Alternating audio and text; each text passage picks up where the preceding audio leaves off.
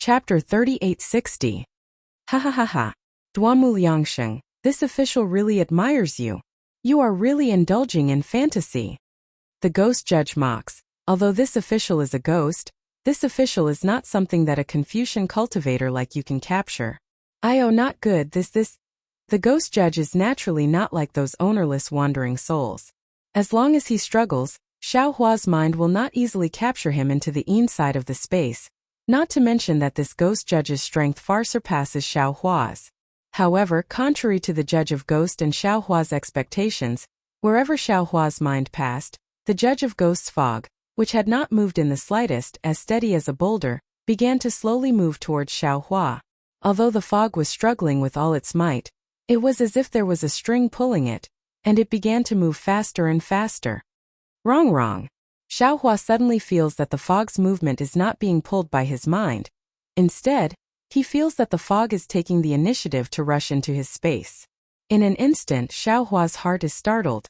This is not the ghost judge's scheme? Thinking of this, how can Xiao Hua still dare to capture this fog? He hastily retreats, preparing to dodge. But in the blink of an eye, the ghost judge suddenly accelerates, not allowing Xiao Hua to withdraw his mind, and like lightning rushes into Xiao Hua's space. Xiao Hua is greatly alarmed.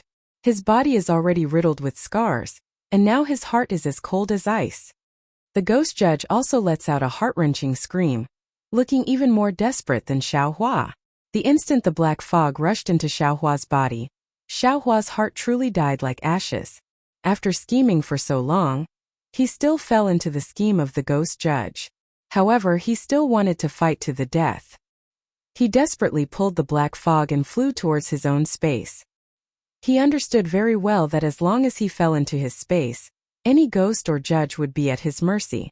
However, Xiao Hua didn't think that the ghost judge would give him this opportunity.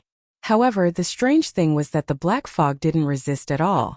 Under the tremendous force of his mind, the black fog immediately crashed into the inside of Xiao Hua's space. What made Jade Archive Xiao Hua even more shocked was that the moment the black fog fell into the inside of the space, a formless golden fell out of the black fog. The black fog was like a piece of clothing. After stripping it off, Xiao Hua could see its curvaceous body. An extremely familiar feeling came from that golden point. Gold origin. Xiao Hua suddenly realized. Without any hesitation, he immediately used the Big Dipper God Fist in midair. The metal origin changed direction and rushed into Xiao Hua's bones. After the bones were tempered, there were naturally meridians, spiritual fire, and so on. Xiao Hua was in pain, but he was also enjoying the joy of advancing. The metal origin, the thing that Xiao Hua yearned for even in his dreams. Now, it actually appeared in the clone of a underworld judge. It really made Xiao Hua surprised, very surprised. However, when the metal origin rushed into the space, waves of origin fluctuation spread throughout the entire space. Waves of mountain roars and tsunami waves were produced in the space. Layers of starry sky rippled in Xiao Hua's heart. Xiao Hua already understood the ins and outs of the matter. This metal origin was the origin of the world. Even the ghosts of the underworld should be able to use it. Therefore, when the clone of the underworld judge came out of the underworld, it was discovered by Zhu Zi, Zhang Zi, and Sun Zi for some unknown reason. The three literary sages naturally didn't allow the ghosts of the underworld to harass the hidden immortal continent. Therefore, a battle broke out. In the end, although the three literary sages suppressed the ghost, they couldn't completely eliminate it. In the end, the three literary sages could only leave behind wooden statues and wills, and even their own children to complete the heavy task of suppressing the ghost. Of course, when the wills of the three literary sages joined hands, they were able to eliminate 70% of the underworld judge's ghost. The reason why they couldn't completely eliminate the ghost back then was definitely because of the metal origin. However, today the ghost's body gradually formed and it also had some success in refining the metal origin. It was preparing to break out of the restriction when the heavenly dog eclipse of the moon was at its densest. Of course, this ghost plan was extremely successful. The ghost formation of the 9 underworlds origin drove the netherworld chi and wandering souls to destroy the underworld judge's body. The metal origin of the fire origin destroyed the wooden statues and wills of the three literary sages. If the underworld judge could stop at this moment and return in time, Xiaohua definitely wouldn't have stopped it. In fact, Xiaohua wouldn't have been able to stop it. However, the underworld judge's greed didn't change. After obtaining the metal origin, it still coveted the Paramitha. It didn't care that it only had 30% of its strength left, and wanted to use its domain and ghost tool to obtain the Paramitha. However, it just so happened that it encountered Xiaohua, a Taoist cultivator who wasn't a Confucian cultivator like Duanmu Liangsheng. It absolutely couldn't imagine how complex and profound Xiaohua's knowledge was. It also didn't think that Xiaohua would have a space that others definitely wouldn't have. Of course, what the underworld judge didn't expect the most was that Xiaohua's space already had the fire origin and earth origin. Under the influence of the two origin powers, the metal origin in its body was no longer under its control. It took the initiative to enter Xiaohua's space. By the time it realized that something was wrong, it was already unable to escape its fate. At this time, it was already unable to separate the metal origin from its body. It was said that success was due to Xiaohe and defeat was due to Xiaohe. It was nothing more than this. It was destroyed by the metal origin that it obtained and involuntarily fell into the inside of Xiaohua's space. Even if its strength was exceedingly high, once it fell into the inside of the space, wasn't it still up to Xiaohua's words? After an unknown amount of time, Xiaohua collected the metal origin. After thinking through all the causes and effects, he couldn't help but sigh inwardly. However, at this time he couldn't afford to slack off. Just as he was fighting a life and death battle with the underworld judge, the 9 ghost caves were still erupting endlessly. There was still an endless stream of wandering souls rushing out. However, there was a faint outline of the pitch-black blood moon in the night sky. The lunar eclipse seemed to be coming to an end. Let the test come a little more fiercely. Xiaohua laughed loudly and unconsciously raised his head to let out a long roar. The wounds that were pierced by the metal origin were previously difficult to heal. However, after Xiaohua used the metal origin to temper his body, these wounds had already healed. Xiaohua had gotten rid of the great enemy in his heart, and his entire body was relaxed. He raised his eyes to look at the outline of the blood moon and released his consciousness. Now that he had the underworld's yuan qi in his mind, it was even easier to collect the netherworld qi and wandering souls that were spewing out. The ghost qi that was spewing out from the 9 ghost caves, the wandering souls that surged out, and even the stranger things that came later, didn't even touch the ground before they were immediately collected by Xiaohua into the inside of the space. They didn't cause any damage to Wuyuan County, Jingyue County, and Fanchong County. After a long time, the blood-red moonlight gradually appeared, and the yang qi overflowed again. Xiaohua's body could feel the obvious Taiyin qi, and among the 9 ghost caves, 3 of them glowed with Buddha light and Aoran qi. Gradually, the qi of the netherworld was retracted, and the wandering souls started to decrease. Another hour passed, and the sky suddenly became pitch black. This darkness was not as dark as the underworld judges, but the temperature of the night sky didn't drop. Xiaohua understood that this was the darkness before dawn. The night of the 15th of July finally passed. The wandering souls no longer appeared, and the other 6 ghost caves no longer spewed out netherworld qi. Even if the 3 ghost caves still had some ghost qi, it was nothing under the yang qi. Fellow Taoist green robe. Xiaohua was really tired. He collected his consciousness and flew down to the undulating mountain range below him. He raised his voice and asked, Wuyuan County, Jingyue County, and Fanchong County can be put away. I wonder how the lives of the millions of villagers in these 3 towns are?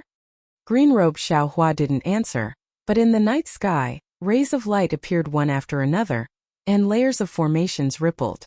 After a few moments, green-robed Xiaohua landed beside Xiaohua with the Kunlun mirror in his hand. Xiaohua narrowed his eyes and looked at the town in the dark night. At this time the town was so quiet, and there wasn't a trace of sound.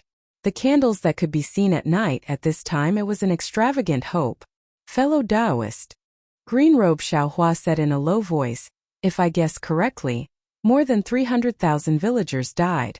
Those souls were sucked into your space along with the netherworld energy.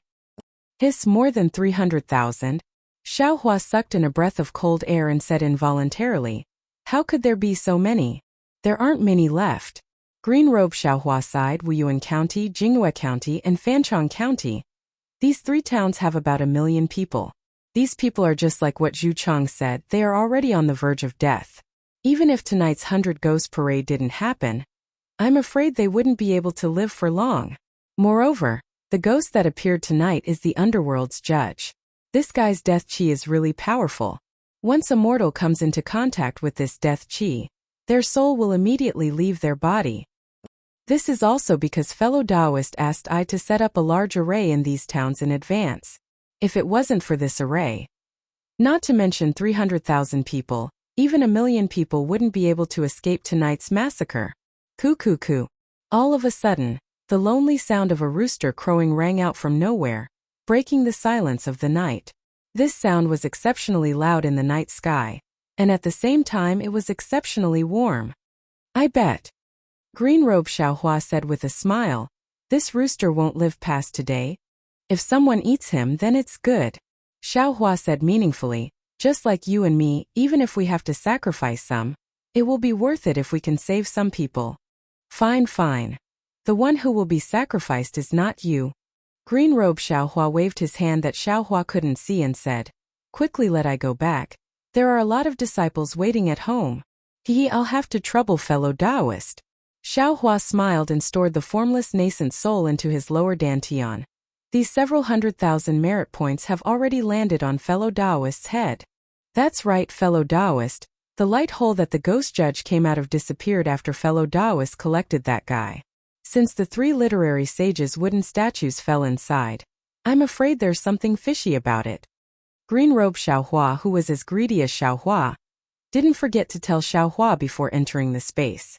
The novel The Story of the Cultivation God will have more fresh content on the official WeChat platform.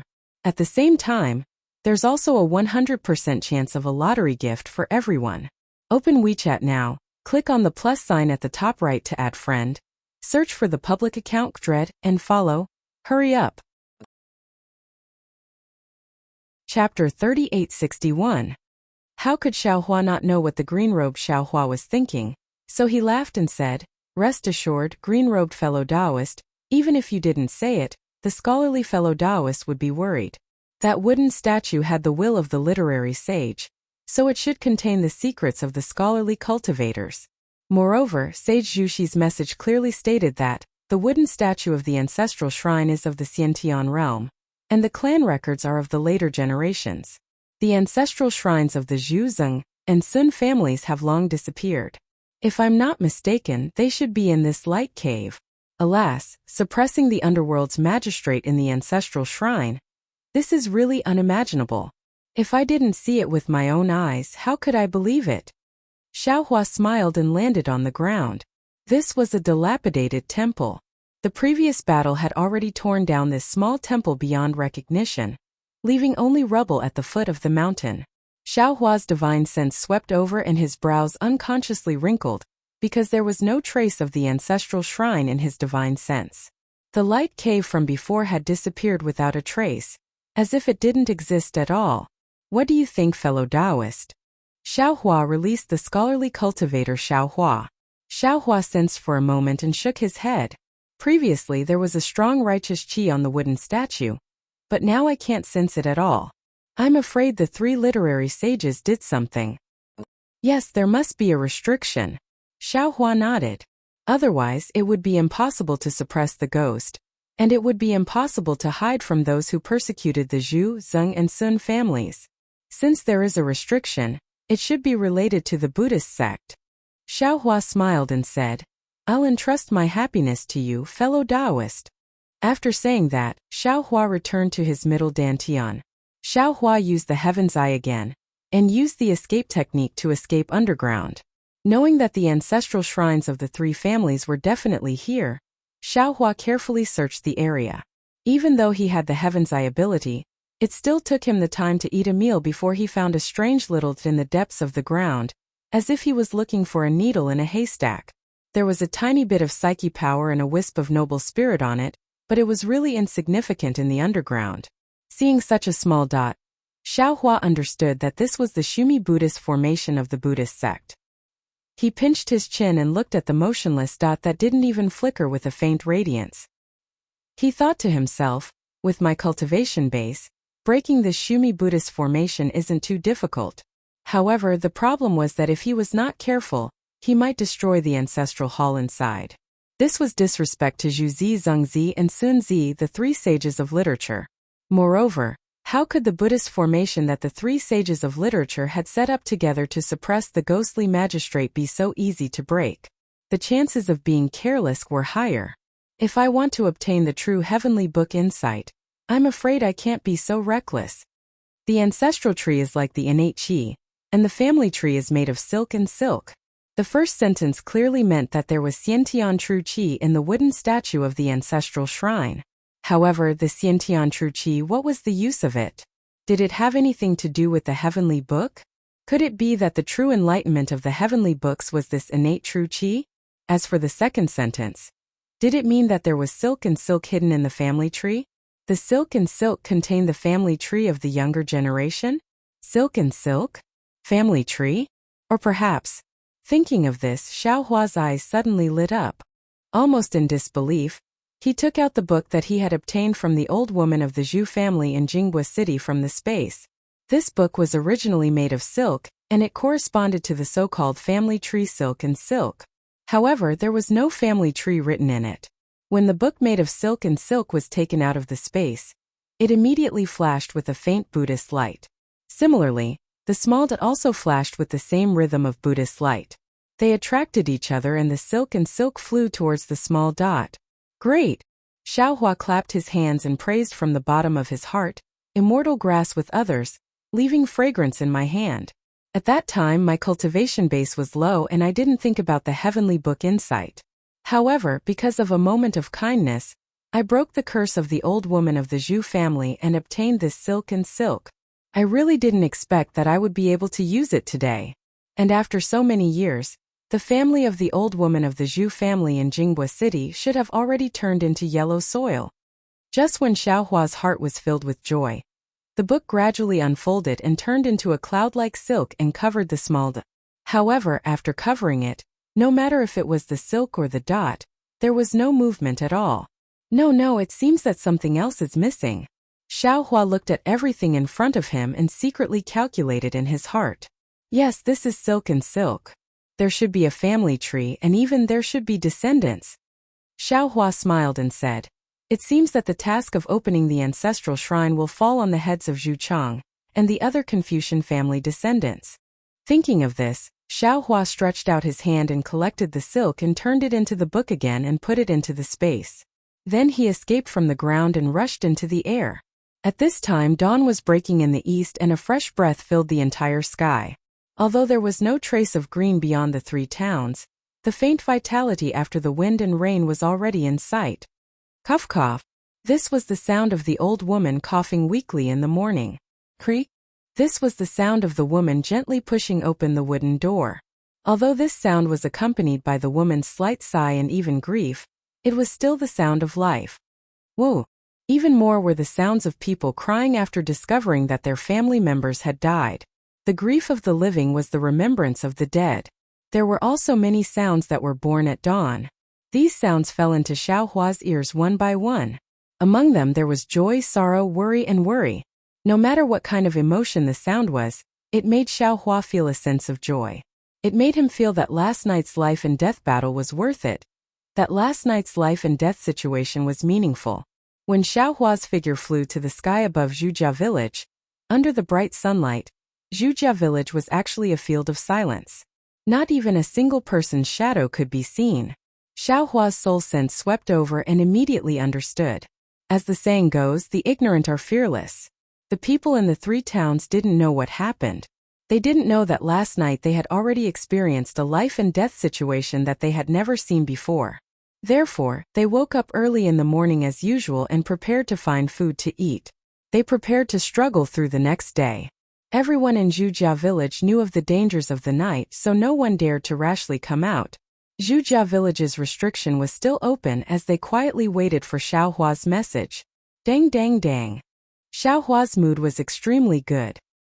He laughed and asked loudly. Confucius said, "A friend from afar is coming. Isn't it also good?" Xiao. Taoist Xiao? You've returned? An unusually surprised voice came from within Zhujia village. Immediately after, a young man stepped on a cloud and rushed into the air. Zhu Xiang?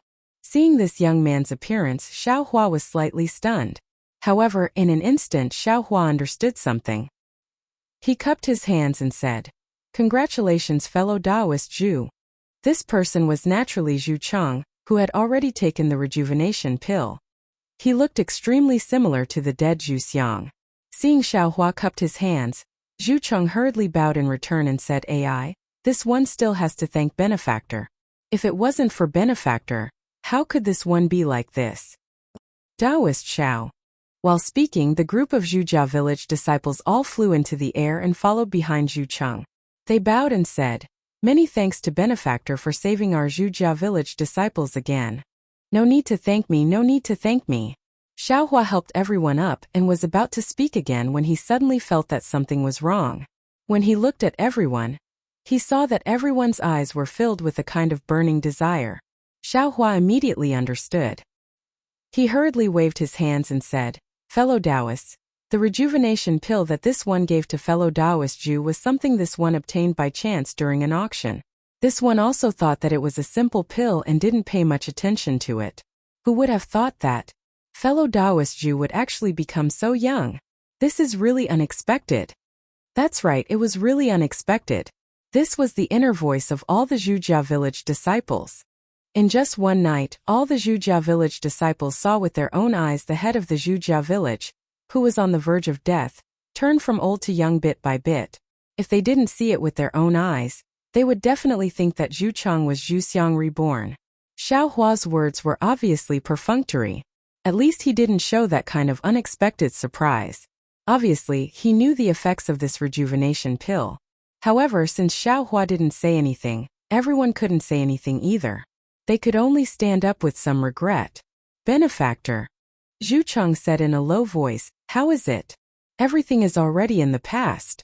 Xiao Hua said with a smile, "Moreover, your Zhu family, Zeng family, and Sun family don't need to guard the ghost cave anymore." "Ah, really?" Zhu Cheng was overjoyed. Xiao Hua thought for a moment and replied cautiously, "This one thinks so, but this one can't guarantee it.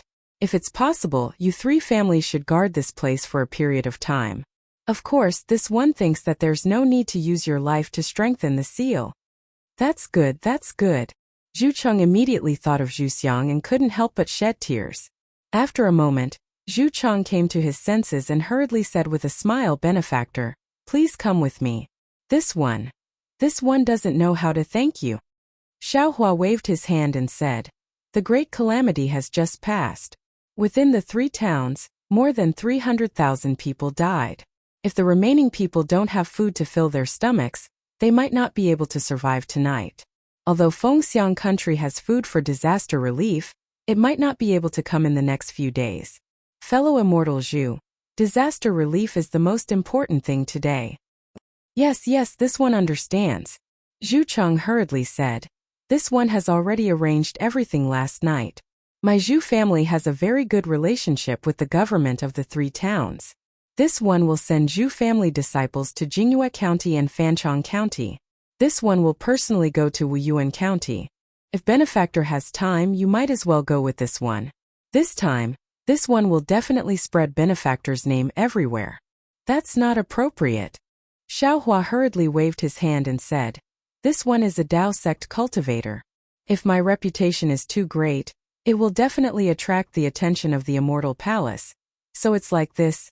Zhu Cheng thought for a moment and said with a smile, "Benefactor, you're thinking too much. Benefactor, at this time, not only should you not hide your cultivation and merit, you should also expand your reputation. Especially this kind of merit of saving people, it should be even more publicized. The novel The Legend of the Cultivation God will have more fresh content on the official WeChat platform. At the same time, there will be a 100% chance of drawing a big prize for everyone. Now open WeChat, click the plus sign at the top right to add friend, search for the public account Dread, and follow it. Hurry up."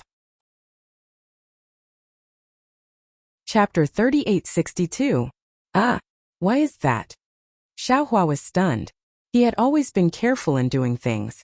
Even if he did something good, He didn't dare to leave his name because he didn't want to attract the attention of the Immortal Palace. Even now, after the Immortal Palace had conquered the Black Wind Ridge, he still wanted to hide his cultivation. But he never thought that this Zhu Cheng would actually advise him to show his strength and not to hide it. However, Zhu Cheng is the descendant of Zhu Zi, and the head of a scholarly family. His vision must be higher than others. Since he said so, there must be some truth to it. Xiaohua really wanted to hear it. Zhu Cheng said with a smile, benefactor, please wait a moment. I will tell you in detail after I send the disaster relief people out. Xiaohua nodded. In addition, you don't need to go to Yuan County. Let someone else go. This Xiao and you have another important thing to do. Okay, this one understands. Zhu Cheng didn't have any objection to Xiaohua's assignment. After sending the people to bring the food, he said with a smile, benefactor, what's the matter? Does your Zhu family have a genealogy? Xiaohua asked. Of course. Zhu Cheng nodded. Every family has a genealogy. Although my Zhu family has declined, this genealogy has never been lost. Okay, you go and get it. Then follow this one to find Zeng and Sun Qing. Xiaohua urged. Zhu Cheng was a bit confused, but he didn't ask and flew into the Zhu family village. After a while, Zhu Cheng came back with a red booklet and respectfully handed it to Xiaohua. Xiaohua took it and roughly looked at it. He saw that this genealogy was written by Zhu Zi. Inside were the names of the Zhu family's children. Zhu Cheng and Zhu Xiang's names were on the last page, and the last one was Zhu Hua. He should be the youngest son of Zhu Cheng. Take it first and follow this one to find Sun Qing and Zeng. Xiaohua said as he returned the genealogy to Zhu Cheng. Zhu Cheng took it and carefully put it away, nodding, benefactor, please. Zhu Cheng flew forward while Xiaohua followed behind him. A moment later, Xiaohua asked, fellow Taoist Zhu, earlier you said that I shouldn't conceal my cultivation level. Why is that? Don't tell me you don't know that the Immortal Palace will use some methods to suppress our Taoist cultivators when their cultivation reaches a certain level? Benefactor, have you heard of the Buddhist sect? Zhu Cheng asked with a smile. Xiaohua nodded and said, of course I know. However, the Buddhist sect has the Great Thunderclap Temple in the Western Paradise.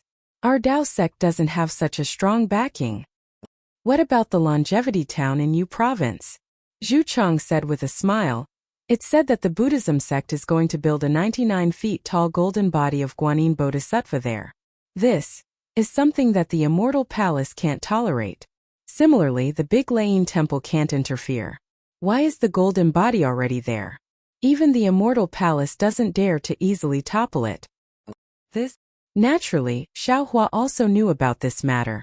With Zhu Cheng's reminder, Xiaohua immediately came to a realization. What fellow immortal Zhu said is what the people's hearts desire?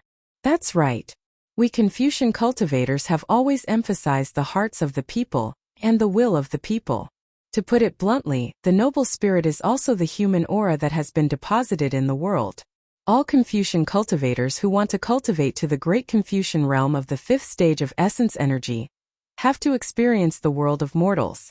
They have to comprehend the origin and application of the noble spirit in the world of mortals. Therefore, Confucian cultivators know the importance of the hearts of the people the most. Zhu Cheng nodded and said, the Buddhist sect didn't invest a single Buddhist cultivator in the Longevity Town.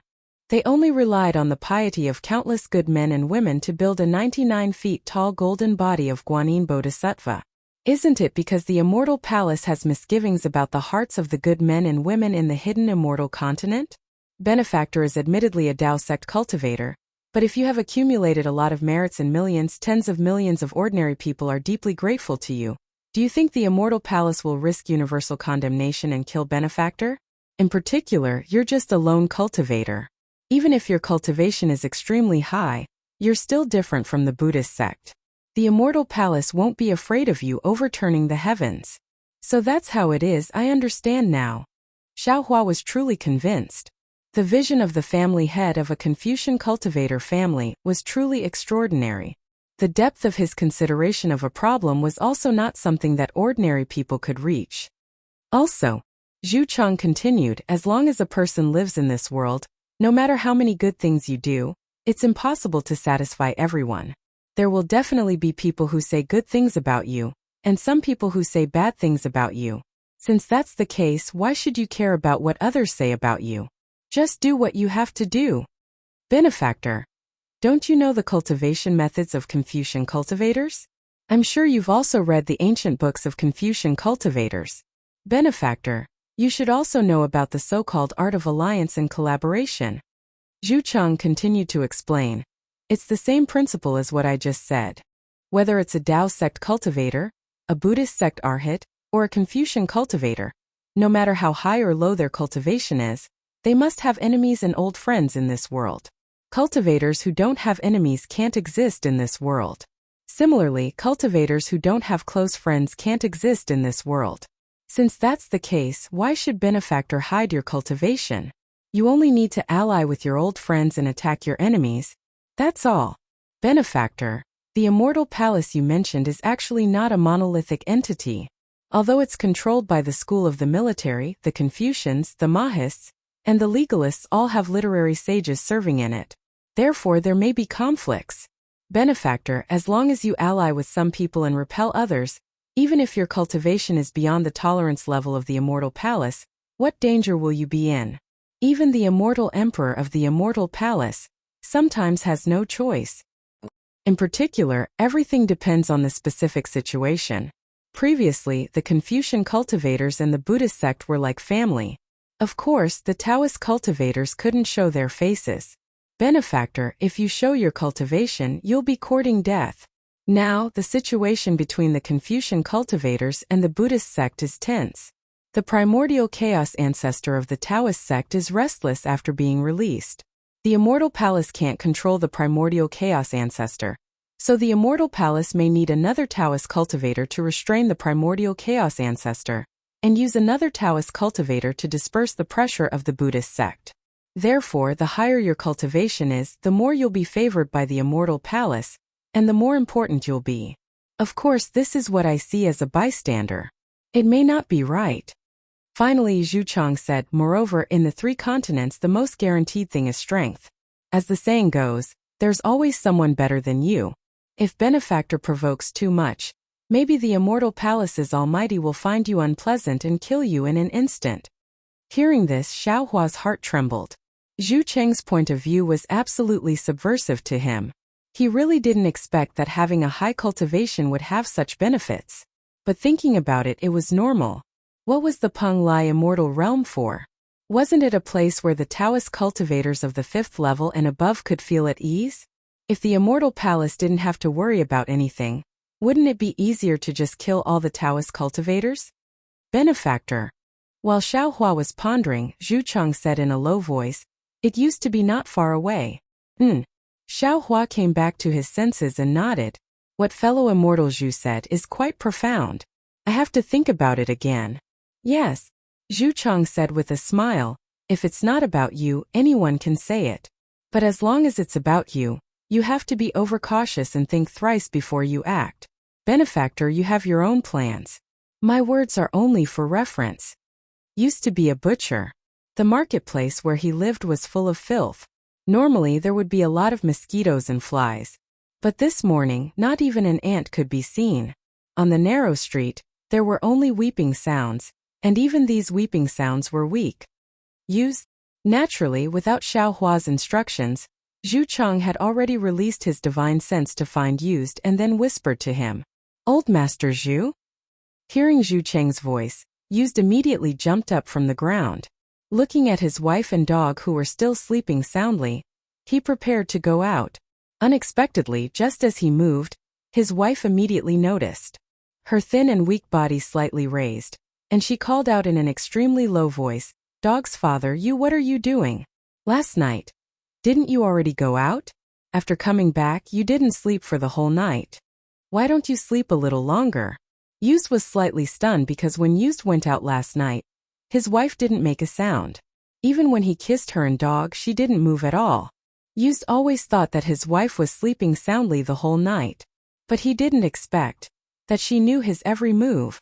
Dog's mother. Used's nose twitched. It was said that husband and wife were birds in the same forest. When disaster struck, they would fly away separately.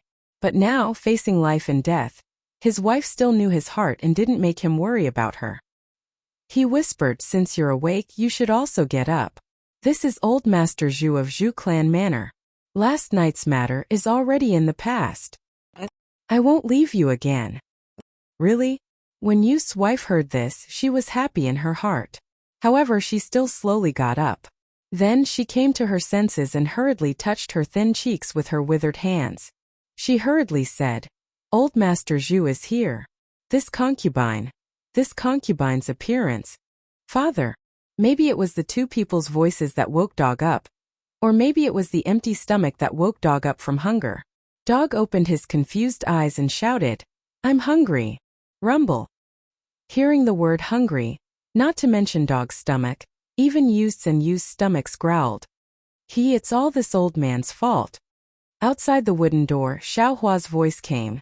"This old man was thinking of giving you pills, but forgot to give you food. But then again, looking at Yu's size, this old man doesn't think you're lacking food." Taoist Master Xiao. When Yu heard this, his face changed greatly from fright. He didn't care to say anything to his wife and hurriedly ran out of the house, shouting, "This little one kowtows in salute to Taoist Master. This little one has seen." When Yu saw Zhu Cheng's face, he was stunned again. He was somewhat confused.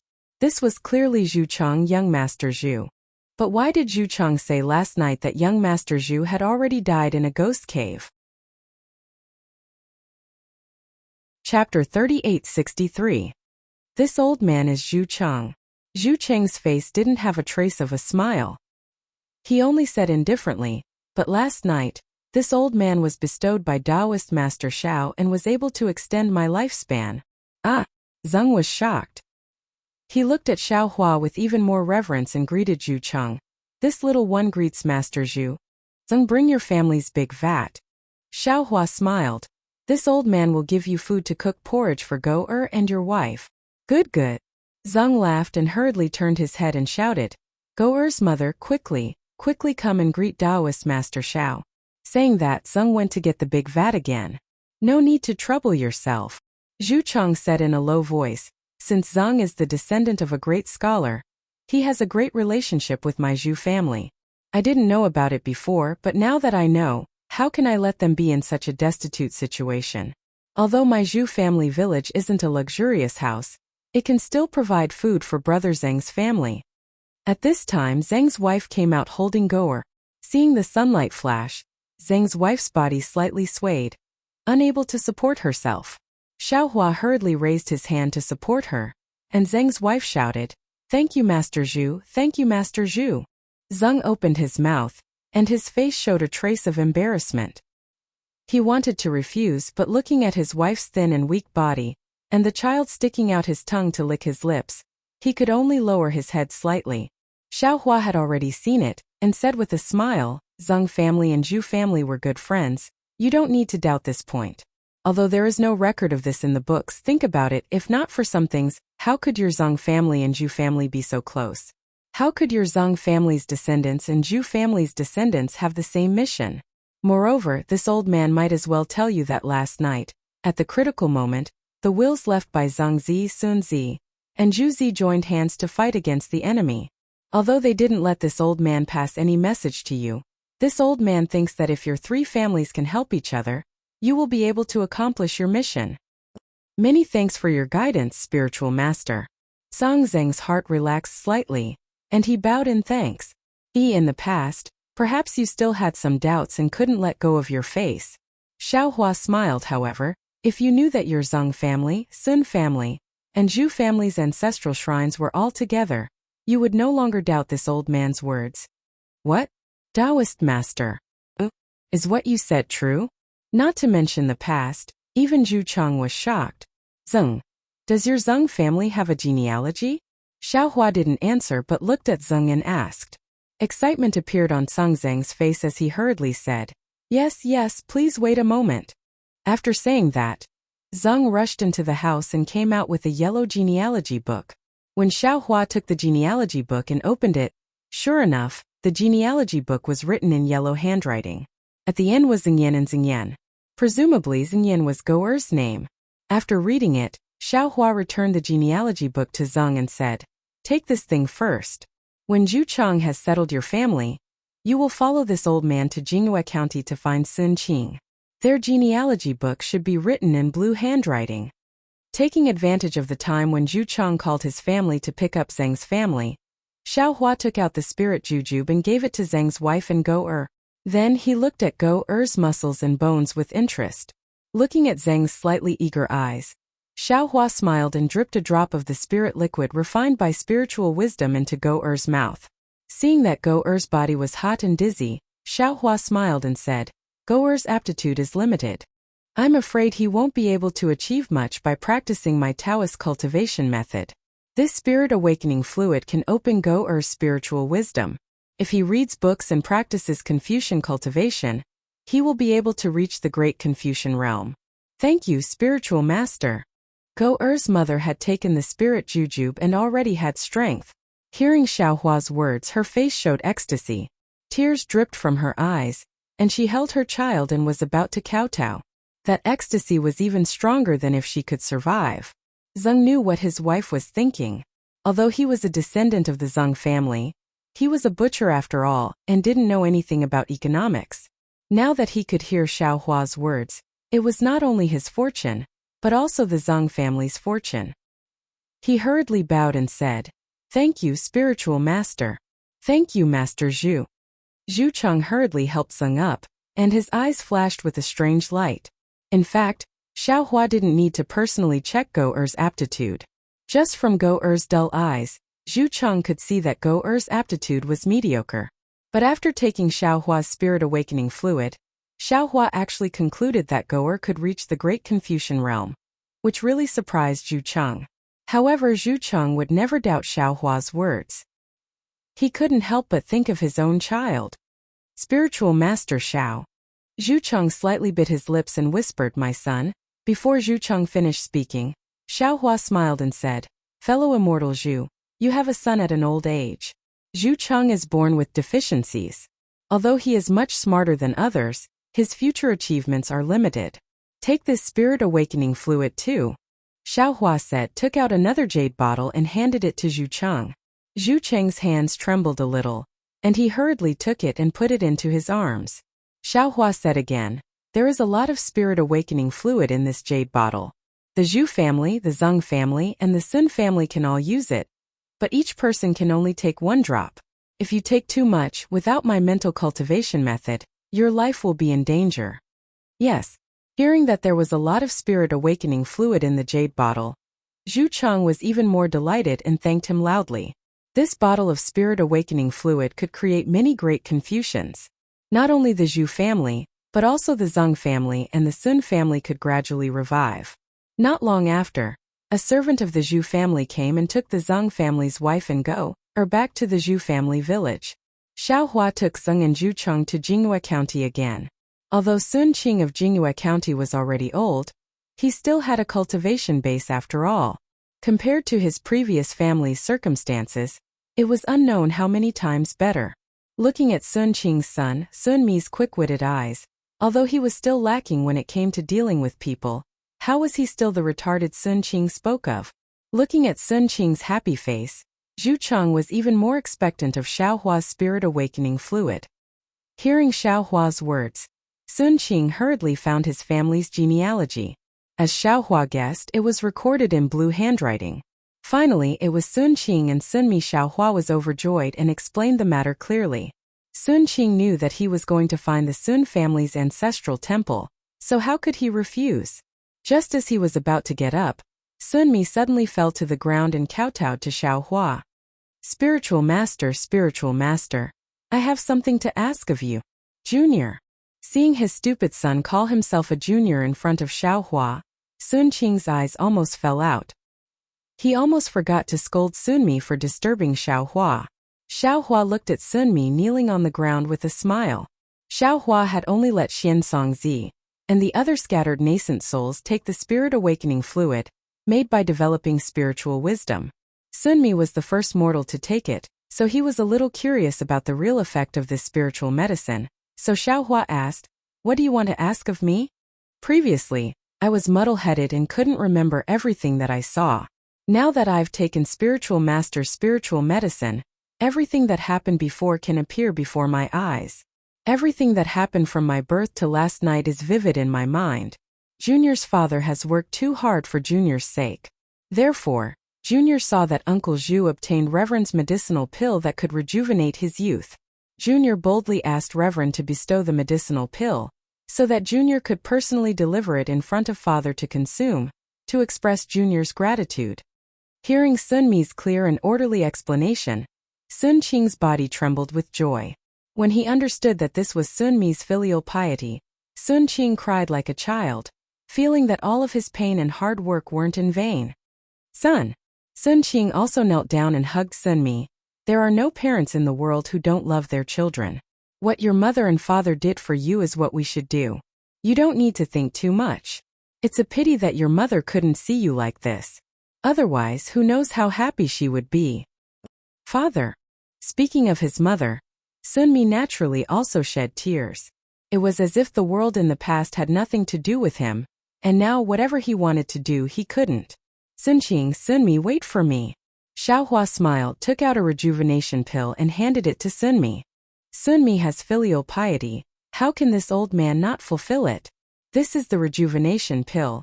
Give it to your father to consume. Thank you, Spiritual Master. Thank you, Spiritual Master.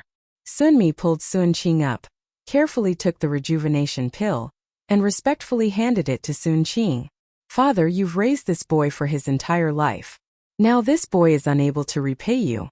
This is the rejuvenation pill that I begged Spiritual Master Xiao to give. Father, please consume it. In the future, this boy will definitely show filial piety to Father and revive our Sun family's business. Good.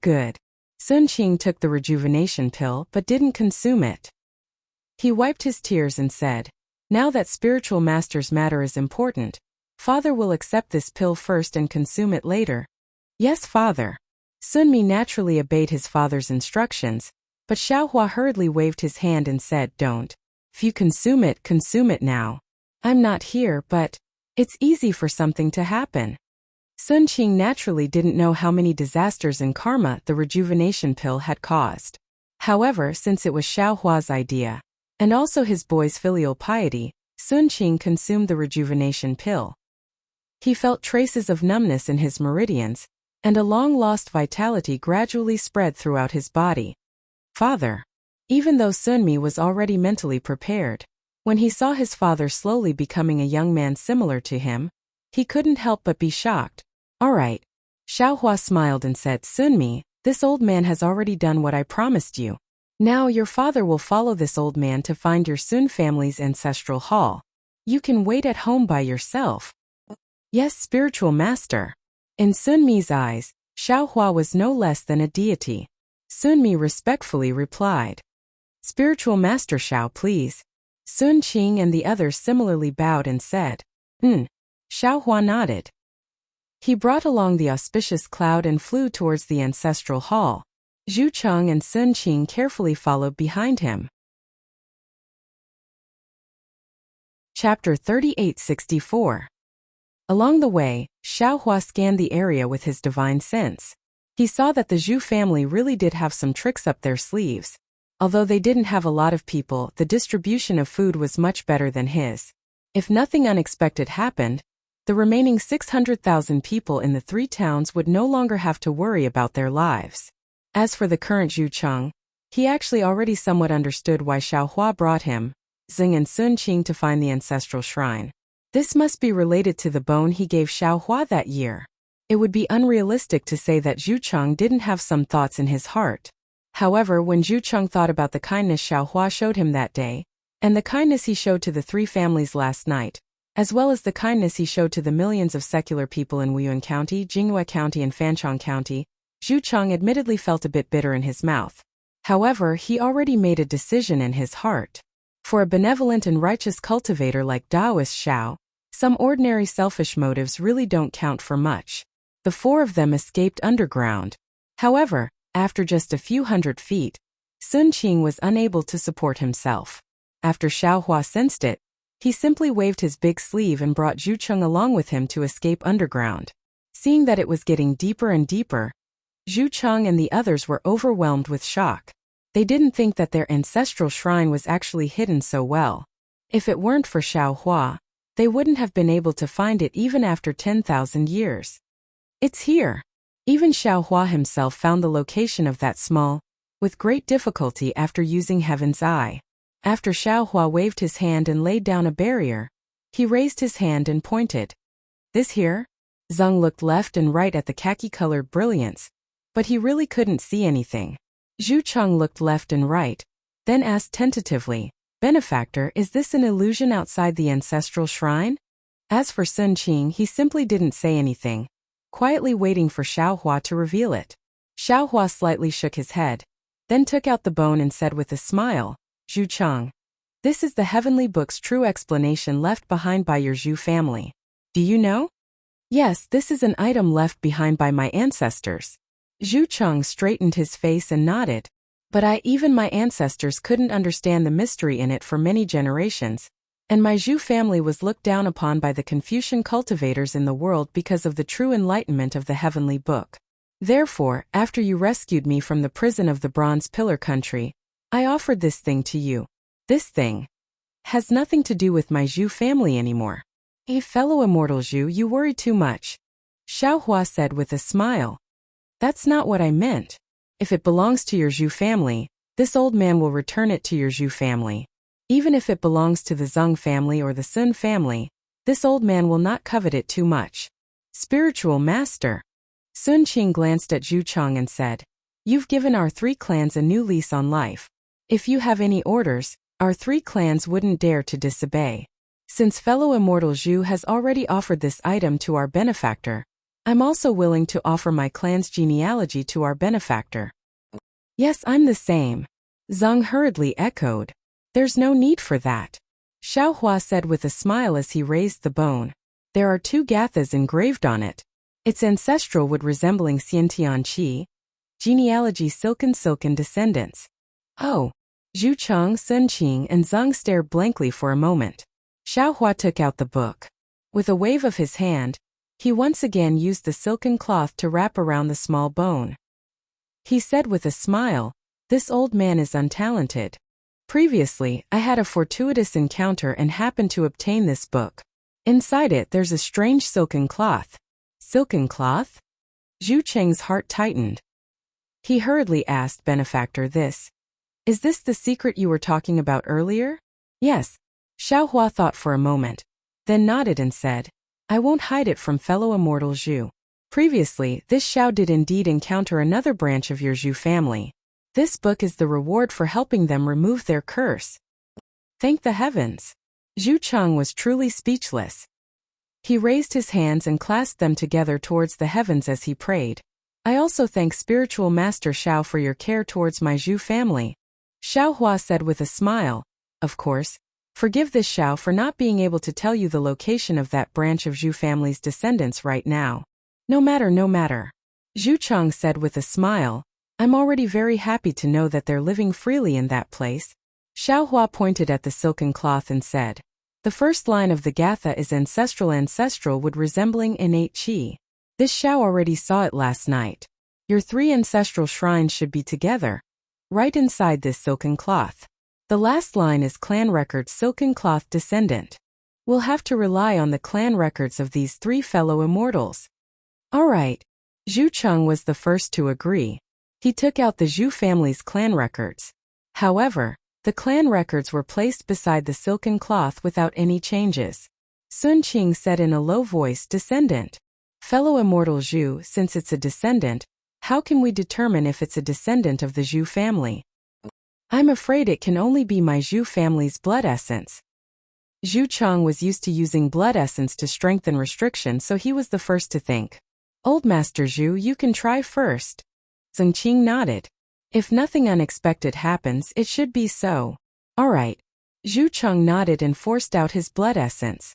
When the blood essence fell on the clan records, red names rushed out from the clan records, like pink butterflies fluttering around the silken cloth. Seeing the noble qi faintly seeping out from the void, Xiao Hua smiled and looked at Sun Qing.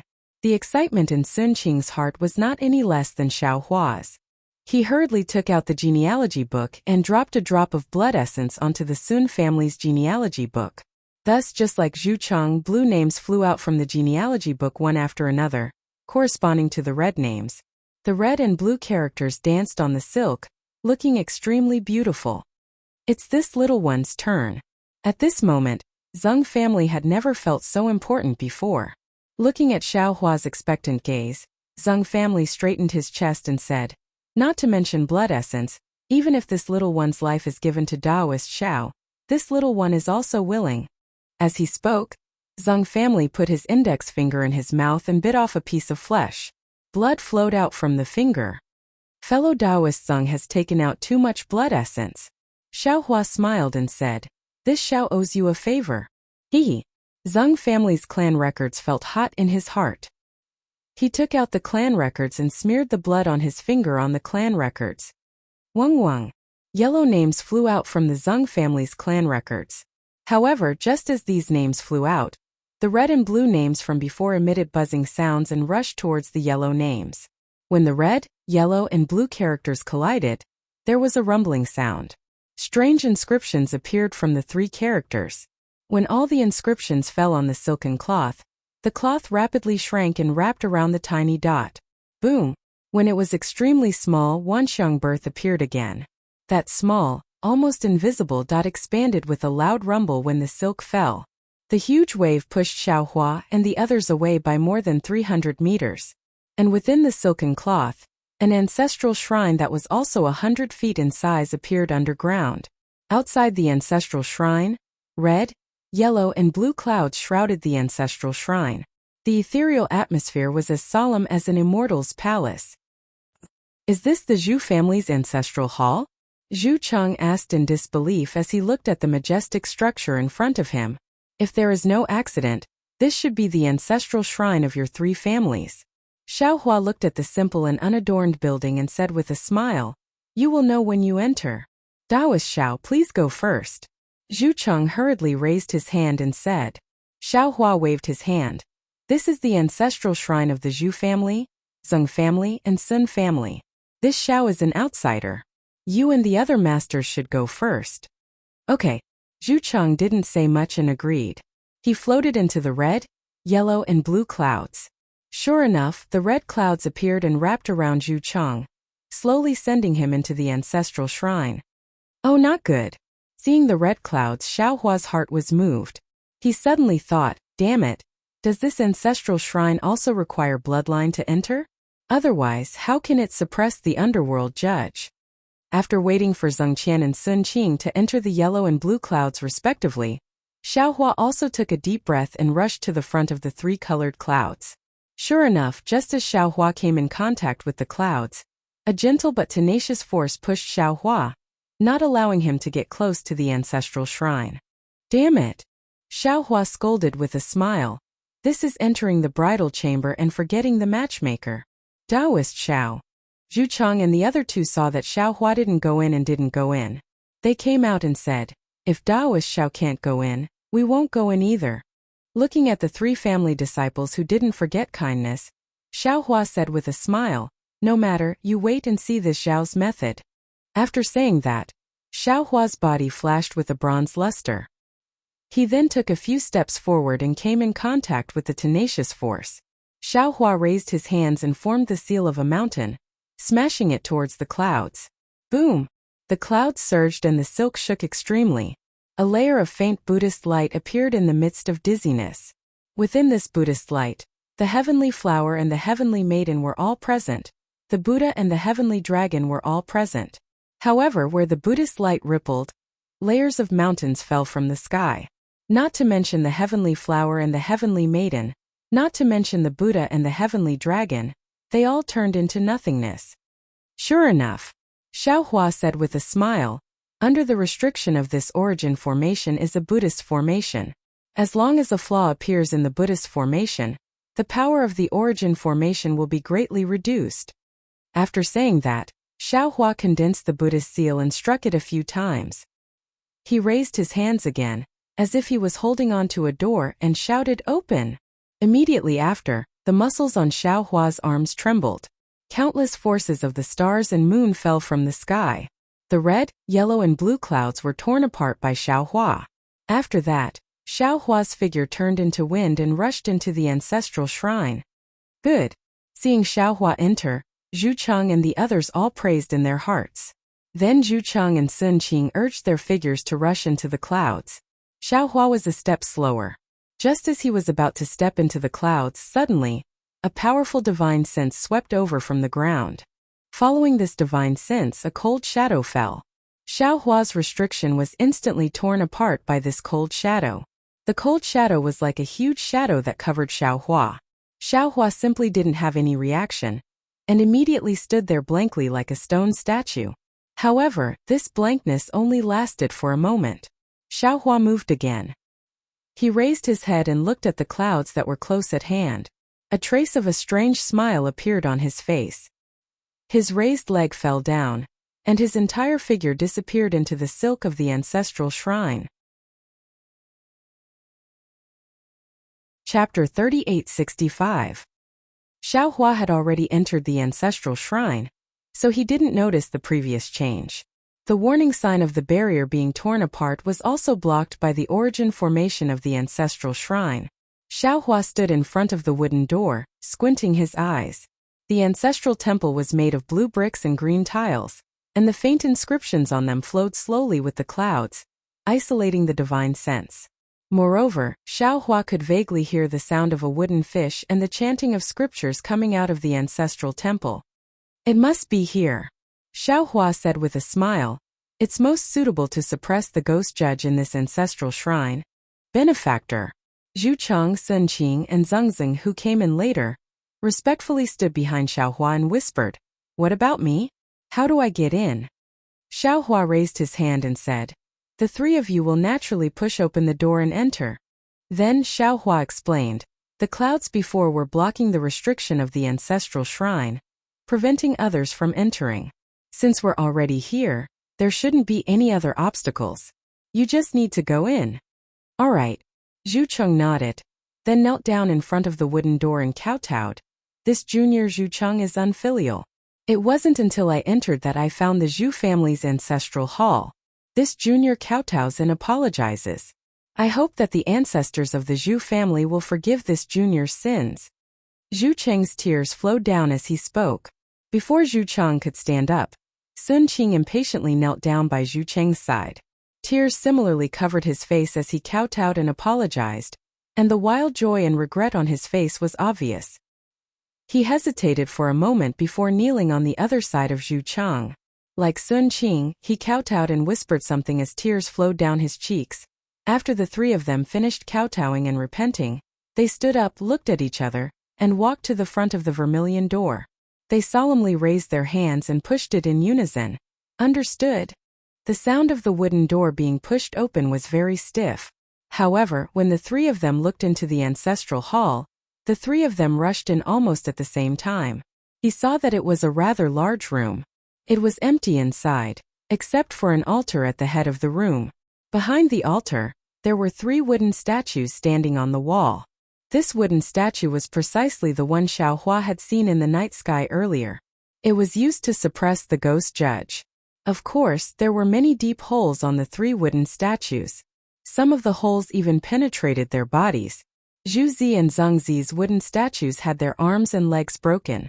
Even more than half of Sun Zi's head had been cut off. There was no trace of it. However, although these wooden statues were damaged, Zhu Zi's wooden statue was covered in layers of faint red brilliance that swirled up clouds like surging sparks. On Sun Zi's and Zheng Zi's wooden statues, blue sparks and yellow sparks similarly swirled up clouds and surged towards the sparks.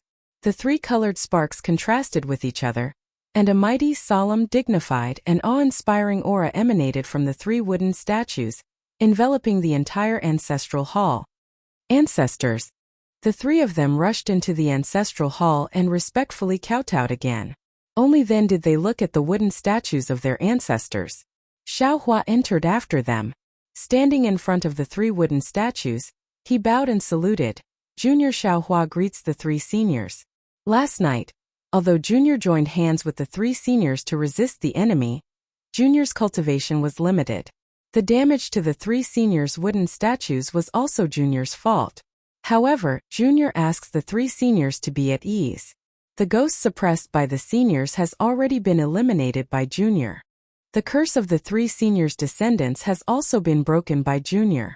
Whether it is Wuyuan County, Jinghua County, Fanchong County, or the Zhu, Xing and Sun families, they are all safe now. Yes, Junior once again reports to the ancestors that Xiao Hua, Taoist Xiao, is benevolent and righteous. His heart cares for the world, and there is no difference between Taoist and Confucian. With Taoist Xiao's help, the majority of the villagers in my Wuyuan County, Jinghua County, and Fanchong County were saved. Moreover, with Taoist Xiao's help, the villagers in the three counties also had food to tide over the disaster. Therefore, Junior brought Taoist Xiao to the ancestral shrine. If the ancestors left any shade in the ancestral shrine, Junior is willing to offer it to Taoist Xiao. We also have the same idea. Sun Qing and Zheng Qian also whispered to the wooden statues. The three people's voices had just faded when they saw that the originally empty offering table respectively flashed with three colored clouds. The clouds were precisely holding a book. On the book, 4 large words flashed with dazzling light. Wasn't it, True Explanation of the Heavenly Book? True Explanation of the Heavenly Book? There really is such an item? Not only was Zhu Cheng greatly shocked, even Xiao Hua was overjoyed. At this time Zheng Qian, who was standing in front of Xiao Hua, suddenly laughed loudly. Ha ha ha, this world really has the true explanation of the heavenly book. With this item, this old man's literary star is just around the corner. You're not Zheng Qian, you. Who are you? Hearing this, Xiao Hua couldn't help but be greatly alarmed. As he berated, he waved his hand and grabbed the true explanation of the heavenly book out of thin air. Xiao Hua's heaven and earth sleeve technique was now very powerful. As soon as it was used, the entire ancestral shrine was enveloped by Xiao Hua's technique. Strands of crystal threads flashed in the air like tiny dragons. A small Taoist wild cultivator also dares to snatch from this old man. Zhang Qian sneered and similarly waved his hand. Boom! Thousands of inscriptions rushed out like ants. With a series of loud sounds, the crystal threads were smashed into pieces. Xiao Hua's heaven and earth sleeve technique was also defeated. Zhang Qian immediately waved his right hand and a gust of wind appeared. The 3 wooden statues along with the true explanation of the heavenly book all fell into his hand. Zhang Qian simply didn't stay in the ancestral shrine for long. His figure flashed and like a shadow he swept past Xiao Hua. Xiao Hua clenched his fists and without hesitation, he smashed them towards the shadow. At the same time, he opened his mouth and a sword light flashed towards the shadow. Humph, a mere 5th level essence energy dares to be arrogant? Zhang Qian's shadow had just flown in front of Xiao Hua, when it suddenly made a strange turn and charged towards the ancestral shrine's wall. Zhang Qian sneered and said, if it weren't for the fact that you have some kindness towards the people of Fengxiang country, this old man definitely wouldn't let you go. Get out of the way. Boom! Not only did Xiao Hua's fists miss, but his flying sword also missed. When the flying sword turned and chased after Zheng Qian's figure had already crashed into the wall. Although countless inscriptions rushed out from the wall, the ancestral shrine's restriction was still broken by the shadow. In the blink of an eye, Zheng Qian disappeared from Xiao Hua's sight. Xiao Hua was abnormally angry. Didn't he painstakingly show his kindness just to obtain the true explanation of the heavenly book? But he didn't expect that at the last moment, it would actually be taken away by this so-called Zheng Qian. Moreover, listening to Zheng Qian's voice, the person who came was at least a great grandmaster. He might even be a literary sage. His strength far surpassed Xiao Hua's. Where do you think you're going? Xiao Hua's mind raced as he secretly pondered over his own methods to deal with the enemy. His figure turned into a rainbow and rushed towards the hole, chasing after Zheng Qian. Zheng Qian's speed was extremely fast, but he was still not faster than Xiao Hua. When Zheng Qian flew out of the ground, Xiao Hua had already caught up. As soon as Zheng Qian came out of the ground, a dark shadow immediately flew out from his body and landed in the body of a thin scholar. That scholar was about 40 years old and had a thin face. The scholar looked at Xiao Hua who was chasing after him, and his eyes revealed a trace of surprise. However, he still didn't plan to meet Xiao Hua face to face. His whole body surged with an awe-inspiring aura. and his entire figure turned into a gust of wind, along with an earth-shattering sound of wind and thunder. He instantly disappeared into the horizon. Humph! Xiaohua sneered. The figure of the green-robed Xiaohua, who had long been in control of the invisible nascent soul, swayed slightly in midair and rushed towards the place where the scholar disappeared. Xiaohua's body flickered with lightning as he chased after the scholar with almost the same speed as teleportation. In the blink of an eye, in the air hundreds of miles away, there was a loud bang. The brilliance of the Kunlun mirror penetrated through the void, and then Xiaohua, who was in midair, opened his delusion destruction Dharma eye, and a thick silver light immediately disappeared into the void. Kacha! There was a sound like a thunderclap, and the void in front of Xiaohua rapidly surged. Pillars of awe-inspiring aura rushed out from the void, and after a moment, the light and shadow distorted, and the scholar's slightly embarrassed figure appeared from within. Damn thing! As soon as the scholar appeared, his face showed a fierce expression as he cursed. This old man didn't want to kill you, but you actually dared to use a spell to chase after this old man. Since that's the case, don't blame this old man for being ruthless.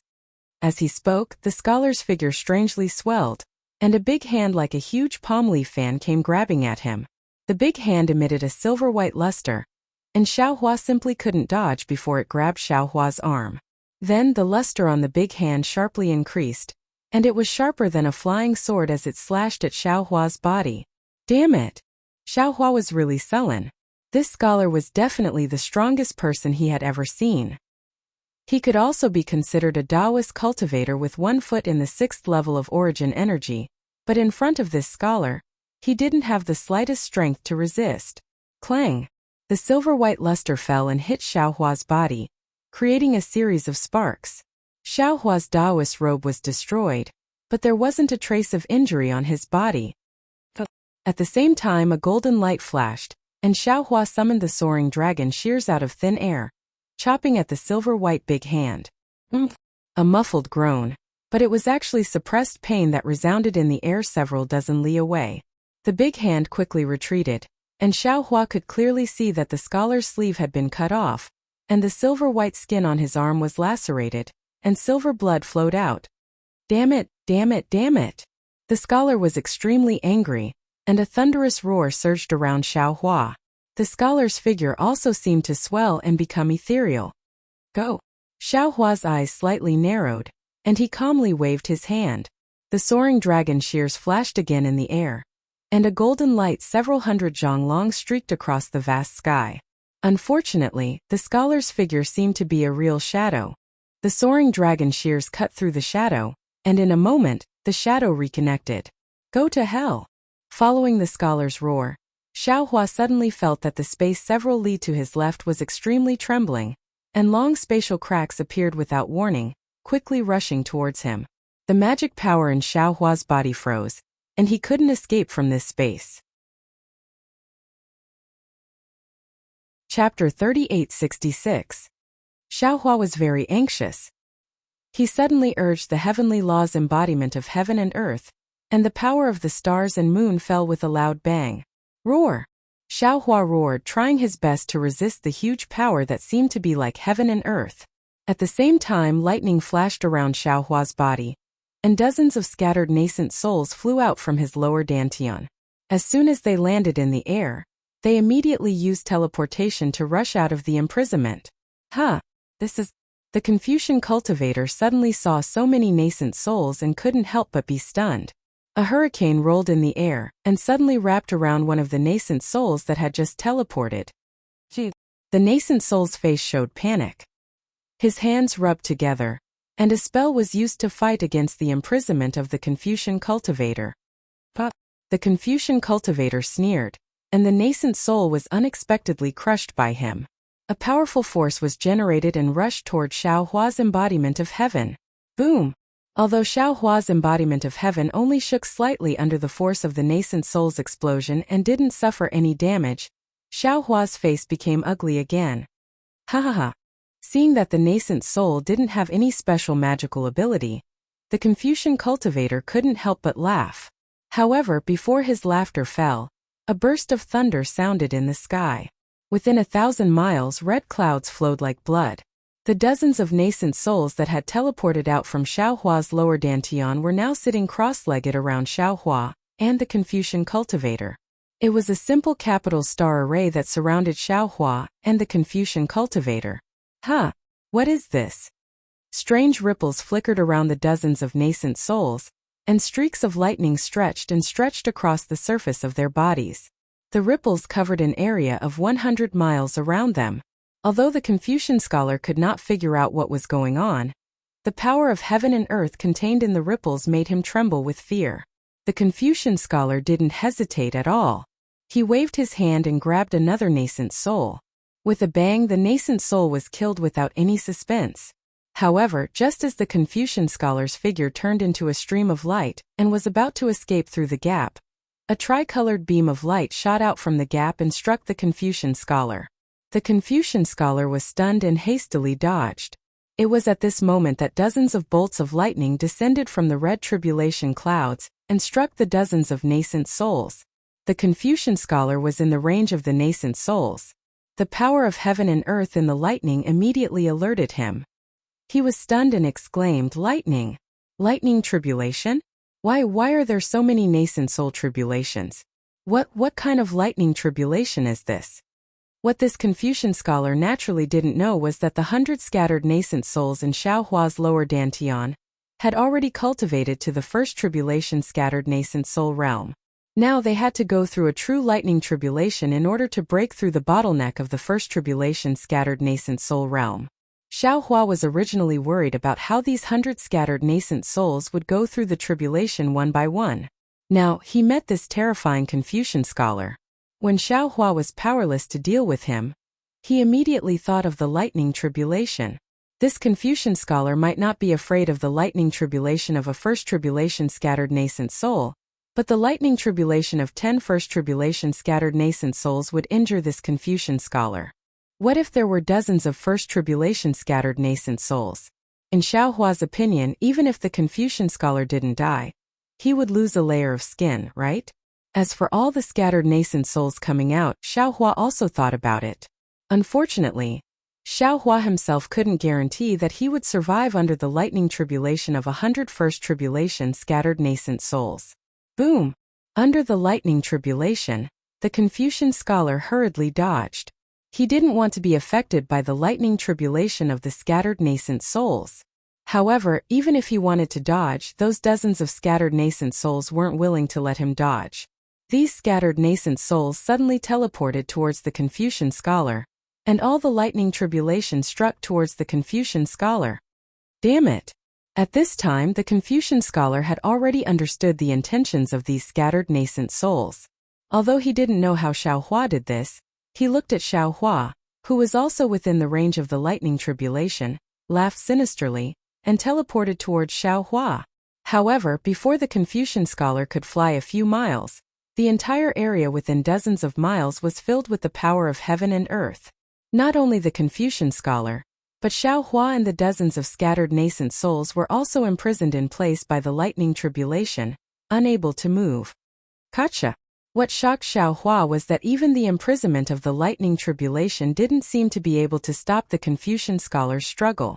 The space shattered like glass, and the Confucian scholar actually moved, but his movement was rather slow. Cha-cha-cha. At this time, the lightning tribulation fell on the scattered nascent souls. The scattered nascent souls lowered their heads and closed their eyes, forming the same strange seals in their hands. As the scattered nascent souls' spirit bodies melted layer by layer in the lightning, mysterious talismans surged within the spirit bodies. These talismans absorbed the power of the lightning tribulation, while transforming the spirit bodies. All the scattered nascent souls grew healthily with the flickering lightning. The lightning tribulation naturally also affected the Confucian scholar and Xiaohua. Layers of lightning whistled towards the two of them. While the Confucian scholar gritted his teeth to resist the lightning, he glared fiercely at Xiaohua. As for Xiaohua, his lightning cultivation had already reached a certain level. His heavenly phoenix demon body flashed with a bronze brilliance under the lightning, looking quite relaxed. The Confucian scholar narrowed his eyes and did his best to resist the lightning tribulation. He secretly thought, after the lightning tribulation, this old man will definitely kill this brat. However, before the Confucian scholar could think, he saw the dozens of nascent souls suddenly raise their heads in unison. Their eyes flashed with a kind of mockery. Then the dozens of nascent souls raised their hands at the same time. As the dozens of small hands rubbed, the lightning tribulation that fell on the nascent souls suddenly moved and swept towards the capital star formation. The Confucian scholar was shocked and hurriedly shouted, "This? How is this possible?" Yes, this was the lightning of the lightning tribulation. How could nascent souls control it? But the Confucian scholar didn't know that the dozens of nascent souls in Xiaohua's lower dantian were constantly being bombarded by the 5-qi righteous thunder. Although the 5-qi righteous thunder couldn't be considered a real lightning tribulation, the dozens of nascent souls were already very familiar with it. And now, the power of the lightning tribulation had been integrated into the bodies of the nascent souls. Although the lightning tribulation was the power of heaven and earth, the essence of the lightning tribulation was also lightning. The dozens of nascent souls had long been familiar with lightning. Although it was a bit difficult to control the power of the lightning tribulation, it wasn't impossible. Seeing the lightning tribulation of the dozens of nascent souls hit him, the Confucian scholar's face revealed a rare look of despair. There was even a trace of regret in his eyes. Of course, under the roaring power of heaven and earth, he didn't have any extra reaction. In an instant, the lightning completely drowned the Confucian scholar and Xiaohua like an ocean wave. The power of heaven and earth was difficult to fathom, let alone when all the lightning tribulation hit together. Even Xiaohua, who had already gone through many lightning tribulations and cultivated the lightning escape technique. With the heavenly phoenix demonic body and the bloodline of the absolute saint, Xiaohua's body turned into flowing liquid under the lightning. Damn it! Xiaohua endured the indescribable pain all over his body, and the impact of heaven and earth's aura on his soul. He couldn't help but curse in his heart, "I'm rich. I never thought that the lightning tribulation would be so powerful when stacked together. Compared to the lightning tribulation of the legacy realm, it should be like this." Seeing that the lightning tribulation was like a huge furnace that wanted to refine his body, Xiaohua suddenly had a trace of understanding. The absolute saint bloodline within the 13,200 million small dots in his body was once again stimulated. Under the impact of the lightning tribulation, it actually accelerated the fusion. Xiaohua's current demonic body was unable to cope with this kind of lightning tribulation, let alone the Confucian scholar. Under the roar of the lightning tribulation, the Confucian scholar seemed to have disappeared, and there was no other sound. When the lightning clouds gradually disappeared and the lightning tribulation subsided, Xiaohua's torn body was revealed. There were only 3 wooden statues floating in the air where the Confucian scholar had been. The wooden statues were riddled with holes by the lightning tribulation, and looked like they would turn into ashes with just a slight movement. However, the 3 colored sparks in the ashes were still flickering with a faint brilliance. Huff! Xiaohua let out a weak groan. He moved his arm with difficulty, and blood immediately burst out from his shoulder. However, Xiaohua didn't care about the damage to his body. He grinned and still waved his hand. The soul-slaying Yuan light was released. As he chanted an incantation, the thing with a nose and eyes appeared from the sword gourd. You. Suddenly, the Zhuzi wooden statue let out the same weak voice. Then, a shadow flashed out from the wooden statue. Unfortunately, before the shadow could reach the wooden statue, the soul-slaying Yuan light turned into an arc and fell on the head of the shadow. The illusory figure waved both of his hands, and a pillar of noble qi tried to penetrate the void. However, because the illusory figure was too weak, he couldn't control the noble qi at all. Taking advantage of this perfect opportunity, the spirit-slaying vital light flashed between the illusory figure's head, and the illusory figure immediately split from the middle. Boom! At the same time, the green-robed Xiaohua flew over from afar and released the Kunlun mirror. The remaining shadow was once again destroyed by the 3-colored pillar of light. Come in. Xiaohua still didn't feel at ease. He released his mind and swept up the soul of the shadow that was about to enter the cycle of reincarnation. With the help of the origin power of the underworld, he took it into the inside of the space. Phew! Sensing that the soul of the scholar had been taken into the space, Xiaohua let out a long sigh of relief. Looking around, He saw that the dozens of first tribulation scattered nascent souls were now standing quietly in the air. Xiaohua understood that these first tribulation scattered nascent souls were different from first tribulation scattered immortals. Their strength was at most at the initial stage of the spirit severing stage. Although their strength couldn't compare to that of a scattered immortal, they had more chances to pass the Mahayana stage lightning tribulation. Congratulations, fellow Taoists. Xiaohua smiled and bowed. Many thanks, fellow Taoists. Although these dozens of scattered nascent souls weren't Xiaohua's doppelgangers, they were still controlled by Xiaohua. Fellow Taoists, please come back. Let's comprehend the great Tao together. Xiaohua patted his forehead and dozens of lightning bolts rushed out from his lower dantian. Each of them led a scattered nascent soul and took them into his body. Immediately, Xiaohua swept up the 3 already tattered wooden statues and flew to the ancestral shrine of the 3 families. When he entered the ancestral shrine with once, who still hadn't woken up, Zhu Cheng and Sun Qing hurriedly greeted him and asked, "Benefactor, what happened?" The novel, The Legend of the Cultivation God, will have more fresh content on the official WeChat platform. At the same time, there will be a 100% chance of drawing a big gift for everyone. Open WeChat now, click the plus sign at the top right to add friend, search for the public account Dread, and follow it. Hurry up! Chapter 3867. A cultivator entered the ancestral shrine by borrowing his former body. This has nothing to do with the past. Xiaohua was currently extremely weak, so he made a long story short. This cultivator has already been killed by this Xiao. As for who he is, this Xiao also doesn't know. If I'm not mistaken, he should be related to a scholarly family. And then he deserves to die. How could Zhu Cheng not understand? Since the scholarly family was able to chase him to this place, this scholarly family must be one of the 3 scholarly families that persecuted the 3 families. They might even be the main culprit. Since this scholarly cultivator was able to borrow his former body, this scholarly cultivator's strength was far beyond his own, even if he knew it would be useless. However, there was still hatred in his heart, so he said in a low voice. Xiaohua placed the tattered wooden statue on the sacrificial table and said with some regret, "It's a pity that the true enlightenment of Heavenly Book was also destroyed." At this point, Xiaohua's eyes lit up and he said with a smile, "If possible, I would like to ask the 3 of you to work hard." What's going on? Is this the ancestral shrine? When did I enter the ancestral shrine? After being awakened by Sun Qing, Zhongshou frowned and pinched his aching head. He looked left and right and whispered in astonishment, "Ancestor." Zhu Cheng didn't answer Zhongshou's question. Instead, he knelt down in front of the wooden statue and prayed. Sun Qing naturally echoed him. Zhongshou didn't dare to neglect, and also recited what seemed to be familiar words. After the 3 finished praying, a 3-colored light flashed on the sacrificial table, and another true enlightenment of Heavenly Book appeared. Good.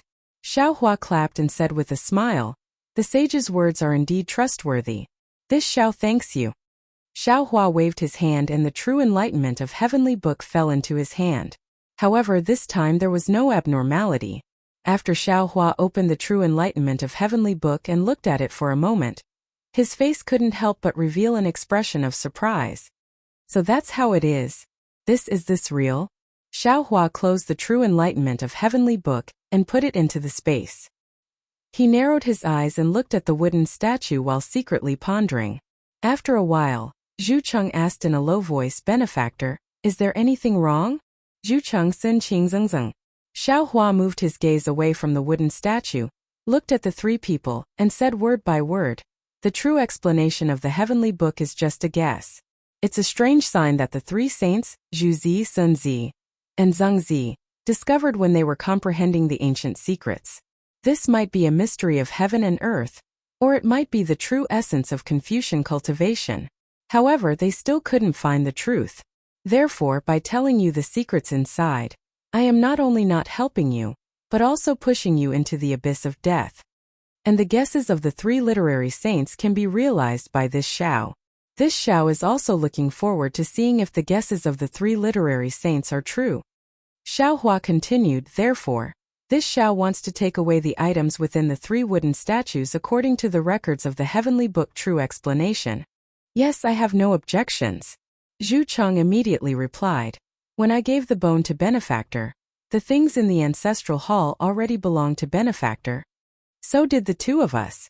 Sun Qing and Zhengzi hastily replied. Xiao Hua said somewhat awkwardly, if the wooden statues of the 3 saints were in good condition, this Xiao would have taken them, but now if this Xiao takes them, these wooden statues will immediately turn into ashes, so this Xiao is in a bit of a dilemma.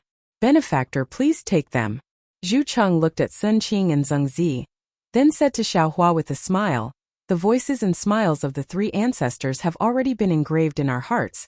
These wooden statues are just a kind of sustenance. Now these wooden statues are even more tattered.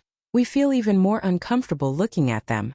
Presumably, Benefactor also understands that compared to these wooden statues, the prosperity of our 3 clans' descendants is more important. Good. Hearing this, Xiao Hua didn't hesitate, he patted his forehead. 4-colored Zhanqi rushed out and covered the 3 wooden statues. Then, Xiao Hua didn't release the 6 cauldrons. He just let the 6 cauldrons' qi flow out slightly from his middle dantian. Woo! A faint sound of wind came out from the wooden statues. 3 red, yellow and blue Zhanqi, which were smaller than the tip of a needle, transformed into sparks and flew out from the wooden statues, following the 4-colored Zhanqi into Xiao Hua's middle dantian. Hong! As the 3 sparks fell into Xiao Hua's middle dantian, it seemed that the endless noble qi in the void condensed into a small qi pillar and fell into Xiao Hua's middle dantian. The 4-colored Zhanqi immediately overflowed with brilliance. Countless colors were born in the middle dantian. At the same time, the 6 cauldrons that had just been moved into Xiao Hua's middle dantian from the void also let out an extremely loud rumbling sound. They still transformed into huge cauldrons. 6 streaks of qi rushed out from the 6 cauldrons and danced around the Zhanqi that was constantly changing colors. One after another, incomplete images were born in the flowing light. These images were either mountains, rivers, the land, or the people. But no matter what the images were, the people or things in them were vivid and lifelike, as if they were full of vitality. Qi. Living qi. The qi that makes people live. Is this the true essence of Confucian cultivation? Is this red, yellow and blue innate qi the legendary heaven soul that no one has ever seen before? Xiao Hua sensed the changes in his middle dantian and secretly muttered in his heart, but if I want to know the truth inside, the first thing I have to do is to find the last Zhanqi and gather all 9 cauldrons. Only when the heaven soul and earth soul are complete can the Zhanqi give birth to human qi. That's right, if you think about it carefully, isn't the 3-colored innate qi the soul of the beginning of the world? Moreover, the 3 colors also correspond to the 3 souls of people. As for the earth soul, it's not the so-called 9 cauldrons, but the qi of qi or dragon qi contained in the 9 cauldrons. These qi of qi were born from the earth. Isn't it called the 9 souls because it corresponds to the 7 souls of people? Of course, these names were all given by Confucian saints, and the reason for naming them was also related to the human race. These vague connections were not too out of Xiao Hua's expectations. But what made Xiao Hua the most surprised was that the essence of Confucian cultivation was actually qi. This qi was not innate qi, not noble qi, nor innate qi, but human qi. That breath of qi that gave people vitality. If Zhuzi, Sunzi, and Zhengzi, these 3 saints' guesses were correct, then the direction of cultivation of all Confucian cultivators in the entire hidden immortal continent was wrong. A breath of qi of a living person. Xiao Hua sighed with emotion. I don't know how many legends and stories have this kind of miraculous description, but as long as a lucky person, even if they have already become bones, once they meet an immortal pill can make the bones grow flesh, and a breath of immortal qi can make the person come back to life. Therefore, people in the secular world all want to cultivate to become an immortal. But if you cultivate for a long time, you will know, not to mention that there are more and more mysteries in the world. It's impossible to have an immortal pill that can make the bones grow flesh, and that breath of immortal qi that can make the person come back to life definitely doesn't exist in the world. Making the person come back to life involves too many secrets of the heavenly Tao, the soul, reincarnation, the underworld, and so on. Any one of them is not something a cultivator can easily come into contact with. The so-called resurrection is nothing but a beautiful legend of the ignorant. Previously, this Xiao really didn't believe that the so-called immortals could have such great magical power. But if the three saints of literature's guesses are correct, according to the explanation of the true explanation of Heavenly Book, cultivating the five qis unifying one's origin, it's really possible to reach the realm of three flowers at one's prominence. Using the qi in the middle dantian, it's not necessarily impossible to bring the dead back to life. What a pity! Everything was just the guesses of the three literary saints. Even when they reached the realm of ascension, they still couldn't comprehend anything. They only left behind the three Xiantian qi fire seeds that they obtained by chance, waiting for fate to bring them back. The three saints of literature naturally hoped that the three saints of literature would be able to comprehend the mysteries of the world, but unfortunately, they didn't know that they were suppressing the clone of the Judge of Hell, and there were too many entanglements of life and death in it. Not only did it cause the three clans' descendants to almost go extinct, but it also caused the secret of the true explanation of Heavenly Book to disappear in the dust of time. Now it's all for nothing. When he thought of this, Xiao Hua sighed again. An indescribable understanding came from the hand of karma in the space. From meeting the waiter in Jinghua City, to meeting the Zhu family and obtaining the silk, to obtaining the first Heavenly Book of Tortoise Shell and the Heart of Heaven from the space that was about to collapse underground, to meeting the ghost cultivator Huang Yi in Tianmen Mountain, to meeting G-Man of Hutu Stockade in Million Meng Mountains, to obtaining the second Heavenly Book of Tortoise Shell and the Heart of Heaven, to obtaining the true explanation of Heavenly Book and the three innate qi kindling. Everything seemed to be pushed by a big hand, allowing him to swim along an inexplicable path in the river of karma. Although Xiao Hua was still not sure whether he could successfully cultivate the true explanation of Heavenly Book, Xiao Hua faintly felt that even if the true explanation of Heavenly Book was wrong, it still allowed him to gradually unveil the most mysterious veil in the world, allowing him to see the true face of the Heavenly Tao one step further. Boom boom boom. In the space, whether it was the yang side or the yin side, violent rumbling sounds came again. The entire space expanded again under the hand of karma, and strands of invisible karma gradually wrapped around everyone in the space, including all the souls. Good. Xiao Hua clapped his hands and said with a smile, "If I have enough magic power, I can really foresee karma." And benefactor? Xiao Hua's voice had just faded when Zhu Cheng asked timidly, "You're back?" "Oh, not good." Xiao Hua suddenly woke up and hurriedly looked at Zhu Cheng. "Zhu, what did you see?" "What did I see?" Zhu Cheng was a little confused.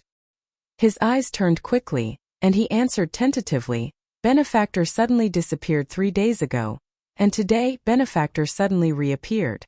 I didn't see anything." "Oh, very good."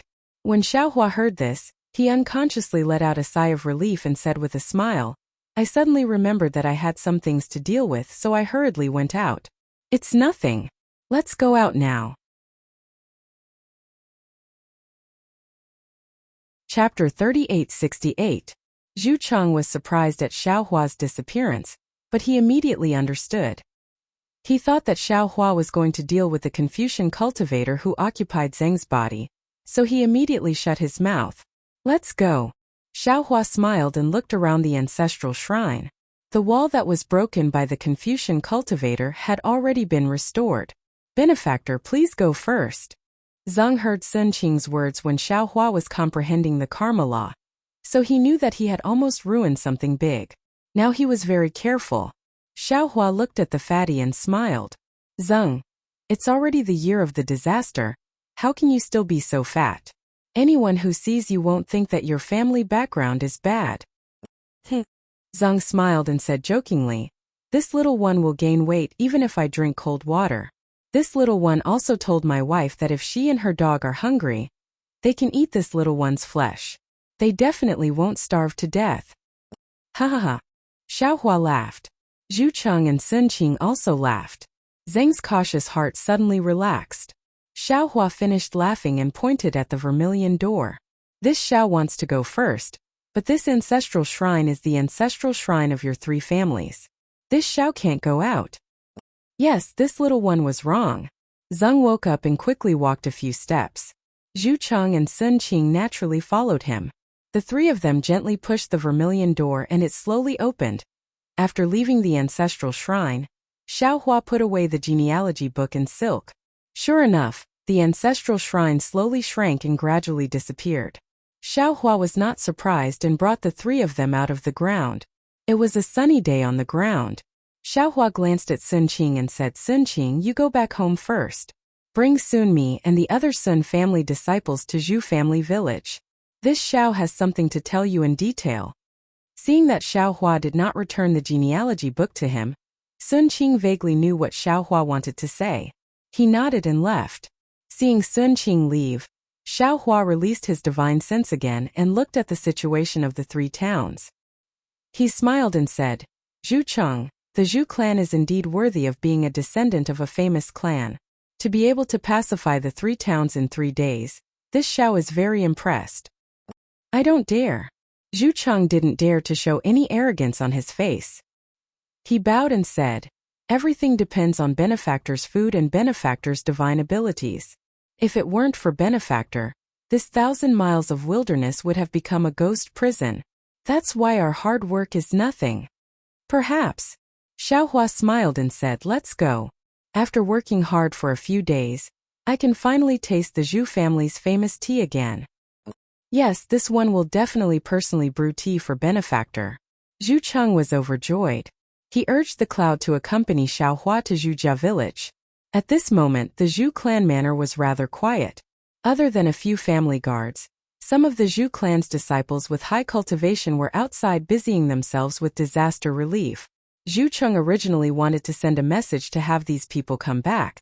But thinking that Xiaohua was most concerned about the lives of millions of villagers, he didn't send a message. He personally invited Xiaohua to sit at the head of the table, and personally boiled water to make tea for Xiaohua.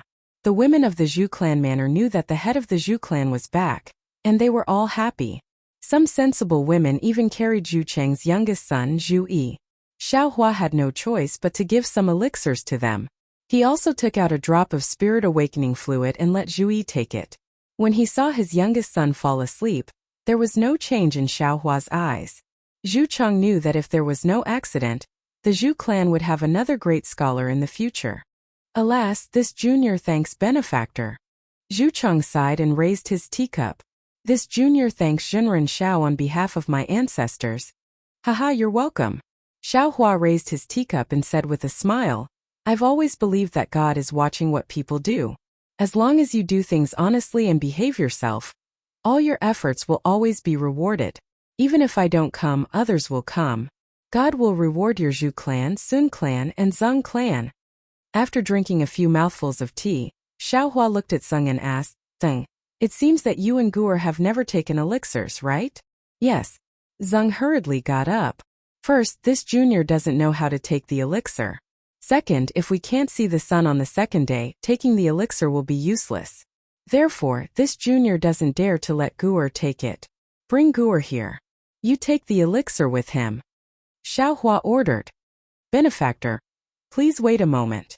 Zhu Cheng hurriedly got up and went out to ask the servants to bring Guer and Zheng's wife here. There was no special danger in taking the elixir to break the curse.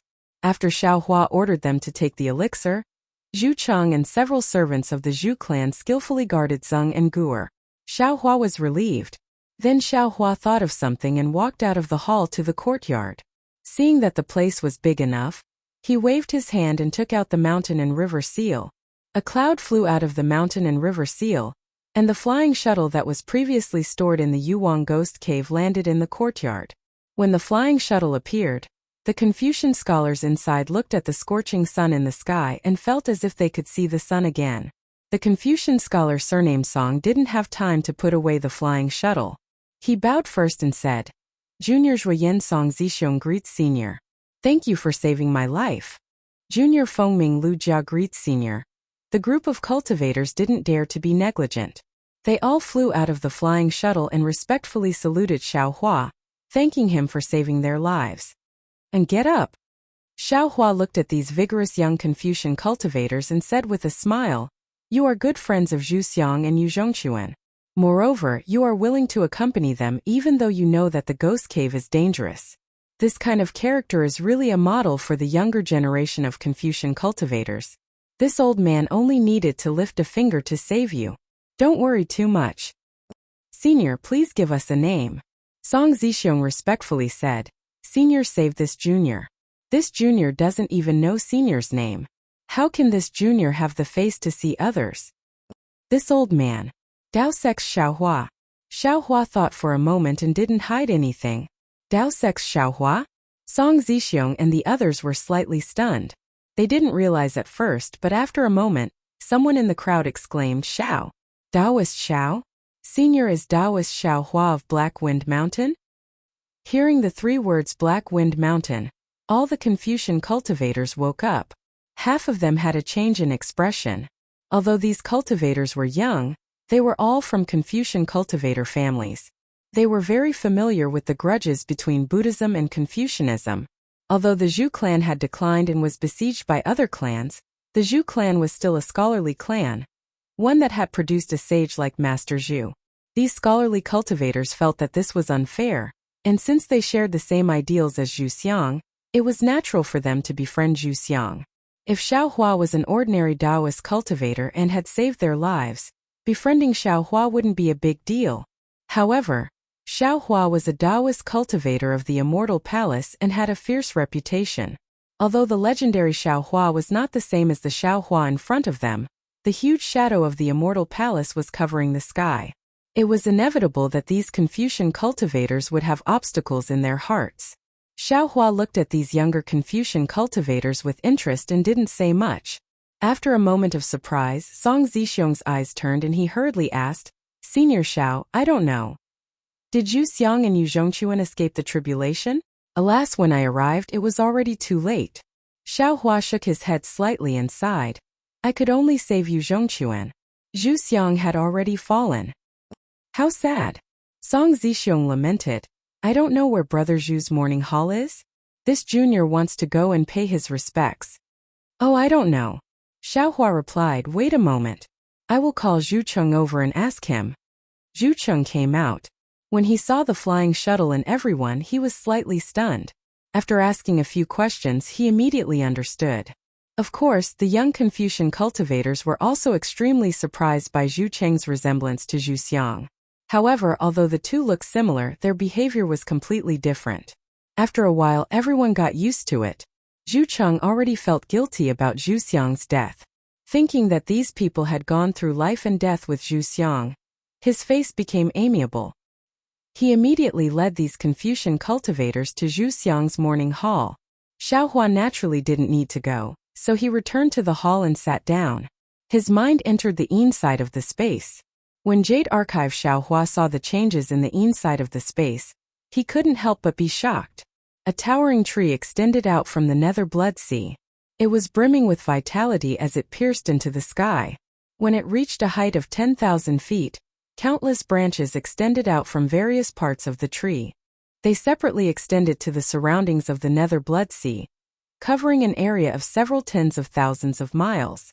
Within the sea of blood, countless rays of bloody light rushed into the tree from the roots that were deeply embedded in the sea of blood.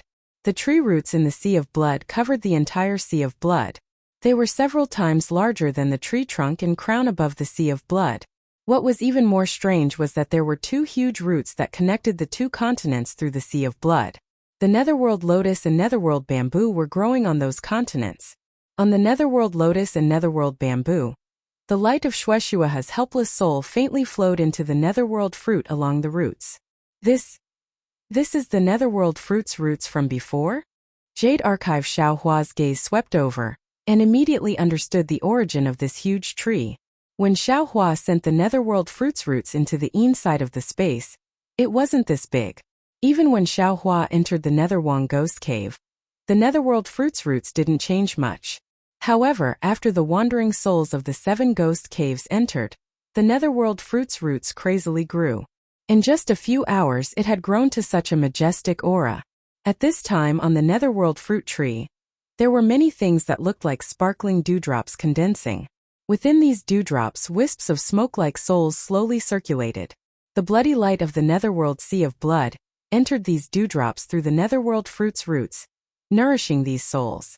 What was special was that at the place where the netherworld fruit tree protruded from the netherworld sea of blood, there was a fist-sized ball of light emitting a faint brilliance. Zhu Xiang's soul was hibernating within. Above Zhuxiang's soul, there were many other souls that also flowed out, occupying the main branches of the netherworld fruit tree. However, these souls were much smaller than Zhuxiang's. They were the wandering souls that Xiaohua first used the Permitha realm to absorb into the space.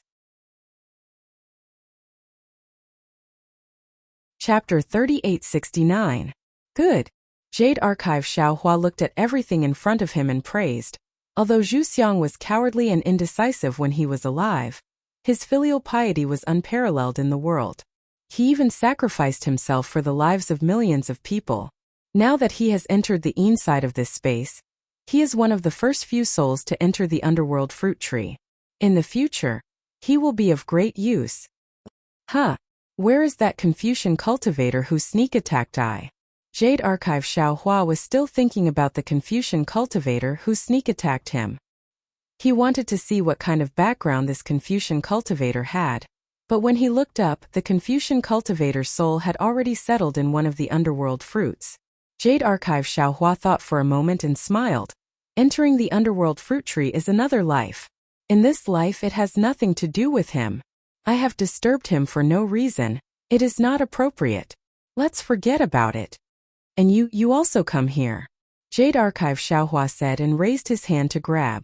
Thousands of miles away, a huge ghost wearing official robes was pulled out from the depths of the netherworld blood sea. This ghost was different from the one Xiaohua saw before, but the official robes were exactly the same. The bloody light on the official robes became thicker and thicker, and wisps of bloody red constantly rushed into the official robes from the netherworld blood sea. Guguoma. The ghost landed in front of Jade Archive. Xiaohua and hurriedly knelt down, respectfully saying something. Although Jade Archive. Xiaohua did not understand, when it reached his ears, he understood that it was begging the master of the underworld to spare his life. Jade Archive. Xiaohua extended a finger and pointed at the ghost's body. Boom! With a soft sound, the ghost turned into countless fireflies. As the fireflies danced in the air, some thick black crystal threads fell onto Jade Archive. Xiaohua's finger. Even more fireflies fell into the blood sea and disappeared without a trace. The black crystal threads merged into Xiaohua's body. Xiaohua's body shook violently and he hurriedly closed his eyes to think. After a long time he opened his eyes and looked at the dark side of the space. He didn't say anything, but his eyes were filled with dread. After pondering for a moment, Xiaohua raised his hand and flicked it. A strand of crystal thread flew into Zhuxiang's soul. After that, Xiaohua raised his hand and made a grabbing motion. The soul-hooking brush also appeared out of thin air and fell into Zhuxiang's soul. But the Jade Archive. Xiaohua said, Zhuxiang, I entrust you with a heavy responsibility. I hope that after your soul matures, you can use the soul-hooking pen to eliminate the grievances of the human world, and use the book of life and death to record the joys and sorrows of the human world. You are worthy of being an infernal judge of hell. Seeing that the soul-capturing pen has fallen into Zhuxiang's soul, Xiaohua understands that Shueshue has used the power of her soul to open the yin and yang of the space, and obtain the power of the yin side of the space. To a certain extent, she is the mother of the yin side of the space. She can be compared with Hu to God who has transformed into the 9 underworlds. Everything in the yin side of the space can only grow after her soul matures. The souls on the underworld fruit tree can only awaken after she wakes up. The order of the 6 paths of reincarnation in the yin side of the space must be established by Shueshue. Immediately, Xiaohua stood in front of the netherworld lotus and looked at Shueshue's soul.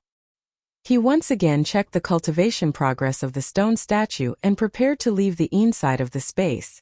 Xiaohua suddenly raised his eyebrows and said with a smile, No, I still underestimated the power of the heavenly Tao. As long as the heavenly Tao exists in this world, it doesn't care about the loss of a person or soul.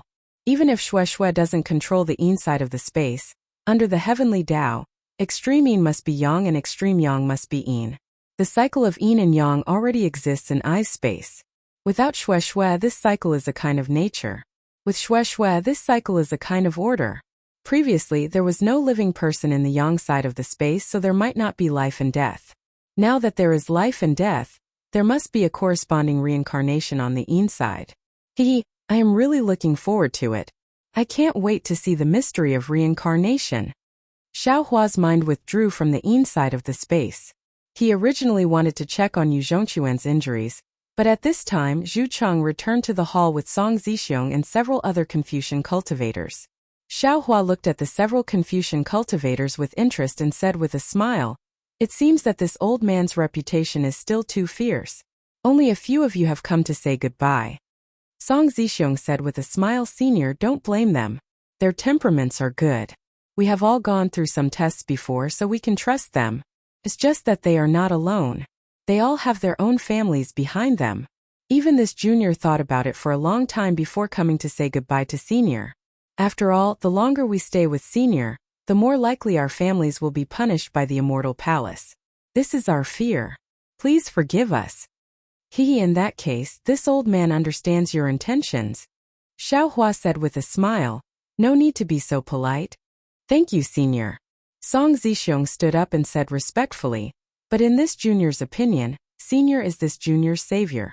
Even if this junior thanks Senior a few times, it's still within the etiquette of us Confucian cultivators. Presumably, the Immortal Palace won't punish us, right? Otherwise, wouldn't this junior become a heartless and unrighteous person?" "Yes, we all think so." The several Confucian cultivators behind Song Zixiong also said so. "Very good." Xiao Hua nodded. "This way Zhu Cheng and Yu Zhongquan didn't get to know you in vain." Song Zixiong raised his eyes to look at Zhu Cheng, then turned to Xiao Hua and said, "Senior, in this junior's opinion, Senior is far from the kind of vicious person who swallows 100,000 immortal soldiers. Moreover, you are more like this junior's granduncle.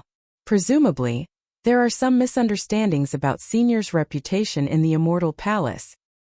It doesn't matter. It's already been spread around. What else can this old man say?" Xiao Hua smiled and waved his hand, replying disapprovingly. Song Zixiong slightly bit his lips and said, "Junior knows of an opportunity that can let Senior make friends with many Confucian cultivators.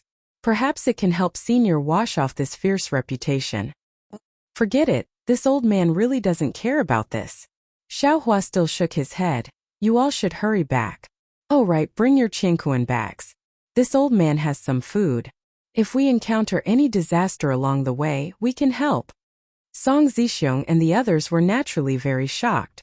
They had never seen a cultivator who valued the lives of the ordinary people of the hidden immortal continent so much.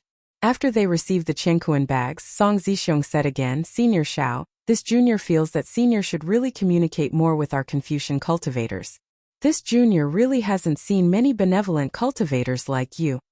Xiao Hua was just about to wave his hand, when Zhu Cheng at the side said with a smile, "Nephew Zixiong, what is the opportunity you mentioned? Can you say it clearly?" "Uncle Zhu, my Song clan knows that Jing Province's Chu clan has invited all the Confucian cultivators in the world to go to the Fiend God Blood Pool in Yen Province to find the Fiend God chess. If Senior Xiao can go to the Fiend God Blood Pool, wouldn't he be able to make friends with even more Confucian cultivators? And let others see Taoist Master Zhao's benevolent true face?" Nephew's words are quite reasonable. However, whether to go or not, Taoist Master Xiao will make his choice. "Nephew, you should return home as soon as possible. Don't let your family worry." Zhu Cheng nodded and said, "Although Jin is no longer here, if nephew has any matters, you can come to my Zhu clan. This old man will help as much as possible." "Yes." Song Zixiong and the others hurriedly bowed and said, "Junior will take his leave." After Song Zixiong and the others were sent away, Zhu Cheng turned around and looked at Xiao Hua, saying in a low voice, "Benefactor, this one feels that Benefactor should still go to the Fiend God Blood Pool." "Oh, why?" Xiao Hua raised his eyebrows and asked curiously. Previously, this one advised Benefactor that if necessary, it's best to reveal your cultivation. This Fiend God Blood Pool is a good opportunity. If Benefactor can suppress the scholarly cultivators inside, Benefactor's strength will be known by everyone in the world. Apart from the Immortal Palace, there will definitely be even more scholarly cultivator clans that will take Benefactor seriously. Zhu Cheng smiled and said, "Moreover, Jing Province's Chu clan is a legalist clan, and they don't get along well with the Immortal Palace's militarists. Benefactor can make friends with legalists and borrow their strength to resist the Immortal Palace. Of course, at that time, apart from legalists, there will definitely be even more scholarly cultivator clans that will take Benefactor seriously. While they are using Benefactor, Benefactor can naturally use them. And this is the so-called alliance. Xiaohua nodded and replied thoughtfully. That's right. This is the so-called alliance. Zhu Cheng replied. According to this one's knowledge, Jing Province's Chu clan has coveted the Fiend God blood pool in Gun Province for many years. They've tried to enter several times, but were unable to succeed each time. Now that the Chu clan has sent out an invitation again, there will definitely be many scholarly cultivator clans that will go to the Fiend God blood pool. This is the perfect strategy for Benefactor to use. After replying, Zhu Cheng didn't say anything else and quietly waited for Xiaohua to think. Xiaohua's destination this time was naturally the North Sea Dragon Palace. He had temporarily arrived at Zhu Village, and now that he had to turn back, Gun Province was also a place he had to pass through. Zhu Cheng's words were indeed reasonable, but Xiaohua still hadn't considered clearly how he would appear in front of the scholarly cultivators. After all, he was a Taoist cultivator that the Immortal Palace was suppressing. If they wanted to kill him as soon as they saw him, wouldn't he be wasting his efforts for nothing? In addition, the reason Xiaohua hesitated was that when he first arrived at the hidden Immortal Continent, he also received an invitation from Chu clan's Chu Muhuan. However, Xiaohua didn't know whether Chu Muhuan's invitation was this Fiend God blood pool or not. While he was hesitating, Sun clan's Sun Qing brought Sun Mi over. Zheng Zeng and Zheng Yan also broke the curse and came over to thank him. Xiaohua saw that the time was right and ordered Zhu Cheng to call back the Zhu clan's disciples that went out to provide relief. When everyone had gathered, Xiaohua stood up and looked at Zhu Xi's portrait. He waved his hand and took out the three clans' genealogy records. He roughly explained the matter of the three clans' ancestral shrines. Finally, he said, this matter was originally a private matter between your three clans, so this old man couldn't interfere. However, since this old man received benefits from the three literary sages, I had no choice but to speak up. This old man hopes that Zhu clan, Zheng clan and Sun clan can become one family in the future. No matter when, you can see each other as family. The relationship between three clans is better than one. Chapter 3870. We will follow Taoist Master's words. From today onwards, we will leave these words in our ancestral teachings. Zhu Cheng and the others hurriedly bowed. Good. Xiaohua smiled and returned the genealogy records of the three clans. Then, he took out the other book and bone fragment that hid the silk. With a wave of his hand, he wanted to divide the book into three parts, but Xiaohua's hand stopped. He raised his hand and the book landed in front of Zhu Cheng. He said, this item belongs to this old man, but it is closely related to your three clans' ancestral temples. Now this old man will return this item to your clans. As for how to preserve it, you three clans can discuss among yourselves. In the future, if other Zhu family descendants come looking for this book, the Zhu family should treat them well. Many thanks, Benefactor. Zhu Cheng's voice trembled. He understood that this book was the most important part of opening the ancestral temple. Xiaohua returning the book to the three families was also a generous gift. Xiaohua glanced at the similarly excited Sun Qing and Zheng Zeng. He knew that these two families might not have the opportunity to preserve this book. However, this book was originally obtained by Xiaohua from the Zhu family of the Xiaoyu continent. Moreover, the two families now relied on the Zhu family, so it was natural for the Zhu family to preserve this book. Alright, there's also this bone fragment. Xiaohua finally flicked the bone fragment in front of Zhu Cheng and said with a smile, this item is already useless, but it still belongs to the Zhu family. This old man should return it to the Zhu family. No. Zhu Cheng hurriedly waved his hand. Although this item is useless, others don't know. Benefactor is merciful and magnanimous. Please take this item away. Moreover, this item belonged to my Zhu family's ancestor. In the future, if Benefactor's descendants and disciples have a use for my Zhu family, please come to my Zhu family with this item. My Zhu family will agree to anything. My Zheng family is the same. Zheng Zeng hurriedly said. Sun Qing also hurriedly echoed. My Sun family is the same. Ai alright. Xiaohua actually wanted to settle his karma with the three families here. He didn't want to be involved with them in the future. However, looking at Zhu Cheng and the others, he thought for a moment and waved his hand to take back the bone fragment. He nodded and said, in that case, This old man will also keep this item as a souvenir. Zhu Cheng and the other two were overjoyed. Just as they were about to speak, Xiaohua's figure flickered as he soared into the air and said with a smile, "This old man still has urgent matters to attend to, so I won't be staying here any longer. If fate wills it, we'll meet again in the future." Benefactor. Zhu Cheng and Sun Qing were shocked. They didn't expect Xiaohua to leave just like that. They hurriedly flew out of the hall to block Xiaohua, but by the time they flew out, Xiaohua had already disappeared. Alas, Benefactor is truly a righteous person. He's the best person in the world. Sun Qing stood in the air and sighed. I've lived for so long, but this is the first time I've seen such a benevolent and righteous person. Alas, it's such a pity that such a good Taoist cultivator was regarded as a demon by the immortal palace. Zhu Cheng bowed deeply in the air and sighed. Since we have been blessed by you, we should lend you a hand. Although we don't have much power, we can help the people. Our three families will use the grain seeds that you have given us as an opportunity to help you spread your name across the world. Good. Sun Qing and the one underground both agreed. However, as soon as they answered, the entire earth rumbled and trembled again.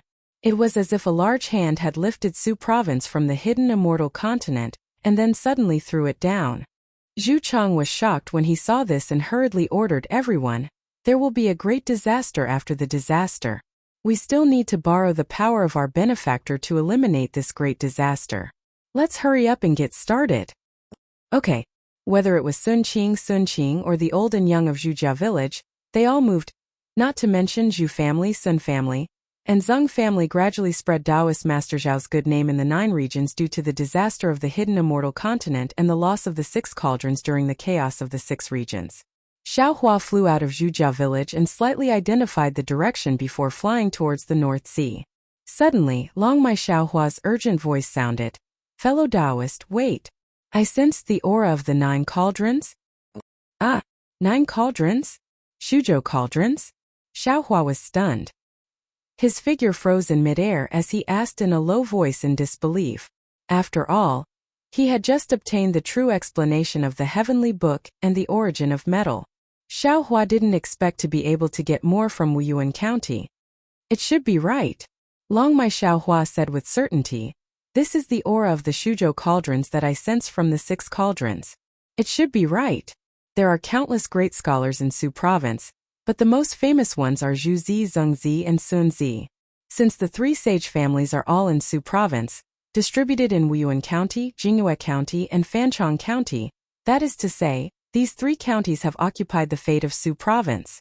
If the Shuzhou cauldrons were not here, how could the 3 sages be born?" Xiaohua secretly nodded when he heard this. The great scholars and sages mentioned by Confucian students were, in fact, somewhat different from the great scholars and sages of Confucian cultivation. Great Confucian was an honorific title. It was the respect for the old scholars who were virtuous and learned. Sometimes it had nothing to do with the realm of Confucian cultivation. Even an unarmed old pedant could be called a great Confucian scholar.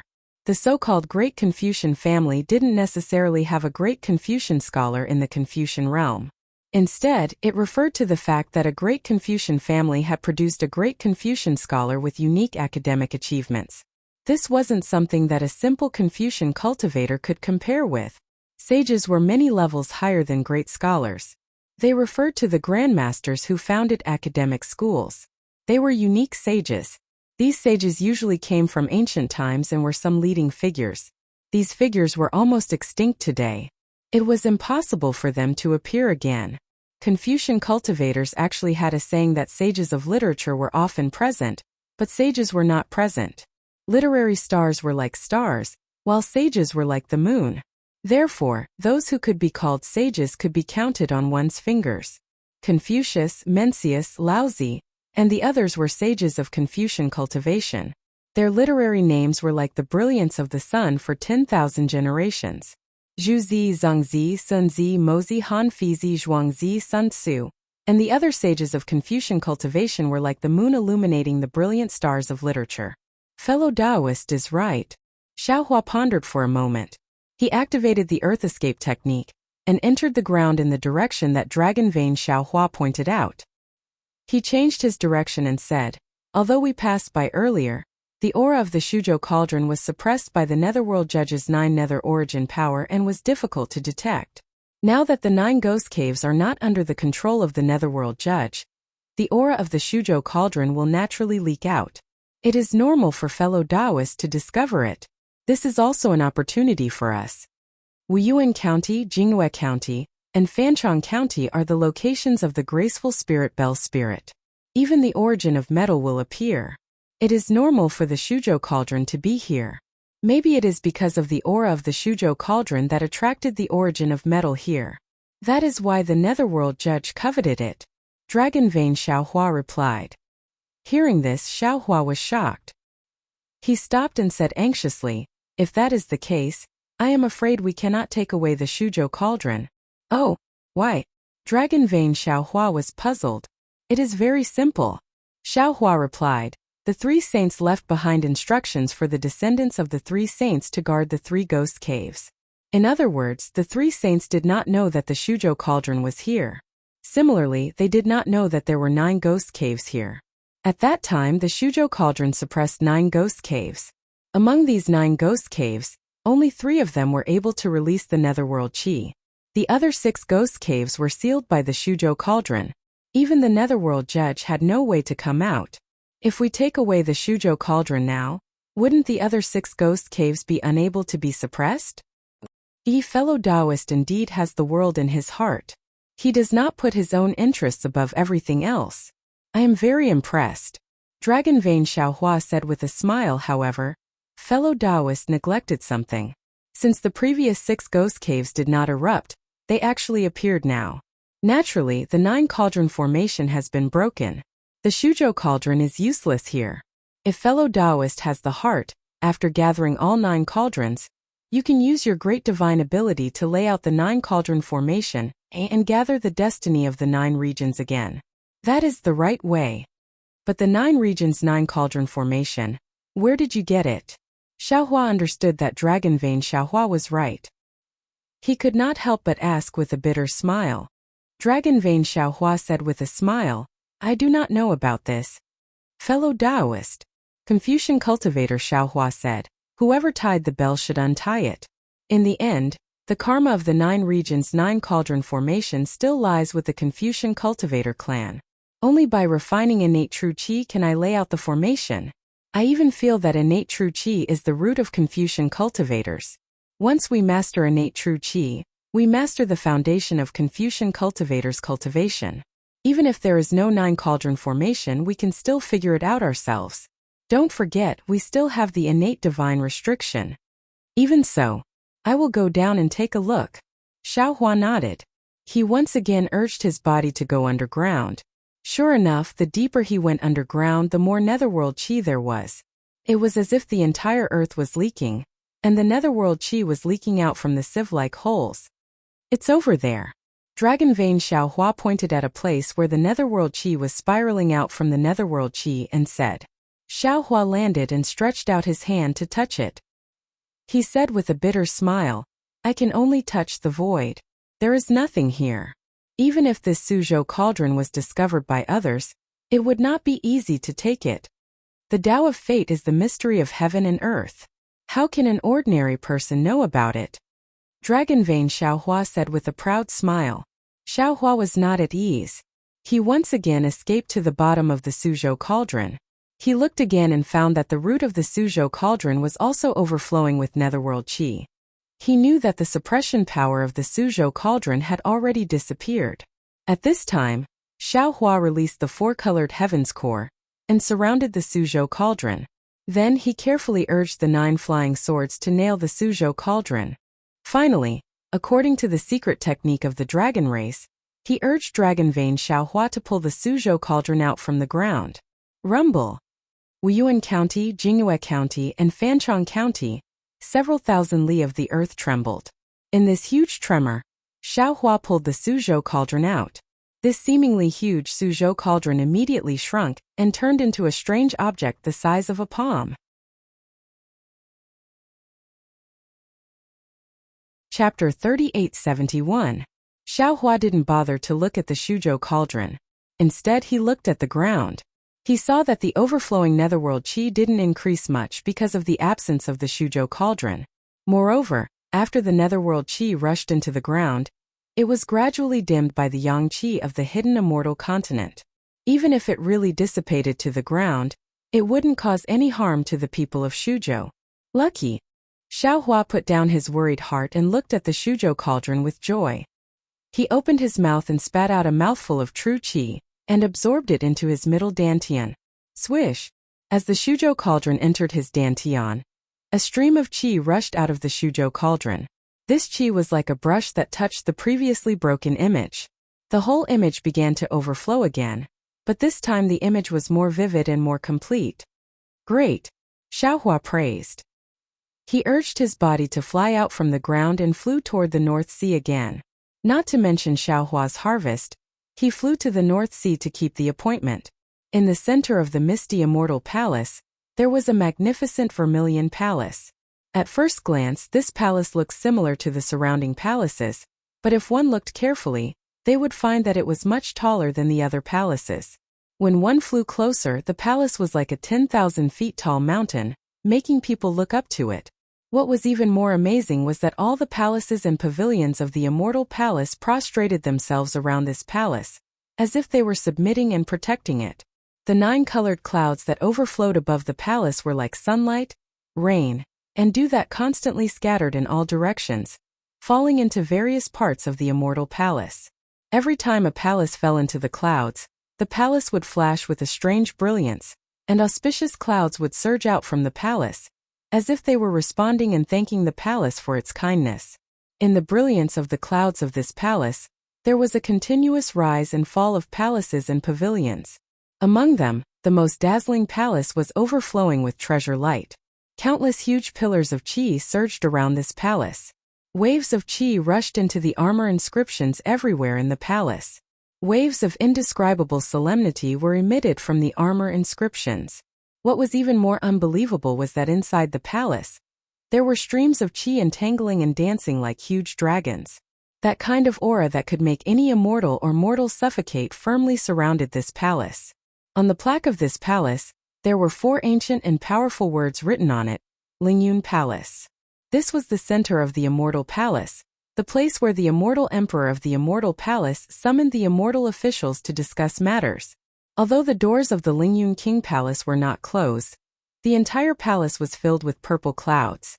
The clouds condensed into a myriad of things and covered everything in the palace. It was impossible to see or hear anything inside the palace. Usually, the heavenly music was faintly discernible, and the peaceful atmosphere of immortal birds and fowls was long gone. 3,000 feet away from the palace, there were no palace maids or immortal officials to be seen. Even the immortal beasts and fowls were obediently avoiding them. No one dared to make a sound. This was because they knew that this was the day when the immortal emperor was discussing matters. Any untimely noise would disturb the Lingyun King Palace, and any mishap could cost them their lives.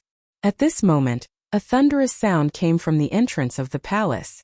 Then, an immortal emperor's decree that was a few feet long and shining with purple light flew out from the clouds. A voice that faintly contained the order of the world came from the decree. Summon the princes of the Dongfang, Shimen, Nangong, and Baiming clans for questioning. As the voice fell, dozens of inscriptions on the armor appeared. These inscriptions on the armor caused the great qi of the Lingyun King Palace to rush into the imperial edict. Roar! The imperial edict emitted an even more dazzling brilliance. For by and emitting a threatening aura flew out from the brilliance. Each of them stepped on the clouds under the imperial edict and ran away. After the immortal emperor's decree flew away, the clouds outside the Lingyun King Palace began to swirl. Small whirlpools rotated and returned to their original state. In just a moment, outside the Lingyun King Palace, 4 well-built young Confucian scholars stepped on the clouds and arrived. These 4 people had different temperaments, different appearances, and different clothes. However, their dignified appearances were very similar. Each of them had a graceful and luxurious smile on their faces. Brother Dongfang, greetings to you. A Confucian scholar with slightly longer cheeks and bright moon-like eyes flew half a step forward. He cupped his hands and smiled at the Confucian scholar closest to him. A few months ago, I wanted to visit you at your residence. However, I heard that you weren't at your residence. I was thinking about when to visit you these past few days. I didn't expect to see you at the Lingyun King Palace today. This is really a joy for me. The Confucian scholar named Dongfang's face was as bright as the moon. His eyes flashed with yellow light. When he heard this Confucian scholar speak, he hurriedly cupped his hands and said, "Oh, so it's Brother Shimen. A few months ago, I was indeed not at my residence because I had some matters to attend to. I'm sorry to disappoint you. However, today is just right. Not only is Brother Shimen here, but Brother Nangong and Brother Baiming are also here. The princes of the 4 clans are all here. After the questioning at the Lingyun King Palace, we can have a small gathering. Greetings, Brother Dongfang and Brother Shimen." As they spoke, a square-faced Confucian scholar with fiery red eyes and a chubby Confucian scholar with a round face flew over and greeted them at the same time. The 4 of them greeted each other.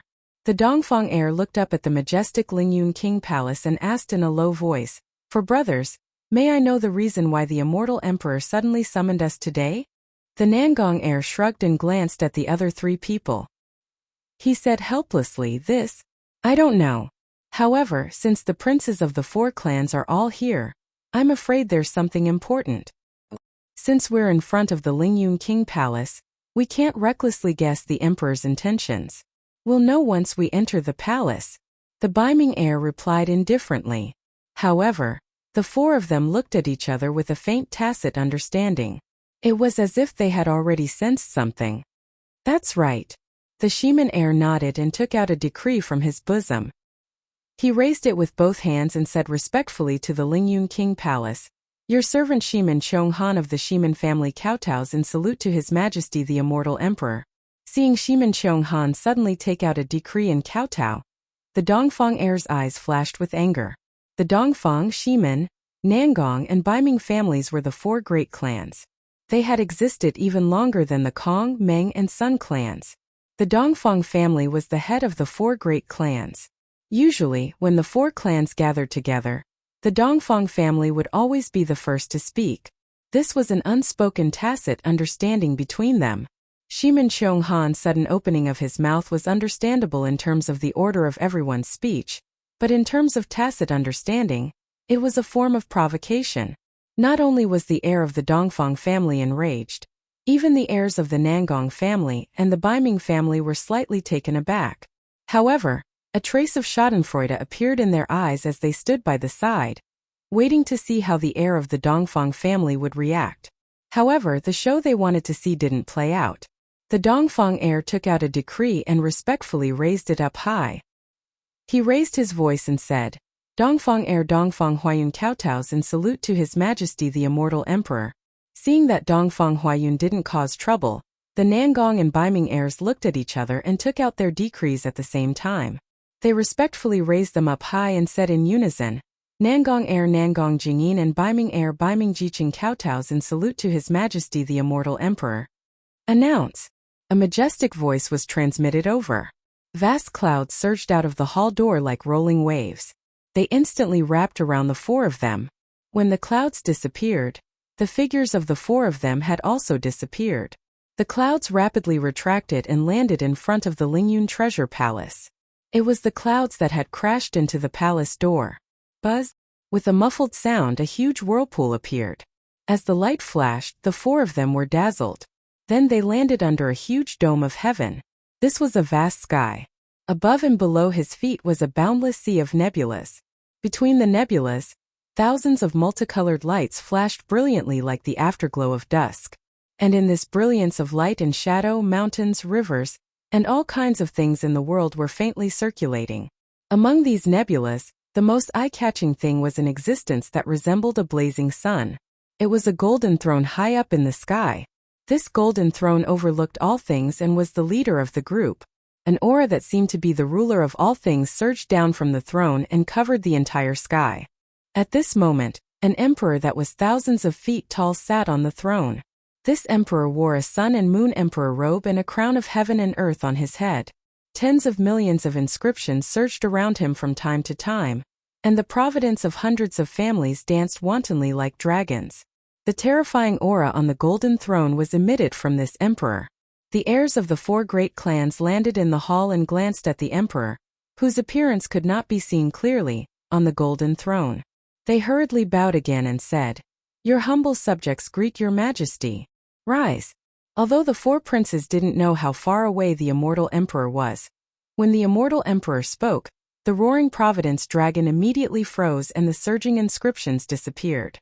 The brilliance on the golden throne carried a majestic voice and landed on the 4 of them.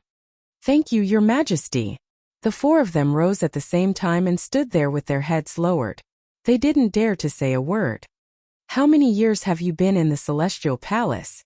the immortal emperor asked. Dongfang Huayun rolled his eyes and respectfully replied, "Your servant has been in the celestial palace for 10 years. Your servant has been in the celestial palace for 9 years and 8 months. Your servant has been in the celestial palace for 9 years and 8 months. Your servant has been in the celestial palace for 7 years." The other 3 aristocratic family members also answered in a well-behaved manner.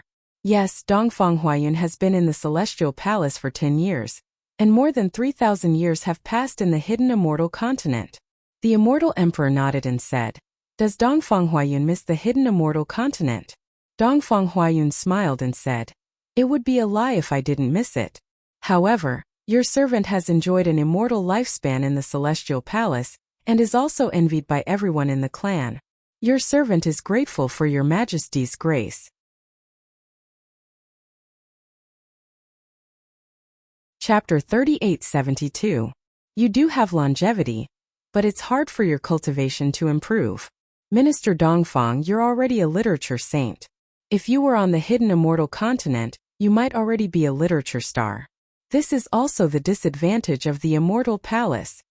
Immortal Emperor's tone was comforting, but his voice was like rolling thunder. "Your majesty is joking." Dongfang Huayun didn't dare to be slow and hurriedly replied, "The righteous qi in the immortal palace is countless times denser than the hidden immortal continent. Cultivating in the immortal palace has an exceptionally solid foundation. Although I'm still a literature saint, I'm completely different from 10 years ago. And I also know that cultivating in the immortal palace will allow me to reach literature star sooner or later. But if I cultivated in the hidden immortal continent, I'm afraid I would have already been stuck at the bottleneck." Just like Dongfang Huayun, "I'm grateful for your majesty's grace." Shimin Chonghan seized the opportunity and said, "It's my fortune to be able to cultivate in the immortal palace." Shimin Chonghan's tone was even more humble, and he even called himself minister. Immortal Emperor nodded and asked, How long has it been since Minister Shimin contacted your family?" Dongfang Huayun saw Shimin Chonghan interrupt again, and the Immortal Emperor's question landed on Shimin Chonghan. She couldn't help but get angry again. "Your Majesty!" Shimin Chonghan glanced at Dongfang Huayun proudly and respectfully replied, "According to the Immortal Palace's rules, I'm supposed to contact my family once a year. There's still half a month before the deadline. I should have received the message a year ago." "Minister Dongfang, Minister Nangong, Minister Baiming, you too?" Immortal Emperor asked. Dongfang Huayun, Nangong Jingyin, and Baiming Jiqing hurriedly replied, "Your Majesty, yes, we received the message a year ago. 1 day in the Immortal Palace is 1 year in the human world. 1 year in the Immortal Palace is 300 years in the human world. In other words, you haven't received any news from the hidden immortal continent for 300 years? "Yes," the 4 replied respectfully. Immortal Emperor's tone suddenly turned cold. "So you don't know the current situation of the hidden immortal continent?" "Do not know." Dongfang Huayun and the others were surprised as they answered respectfully. However, no one dared to ask further. "And since that's the case, you can go back and wait." The Immortal Emperor said indifferently, "If the clan sends a message, ask more about the situation of the hidden immortal continent. Your 4 great clans are guarding my hidden immortal continent, which is the foundation of us Confucian cultivators. Don't be careless." "Yes, we understand." The 4 of them bowed respectfully again and replied, "We will definitely pass on this message to the clan." After the 4 of them left, a ray of light flashed in the sky of the Lingyun Treasure Palace. A dozen celestial generals wearing celestial armor appeared on the right side of the golden chair. These celestial generals were also a few thousand feet tall. The murderous aura on their bodies seemed to have materialized. The noble chi surrounding their bodies was as sharp as the sword chi. As for the left side of the golden seat, there were a few Confucian cultivators in court attire standing asymmetrically. These Confucian cultivators were of different ages, and their height and weight were also different. Although these Confucian cultivators did not have the murderous aura of the immortal general opposite them, the righteous aura that surged around them was not inferior to the immortal general's. As the righteous aura surged, a myriad of phenomena were vaguely born. These Confucian cultivators stood quietly, and their auras were extremely restrained. The person in front was an old man with white hair and beard holding a horsetail whisk. The old man frowned slightly and turned his head to look at the door of the hall, as if he was thinking about something. Tai Bai Jinxing, the immortal emperor asked, "Do you think we can trust these 4 people?" "Your Majesty." The white-haired Tai Bai Jinxing waved the horsetail whisk in his hand. He withdrew his gaze from the palace door and sneered, "Changgung thinks that if we believe them, we believe them. If we don't believe them, we don't believe them." "Old man, His Majesty is asking you a question. Why are you talking like a monk from the Thunder Sound Temple?" Before the immortal emperor could speak, one of the immortal generals roared. His awe-inspiring sword-like awe-inspiring aura rushed over without any hesitation. Tai Bai Jinxing didn't care. He waved the horsetail whisk and blocked the awe-inspiring aura. He sneered, "Tianji Palace has intercepted the messages from the 4 great clans to the 4 princes more than once. They are well aware of it. Since they don't want to admit it, Heavenly King Qingyu, are you going to force them to admit it? Don't tell me that these 4 brats are constantly communicating with the 4 great clans of the hidden immortal continent." The immortal general called Heavenly King Qingyu retorted, "Even the immortal officials under your command, Confucianism, legalism, school of agriculture, school of yin-yang, school of miscellany, etc. are secretly communicating with the various clans of the hidden immortal continent. Why don't you force them to admit it?" The civil officials under this old man's command are mostly from the 100 schools of Confucianism. Although these immortal officials are ranked among the immortals, their origins are from the various great worlds of the hidden immortal continent. They are different from the military schools of the immortal palace. Tai Bai Jinxing seemed to know Heavenly King Qingyu's temper. He didn't get angry and slowly replied, "This old man can win over some people's hearts, but I can't control everyone's will. Isn't that enough?" Heavenly King Qingyu's mouth twitched. He wanted to say something. The immortal emperor's voice sounded. Heavenly King Qingyu hurriedly lowered his head and stopped talking. What Tai Bai Jinxing said was naturally the current situation of the immortal palace. It was also the situation since ancient times. Although the immortal emperor occupied the immortal palace and was the leader of the schools of Confucianism, the power of the military schools couldn't completely control the immortal palace. When the disciples of the 100 schools of Confucianism, legalism, Moism, etc. reached a certain cultivation level, they would definitely choose some people to take up positions in the immortal palace. The positions of these immortal officials might not be very high. However, for many years, the immortal palace's various powers were intertwined. The conflicts and alliances between them were endless. This really gave the immortal emperor a headache. In order to make the immortal palace feel at ease and balance the conflicts between the immortal palace and the hidden immortal continent, the 4 great clans even specially sent the direct descendants of the 4 great clans to the immortal palace as hostages. These methods couldn't stop the conflicts between the various schools of Confucianism. On top of these conflicts, under the negligence of the immortal officials, the immortal emperor felt like he was a mere figurehead. How could Tai Bai Jinxing and the others not know the predicament of the immortal emperor? Hearing the immortal emperor's cold snort, they naturally didn't dare to speak. After a while, the immortal emperor asked, "Did the 4 great clans report to the immortal palace?" Tai Bai Jinxing hurriedly replied, "Reporting to your Majesty, this old subject hasn't seen them yet. However, in this old subject's opinion, once their reports arrive, it'll be time for the dagger to be revealed. Does your Majesty think their reports are good? Or is it better not to come?" The immortal emperor calmly asked, "What do you think, dear subject?" In this old subject's opinion, your Majesty summoned the 4 great clans' heirs today as a warning and also a test. I believe the 4 great clans' heirs aren't fools. They will definitely inform their own clans of your majesty's intentions. At this point, Tai Bai Jinxing hesitated slightly before continuing. In addition, your majesty, this old subject feels that there seems to be a gap between the 4 great clans. Your majesty might as well use this gap to relieve the pressure at this time. You think you're the only one who can see it? That I don't know? The immortal emperor smiled slightly. If it were any other time, this tactic of sowing discord might be useful. However, at this moment, even if Dongfang Huayun passes this message to the Dongfang clan, he will only be reprimanded and make them wary. Yes, this old subject is slow-witted. Tai Bai Jinxing hurriedly nodded. The immortal emperor asked again, how many of the immortal palace's officials are calling for war? Your majesty, this old subject has already presented 406 memorials to your majesty. 361 of them are calling for war. Only 65 of them are for peace. Tai Bai Jinxing methodically replied. As for the 521 memorials that have yet to be presented to your majesty, 410 are calling for war, and 111 are calling for peace.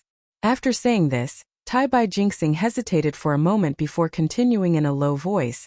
As for the peace memorials, most of them were submitted by my military disciples.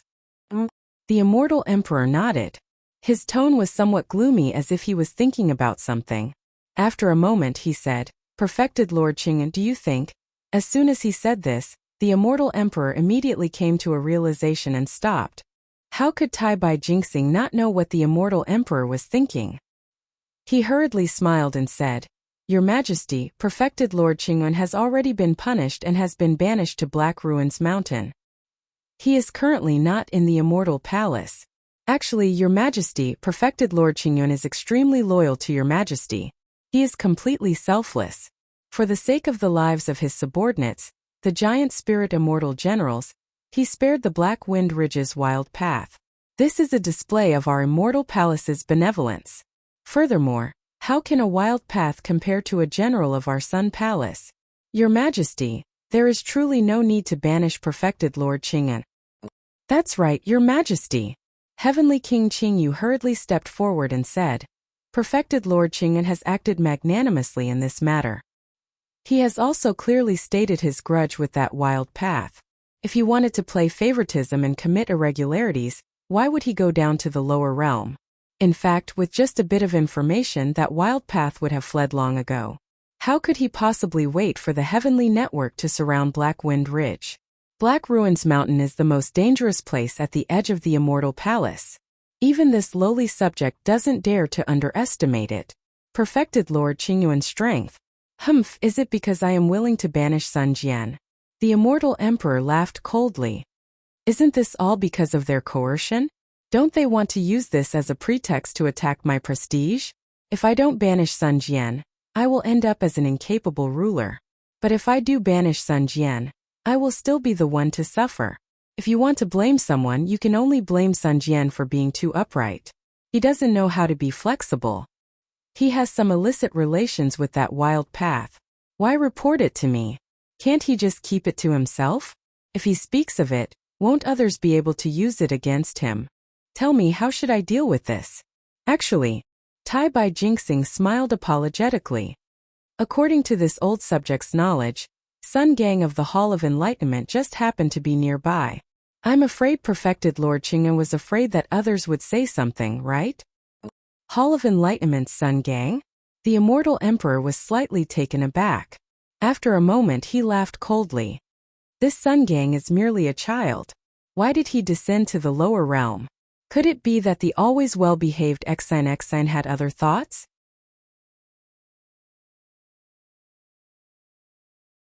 Chapter 3873. Hearing that the Celestial Emperor was angry, Tai Bai Jinxing hurriedly replied, Your Majesty, you're overthinking things. The 9th princess has always followed the rules. Sun Gang probably came to the lower realm to watch the show. It shouldn't have anything to do with the 9th princess. Yes, I hope it has nothing to do with her. The Celestial Emperor nodded. However, Sun Jian's matter. Let's leave it at that for now.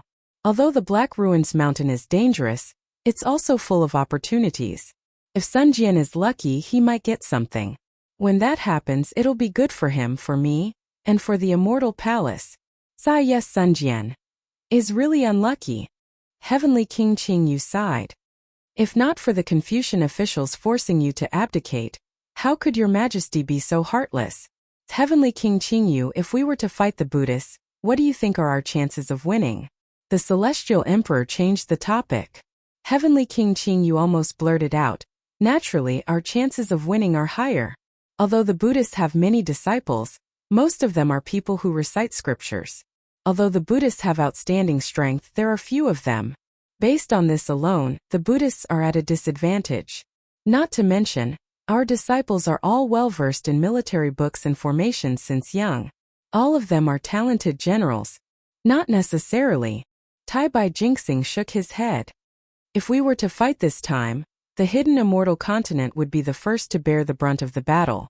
The Buddhists' Western paradise would not be affected, so the Buddhists have the geographical advantage. Although the Buddhist disciples are incompetent, there are many secular people on both the hidden immortal continent and Western paradise who are loyal to the Buddhists. The Buddhists also have the advantage. Also, the immortal palace is being forced by the hidden immortal continent's Confucian cultivators. Their people might not be united. Some want us to win while others want us to lose. Without the right time, place, and people, how can we win? Even if we win, they'll let the fruits of our victory flow like water, so as to highlight their importance. If we lose, they can get away with their tricks. The celestial emperor said coldly. Therefore, we'll definitely lose this battle. The problem is, Heavenly King Qingyu smiled bitterly. The Buddhists have no choice but to fight. The Buddhist Guanyin Bodhisattva's golden body, on the hidden immortal continent. Isn't that to provoke the agreement? Aren't you trying to test the bottom line of Confucian cultivators? If my immortal palace doesn't fight, it will cause the 100 schools of Confucian cultivators to be wary of this problem. His Majesty will be forced by them. The most important thing now should be to make Mahavairakana's ambition retreat from the hidden immortal continent and return to the Thunder Temple. Tai Bai Jinxing said thoughtfully. How is this possible? Heavenly King Qingyu sneered. Right now, Longevity Town's Confucian cultivators and the Buddhist sect are like fire and water. If the Buddhist sect were to withdraw from Longevity Town, not only would Mahavairakana not dare to do so, even the commoners of the secular world would be unwilling. Vairocana, who has 9th grade elemental energy, is being threatened by commoners without any cultivation. Now that I think about it, it's really funny. Tai Bai Jinxing said in a mocking tone. It's not just Mahavairakana. The celestial emperor sneered. Didn't I also get roasted by a bunch of rascals? Could it be that we can only fight? Is there no other way? Tai Bai Jinxing said in a low voice. He turned around to look at the military immortal officials behind him. They all had their heads lowered and didn't say anything. Clearly, they knew they couldn't change the situation. Then, he looked at the immortal generals behind Heavenly King Qingyu. They all had cold expressions and weren't afraid of fighting. However, the problem now was that they couldn't fight, but they couldn't not fight either. Also, my dear subject, yesterday Tianji Hall sent a message to me. What are the strange insects found at the northern border of the hidden immortal continent? Did you ask them about it? The celestial emperor asked for no reason. Tai Bai Jinxing was a little distracted. He smiled and said, Your Majesty, the northern border of the hidden immortal continent is close to the 1,000 demons' sacred realm. It's inevitable that there will be some demons. Tai Bai Jinxing paused and raised his snow-white eyebrows. He said in surprise, Your Majesty, could it be that the 1,000 demons' sacred realm? However, before he could finish speaking, the golden light above the golden throne suddenly shone brightly. Swoosh! The golden light flashed and completely covered the entire Lingyun Palace that was like the sky. Within this golden light, billions of inscriptions on the armor were like countless wasps flying around. Layers upon layers of strange ripples appeared. Numerous fist-sized crystal threads were born from these inscriptions, distorting the entire Lingyun Palace. Your Majesty! Tai Bai Jinxing and the others turned pale with fright. They closed their eyes and didn't dare to look directly at the emperor. In just a few breaths of time, all of the strange phenomena had retreated back into the 1,000-foot-long body on the golden throne. Even the brilliance on the crown of heaven and earth had retracted, revealing the dignified appearance of a middle-aged man with a plump chest in the heavenly court. At this moment there was only shock on the man's face. His natural grace was completely hidden. "Your Majesty, this heavenly King Qingyu hurriedly asked. "Court is dismissed." However, the immortal emperor didn't answer heavenly King Qingyu's question. With a wave of his sun and moon imperial robe, countless images of the sun and moon flashed across the palace. The entire sky collapsed with a rumble. Xie Xian of the Heavenly Secrets Palace. Yes, the immortal generals and immortal officials didn't know what was going on, but they didn't dare to ask. They hurriedly bowed and flew out of the palace. Old man Tai Bai. After leaving the Lingyun Palace, Heavenly King Qingyu hurriedly transmitted his voice. "Your Majesty, what's going on? Did something happen on the hidden immortal continent?" "Yes, the Hall Master of the Heavenly Secrets Palace has already been summoned. It must be something big." Tai Bai Jingxing's face was also filled with confusion. "Perhaps it has something to do with that strange insect?" "Forget it, Heavenly King Qingyu. His Majesty will definitely tell us when he wants us to know. Since he hasn't said anything now, it must be because the time isn't right." In this old man's opinion, Heavenly King should quickly gather the troops and wait for His Majesty's decree. "Yes, this one understands." Heavenly King Qingyu nodded and left with the immortal generals. When they flew out of the Lingyun Palace, a young scholar in court attire flew over with a folding fan in his hand. "Greetings, lords." When the scholar saw Tai Bai Jingxing, Heavenly King Qingyu and the others, he hurriedly lowered his cloud and bowed. "Lords, you have just come out of the Lingyun Palace. Do you know why His Majesty has summoned this one?" Heavenly King Qingyu frowned when he saw this handsome scholar with a full face and slanted eyebrows. He said indifferently, "This old man doesn't know. Xiexen, you should quickly go in and see His Majesty." "Yes, this one understands." This person was naturally the Hall Master of the Heavenly Secrets Palace, Xiexen. He bowed slightly and cupped his hands towards Tai Bai Jingxing and the others before flying into the Lingyun Palace. "Damn it, this old man doesn't like this rabbit." Heavenly King Qingyu cursed. "I don't know what His Majesty sees in him." Tai Bai Jingxing shushed him. "Hallmaster Xie is good at scheming and knows everything. He is a good choice to be in charge of the Heavenly Secrets Palace. You and I are both lacking in this aspect. If His Majesty wants to see the heavenly secrets of the world, he naturally has to rely on the Hall Master of the Heavenly Secrets Palace." This old man just doesn't like the look of him. "So what?" Heavenly King Qingyu snorted and cupped his hands before flying away. Tai Bai Jingxing stopped in the air and looked in the direction of the Lingyun Palace. He seemed to be worried about something. After a while, he sighed and slowly flew away. When the Hall Master of Heaven's Secret Hall, Xiexen, flew into the Lingyun Treasure Palace, the Grand Hall no longer looked like a vault. Instead, it looked more like an ordinary Grand Hall. The immortal emperor was sitting behind a jade table. His fingers were slightly moving, and strands of vast crystal threads were revolving around his body. Circles of turtle-like wrinkles appeared in midair, and images were faintly discernible from these wrinkles. Xiexen entered the palace and walked to the embroidered chair in front of the jade table. He slowly sat down and closed his eyes as if he was resting. After half a cup of tea's worth of time, the celestial emperor shook his hands, and all the veins and vast crystal threads disappeared. Then, he sighed and looked at Xiexen. "Minister Xie, you must have noticed it, right?" "Yes, Your Majesty." Xiexen stood up and replied respectfully. "That is the aura of the Holy Light Realm's holy artifact." Previously, this old man didn't understand and thought that this old man was mistaken. "Since you said so, then there is no mistake." The immortal emperor nodded. However, the Holy Light Realm's holy artifact was destroyed during the Great War between the Holy Light Realm, the Buddhist Kingdom, and the spiritual realm. Although the Great War didn't involve the Heavenly Court, the aftermath of the war affected the Heavenly Court.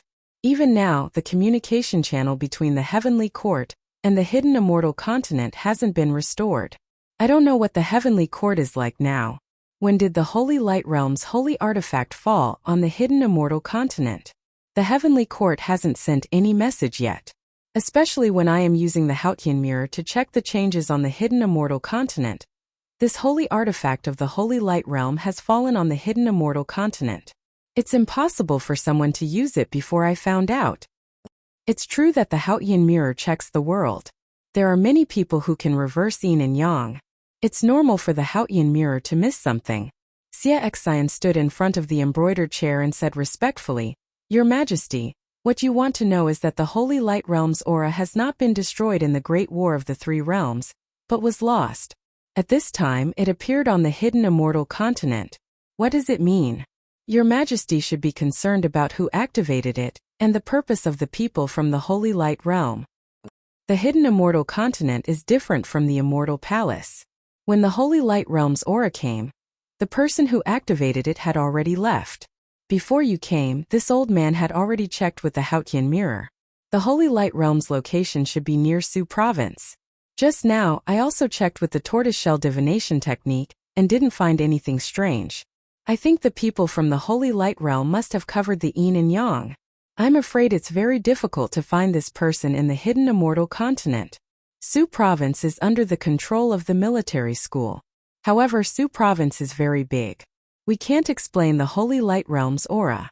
It's also troublesome for the people from the mortal world to find it. Xie Xian raised his eyebrows and said with a smile, however, the Holy Light Realm's appearance at this time is good news for your Majesty.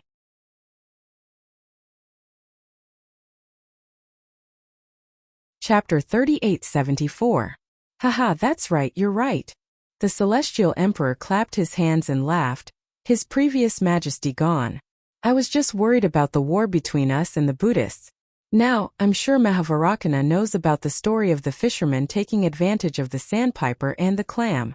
I don't believe he dares to take the risk and fight me while the enemy of the Holy Light World is here. Indeed. Xie Xian smiled. I'm sure Mahavarakana can sense the aura of the Nirvana realm better than your Majesty. The Buddhists are the enemy of the Holy Light World, not the Confucians of the hidden immortal continent.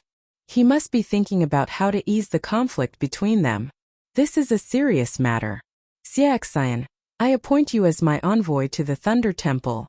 The Celestial Emperor smiled. Discuss the war with Mahavarakana. As long as Mahavarakana agrees to a truce, why should I be afraid of the 100 schools? In my opinion, why don't we invite the envoy from the Thunder Temple to the Celestial Palace? Xie Xian shook his head. After all, the Holy Light World is the enemy of the Buddhists. It's reasonable for them to invade the Longevity Town. Oh my dear. Mahavarakana is now sitting on the fishing platform, but I'm sitting on the hot pot. The situation is completely different. We both know the situation, so I have to speak first. How about this, Your Majesty? Xie Xian thought for a while and said, I can go to the Thunder Temple as an envoy, but I'll have to ask Your Majesty to talk to Mahavarakana personally. That's fine. The Celestial Emperor nodded. I'll do as you say. Xie Xian wanted to say yes, but the Celestial Emperor suddenly had a thought and ordered, How about this, Xie Xian? Didn't you say that there were demonic insects attacking the hidden immortal continent? Why don't we invite Mahavarakana and the golden-winged great sage to the Celestial Palace? The Natural Selection Conference is about to begin. Why don't we bring it forward and invite them to watch the ceremony together? Your Majesty's arrangement is very thoughtful. I have no objections. Xie Xian bowed. I'll arrange it now. As Xie Xian spoke, he suddenly seemed to have thought of something. After pondering for a while, he said, Your Majesty, it seems that the Empress' birthday is coming soon. If possible, why don't we put them all together? Oh, that's right. The immortal emperor slapped his forehead and said, I was so anxious about political affairs that I almost forgot about such an important matter. If it weren't for your reminder, I would have made a mistake. This subject will take his leave. Xie Xian bowed and left. After Xie Xian left, the immortal emperor raised his head and looked at the ceiling of the Lingyun Palace. The supreme heavenly mirror was shining faintly in the middle of the ceiling. After a while, the immortal emperor said faintly, I have the supreme heavenly mirror, but I can't search the entire continent. Accidents will always happen when it's possible. While the immortal emperor of the immortal palace was feeling depressed, within the Thunderclap temple, the myriad Buddhas were resting in silence. Only the Mahavairocana Buddha and the Namo Dipankara Archaic Buddha were present in the Buddha hall. The Dipankara Archaic Buddha asked, Lord of the world, is there any news from the Manjushri? Amitabha. 10 days ago, the Manjushri sent a Buddhist certificate, stating that the longevity town is in danger. Other than the various major families' provocations, the disciples of the 4 major families are also secretly making their moves. If it weren't for the Manjushri, the 99 feet golden body would have been destroyed long ago. The Mahavairocana Buddha said in a low voice, it seems like it's time to make a decision. Then will the Lord of the world fight or not? The Dipankara Archaic Buddha pressed his palms together and said, I'm sure the Lord of the world is still hesitating? Amitabha. The Dipankara Archaic Buddha is right. The Mahavairocana Buddha Exalt also pressed his palms together and said, in any war, there will be a lot of casualties. The remnants of the immortals and Buddha's war against the Taoism have yet to be eliminated. How can we fight again? If you're the main body of the Buddha kingdom, you'll definitely disagree. This war isn't decided by my Buddhism. The Dipankara Archaic Buddha shook his head and said, moreover, wherever the Buddha light reaches, if there aren't heavenly flowers and Buddhist chants, there will only be blood and slaughter. That's right. I'm sure the immortal emperor of the immortal palace is feeling worse than me. He can't decide whether to fight or not. The Mahavairocana Buddha Exalt smiled and said, he's like an ant in a dilemma. Actually, the Lord of the world is wrong. The Dipankara Archaic Buddha smiled and said, I'm asking about Ananda. Amitabha. Speaking of Ananda, the Mahavairocana Buddha Exalt's face revealed a rare look of worry. He said in a low voice, the Manjushri hasn't found Ananda's reincarnation. However, I have some insights. If Ananda appeared in the buried immortal continent, the Manjushri wouldn't return empty-handed. The Lord of the world only has some insights? The Dipankara Archaic Buddha was shocked and asked in a low voice, if that's the case, where's the Mahavairocana Buddha of Namo? The Lord of the world didn't even have any insights? Indeed. The Mahavairocana Buddha Exalt smiled bitterly and said, I can only sense the Mahavairocana Buddha's descent in our 3 continents. I can also sense Ananda's return. However, where they are and how they return to our Thunder Sound Temple, I have no idea. Sai, the Great War of the 3 realms has affected too much. The Dipankara Archaic Buddha also sighed and said, our Thunder Sound Temple doesn't even know that the Samantabhadra's 3 transformations golden body has descended into the blessed land world. What a joke. At this point, a strange expression appeared on the faces of the 2 Buddha lords at the same time.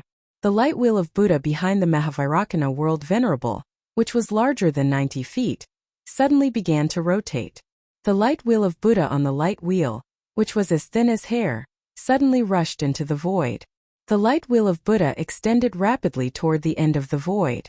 As the light wheel of Buddha shone on the light wheel of Buddha, countless psyche power was generated from within, blocking everything that was destroying the light wheel of Buddha in the void. At the same time, on the Mahavairocana Buddha Exalt's golden body, countless swastikas formed golden swastikas of various sizes. They started rotating even more crazily. Waves of strange fluctuations rushed out of the Thunder Sound Temple from the golden body and rushed towards the blessed land world. Amitabha Buddha, Amitabha Buddha. Chants of sutras resounded in the Pure Land. Countless streams of pure willpower rushed out from all over the continent, fusing with the Buddha's light, fusing with the waves. After the time it took to finish a meal, the Buddha lights that filled the sky gradually retracted. Only then did the Mahavairocana Buddha Exalt's golden body and light will return to their original state. The Dipankara Archaic Buddha asked, Exalt, is it the Paramitha realm? That's right, it's the Paramitha realm. A miserable expression appeared on the Mahavairocana Buddha Exalt's face. He looked even more miserable than the Dipankara Archaic Buddha. The sacred light world's sacred artifact. Legend has it that it was destroyed on the Paramitha realm during the Great War of the 3 realms. Where is it?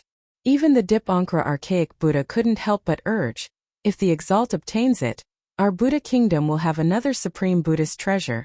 Sai, this item should be in the hidden immortal continent, said the Mahavairocana Buddha Exalt with a sigh. This item can only be used by those who possess the sacred light world's sacred light. How can the hidden immortal continent's Confucian cultivators wield it? asked the Dipankara archaic Buddha curiously.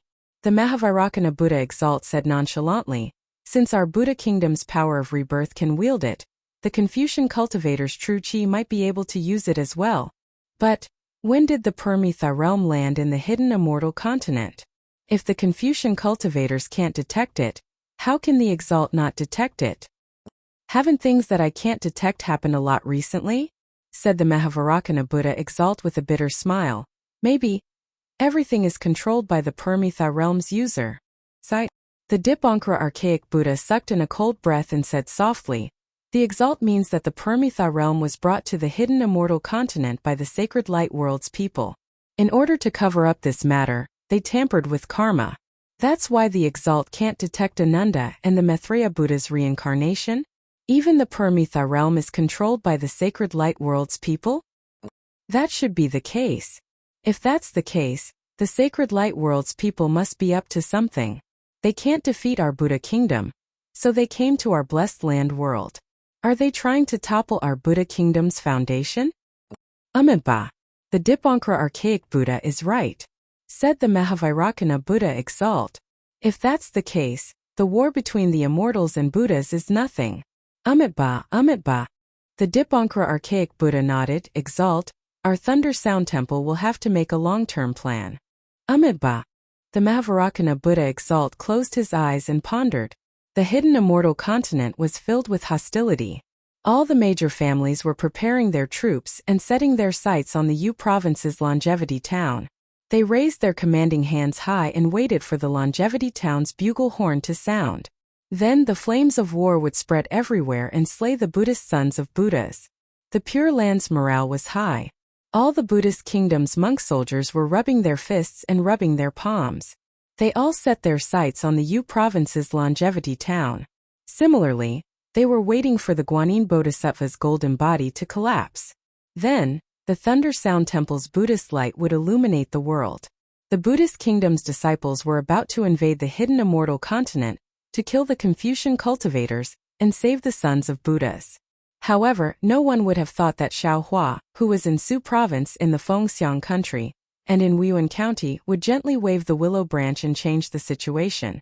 Whether it was the immortal emperor of the immortal palace or the Mahavairakana Buddha Exalt of the Thunder Sound Temple, they all had to change their minds.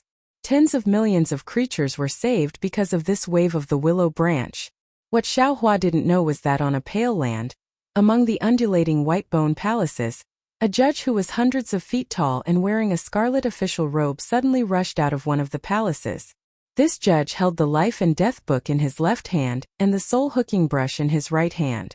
As soon as he flew out of the palace, he immediately turned into a strange black fog and flew toward a direction. However, just as he flew past a gray river, the rolling black fog suddenly stopped in mid-air. Immediately the black fog seemed to explode. With a boom, it rushed high into the sky and condensed into a fierce ghost that was thousands of feet tall. Duamuliangsheng, Duamuliangsheng. You dare to kill this official's doppelganger. You really don't want to live anymore. Good, in that case this official will let you know how powerful this official is. You think this official's doppelganger is easy to kill? After killing this official's doppelganger, there will be a mark in your soul. This official will go to the San Luo temple to check your soul mark and see your reincarnation. This official will make you beg for death, and death will make you beg for life. And the Duanmu family, this official will not let you live in peace.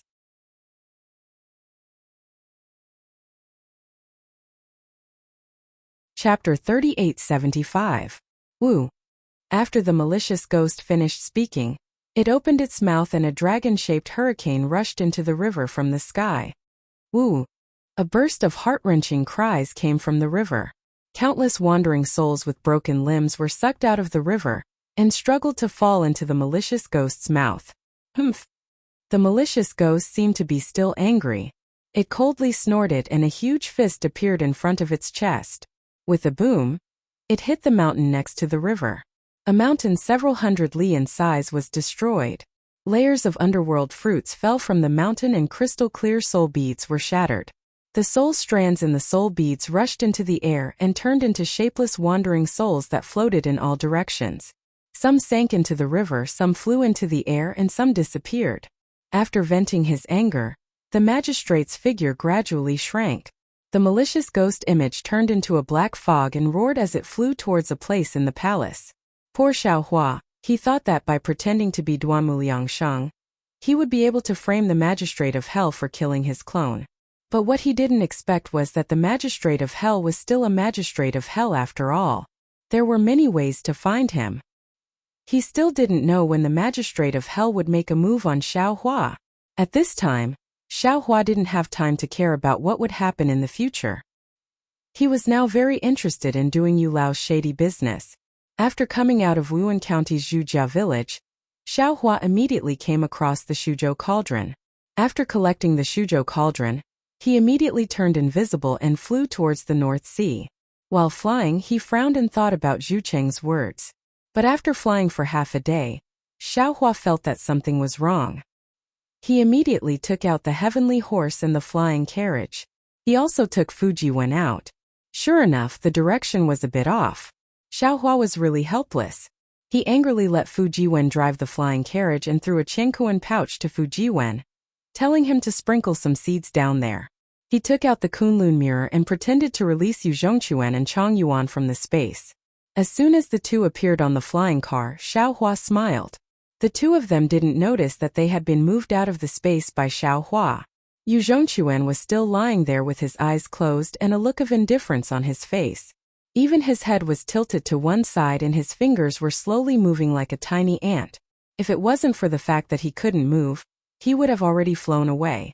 As for Chang Yuan, she lowered her head and carefully helped Yu Zhongquan wipe off the sweat on his forehead with a piece of silk.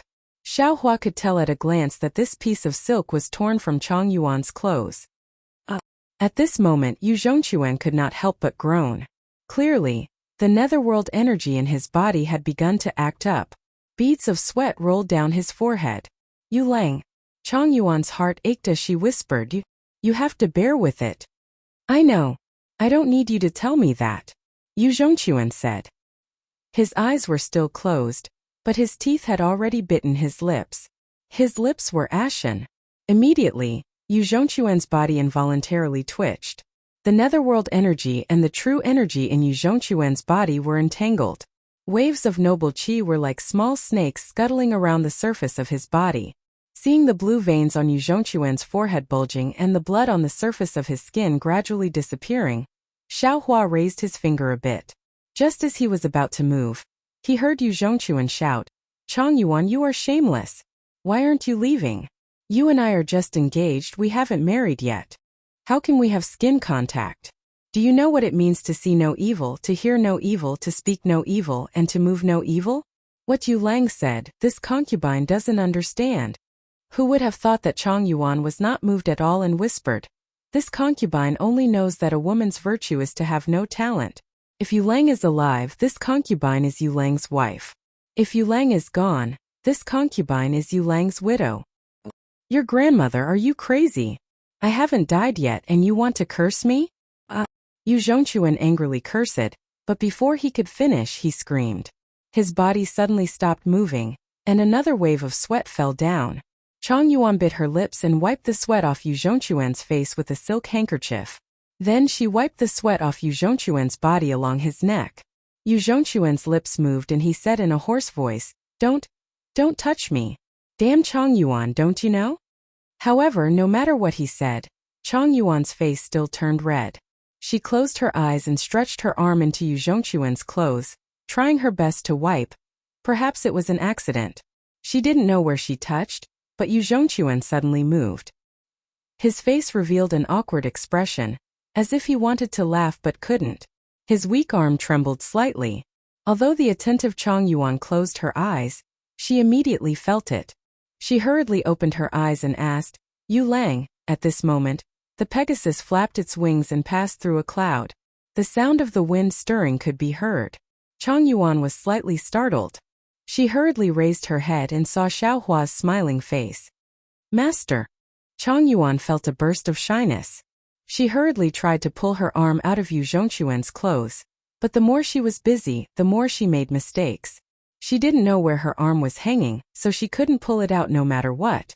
Chang Yuan's face was as red as blood. The thick-skinned face she had when facing Yu Zhongquan earlier had long disappeared. Hearing Chang Yuan call him master, Yu Zhongquan slightly opened his eyes. Chang Yuan didn't tell Yu Zhongquan Xiao Hua's name, nor did she tell him about her situation in the Yu clan. She only said that her master saved Yu Zhongquan, and she was here to serve him under her master's orders. Moreover, Yu Zhongquan was saved by Xiao Hua after he fainted in the ghost cave. So he didn't know that Chang Yuan's master was Xiao Hua. When Yu Zhongquan saw the familiar face, he was stunned at first, but then he said in surprise, You are immortal Xiao? Xiao Hua stood with his hands behind his back and replied with a smile, Other than this Xiao, is there anyone else in this world who is so handsome? Not to mention Yu Zhongquan's reaction, Chang Yuan was first stupefied. She looked at Xiao Hua in disbelief. She didn't understand why this master of hers, whose magical power reached the heavens, would say such frivolous words. Of course, such a handsome person like master is rarely seen in the world. Only the princess of the immortal palace is worthy of you. Fujiwen, who was driving the carriage at the front, chuckled and said, Of course, master's disciple is also as handsome as Jade, peerless in his generation. If others are blind, then there's no way. Senior marshal brother. At this time, Chang Yuan noticed that in addition to her master, that cheap senior marshal brother was also driving the carriage at the front, so her face became even redder. Xiao Hua unhappily rolled his eyes at Fujiwen and said, You found yourself a female official of the immortal palace and wanted master to help you, so you wanted to find master a princess, right? That's not it. Didn't disciple see junior marshal's sister so infatuated? So I thought of my wife in the immortal palace far away? Disciple is separated from immortal my humble wife, and it's not easy for us to even see each other. But when this guy looks at junior sister, he's not moved at all. Fujiwen said again, but unfortunately, before he could finish, Xiao Hua waved the Kunlun mirror and said, This is a matter between the two of them. It has nothing to do with you. Go back and rest first. Yes, master. Fujiwen knew that Xiao Hua had something to say to Yu Zhongquan alone, so he smiled and entered the Kunlun wonderland. Yu Zhongquan, we meet again. Xiao Hua turned his head and looked at the lying Yu Zhongquan. He didn't help him up and said with a smile, yes, immortal Xiao. Yu Zhongquan sighed and said, The last time we met, immortal Xiao saved my life and this time you saved my life again. I don't know how to thank immortal Xiao. Speaking of this, Yu Zhongquan thought of something and hurriedly asked, By the way, immortal Xiao, how are Zhu Xiang and my other friends? Seeing that Yu Zhongquan had woken up and didn't ask about anything else but Zhu Xiang, Xiao Hua knew that the current Yu Zhongquan was the same as the previous Yu Zhongquan. His temperament hadn't changed, so he replied with some regret. When this old man arrived, it was too late. Yu Song Zixiong and the others were all saved by this old man, but Zhu Xiang died in the ghost cave. However, you don't need to be sad for him, he got what he wanted. That's why he left. But he lived in the hearts of the Zhu family. At the same time, he changed Zhu Cheng's view of him, and he achieved his goal. Yes. Yu Zhongquan sighed. Uncle Zhu was indeed too harsh on him. Even this you felt indignant for him. Being harsh has its benefits, and being relaxed has its drawbacks. Xiao Hua said with a double meaning. Some people are so relaxed that they don't even go home, and they only cause trouble for their family. Who caused trouble? Yu Zhongquan stiffened his neck and said, This Yu upholds justice on behalf of the heavens, and gets rid of all the evildoers in the world. Your wish is good, your action is also good, but the consequences are not good. Xiao Hua ruthlessly interrupted his words and said indifferently, Don't forget that you are a descendant of the Yu family, and your actions represent the Yu family. You may not think that you are causing trouble, but the trouble has already come to the Yu family. Master, Chang Yuan worriedly said, Can you first treat Yu Lang's injuries? Good disciple, don't worry. Xiao Hua said with a smile, With this master here, the ghost energy of the underworld won't dare to come out. Yes, master. Chang Yuan didn't dare to question Xiao Hua, and nervously looked at Yu Zhongquan. She wanted to help him up, but Yu Zhongquan didn't pay attention to her. My Yu family is a scholarly family. Although it is only from the 7th class, this Yu is no longer an ignorant youth, and will act appropriately. Yu Zhongquan didn't care.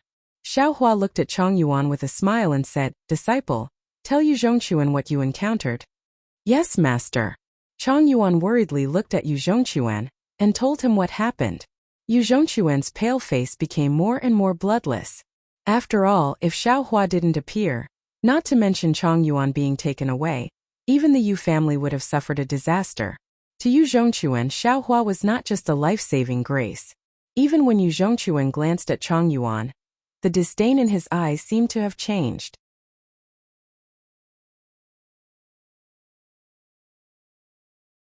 Chapter 3876. Tell me the truth, Yu Zhongquan. After Chang Yuan finished speaking, Xiao Hua spoke again. This old man saved you entirely because of Chang Yuan. You must still remember what this old man said to you when we first met, right? Even this old man's purpose of going to Yifeng country was also because of Chang Yuan. Now this old man knows that Chang Yuan is the person this old man was looking for. And this old man has already accepted her as a disciple. As for you, although this old man said in front of others that he wanted to accept you as a disciple, it was to block the disaster for your Yu family. This old man doesn't care whether you accept me as a disciple or not. If you are willing, this old man will remove the yin qi from your body and you can go by yourself. Master. Chang Yuan was shocked. She was originally a pure person, but when she heard that Xiao Hua wasn't going to accept a disciple, she couldn't help but hurriedly speak. Xiao Hua ignored Chang Yuan and shook the Kunlun mirror in his hand. Yuan Ye and Lui also flew out of the Kunlun paradise and ordered, "Go, you two go and help this blind thing up." Yuan Ye and Lui were Yu Zhongquan's old friends. Yuan Ye had heard about Yu Zhongquan and Chang Yuan from Fujiwen in the Kunlun Wonderland. At this time, seeing the two of them like this, Yuan Ye immediately understood something. In fact, Lui didn't need to do anything. Yuan Ye gently lifted Yu Zhongquan up. "Hey brother Yu, we meet again." Lui smiled and cupped his hands. "Hello brother Lu." Yu Zhongquan was a little embarrassed and also a little happy. He said in a low voice, "Hello brother Ye." "And good." Yuan Ye nodded in agreement and stood at the side. Xiao Hua didn't hesitate. He released his consciousness and swept it around Yu Zhongquan's body. Yu Zhongquan felt his body lighten. The netherworld qi that was like maggots in the bones immediately turned into yin qi and rushed out of Yu Zhongquan's body. Xiao Hua once again reached out and grabbed. Several crystal threads flashed and the netherworld qi was caught by Xiao Hua. He slightly urged his magic power and a bead smaller than a finger appeared out of thin air. Since the yin qi was gone, although Yu Zhongquan's divine power was a little weak, he could still move. He bowed and said, "Junior thanks Immortal Senior for saving my life. And no need to thank me." Xiao Hua waved his hand and threw the pearl to Yu Zhongquan, saying, "Zhu Xiang has already passed away. Take this as a souvenir." "Yes, Junior understands." Zhongquan received it and carefully hid it. Then Xiao Hua took some medicinal pills and handed them to Yu Zhongquan, waved his hand and said, "Yu Zhongquan, our karma should have ended here. The favor that this old man should have repaid to others has now been repaid. If you want to leave, no one will stop you." "Master." Although Chang Yuan knew that Xiao Hua was definitely stalling for time, her heart was still uneasy. She pleaded, "Even if Yu Lang is unwilling to stay, what about the matter that Master previously promised this disciple? No matter what, you have to do it, right?" Hearing Chang Yuan's words, Yu Zhongquan's heart was greatly alarmed. This fellow originally had the temperament of someone who would not leave even if he said he would. At this moment he hurriedly wanted to leave, but Xiao Hua sighed and took out an item. As soon as this item appeared, Yu Zhongquan's soul was immediately sucked away. Even though he took 2 steps forward, he was still unwilling to leave, because in Xiao Hua's hand was the Mandarin duck sword. The flying sword flashed with a cold light, and a surge of sharpness seemed to be able to split the void. In particular, the sword splendor within the flying sword roamed, as if there was a sword spirit that could understand human nature. It firmly attracted Yu Zhongquan's eyes, and in his heart, he couldn't help admiring it. Xiao Hua waved his hand, and the flying sword landed in front of Yu Zhongquan. The sword qi pierced Yu Zhongquan's skin, giving rise to a tearing feeling. Xiao Hua sighed and said, "Forget it. Since this old man promised my disciple, I can't go back on my words. Yu Zhongquan, this is a flying sword that this old man obtained in his early years. Take it. Perhaps at this time you still don't know how powerful this sword is. After you refine it, you will know. This old man isn't bragging, but even the spiritual weapons of the Tao sect may not be comparable to this sword. Xiaohua boasted twice, but it didn't break the two bulls' skin. Instead, it aroused Yu Zhongquan's curiosity. He wanted to take this flying sword, but he really couldn't bring himself to do it. If he didn't take it, his heart would feel like it was being scratched by a cat. It was very uncomfortable. Brother Quan, are you still a man? If you want it, then take it. Master is very generous. How could Lu Yi not know what Yu Zhongquan was thinking? He laughed and said, besides, Master didn't force you to marry junior sister. Yu Zhongquan's face suddenly turned red. He grabbed the flying sword in his hand and shouted, I'm taking it, so what? Even if you force me, I won't get married. Xiaohua flicked his sleeve and said, you can marry whoever you want. What does it have to do with this old man? He, Brother Quan, even if you take it, Master can't do anything to you. Louis laughed again and said, however, you have the flying sword. Do you have the sword art to use it? If you want to learn the sword art from Master, then take him as your disciple. Master is very generous. Master won't force you to marry junior sister just because you want to take him as your disciple. Yu Zhongquan's neck stiffened and said, even if I take him as my disciple, I won't get married if Master forces me. Then take him as your disciple. Of course, Louis knew that Yu Zhongquan had wanted to become his disciple a long time ago. However, back then, 7th Uncle Yu had stopped him and Yu Zhongquan couldn't become his disciple. Today, if it wasn't for Chong Yuan, Yu Zhongquan would have already become his disciple. Therefore, Louis wanted to fulfill Yu Zhongquan's wish. Yu Zhongquan was not a fool. Louis gave him a way out. How could he not know how to step down? Humph, so be it. Saying this, Yu Zhongquan knelt down and kowtowed. This disciple wants to take Senior Immortal as his master. I wonder if Senior Immortal can teach this disciple the flying sword art? Humph, if it weren't for Chong Yuan's face, this old man wouldn't care about you. Xiaohua lifted his foot and kicked Yu Zhongquan, saying, get up and take out a drop of blood essence. Ah, what does Master want to do? Yu Zhongquan hadn't gotten up yet. He had heard a lot of legends about blood essence. His face slightly changed and he hurriedly asked. Louis was very anxious and hurriedly transmitted his voice. You idiot, haven't you heard of the blood essence of a spirit weapon?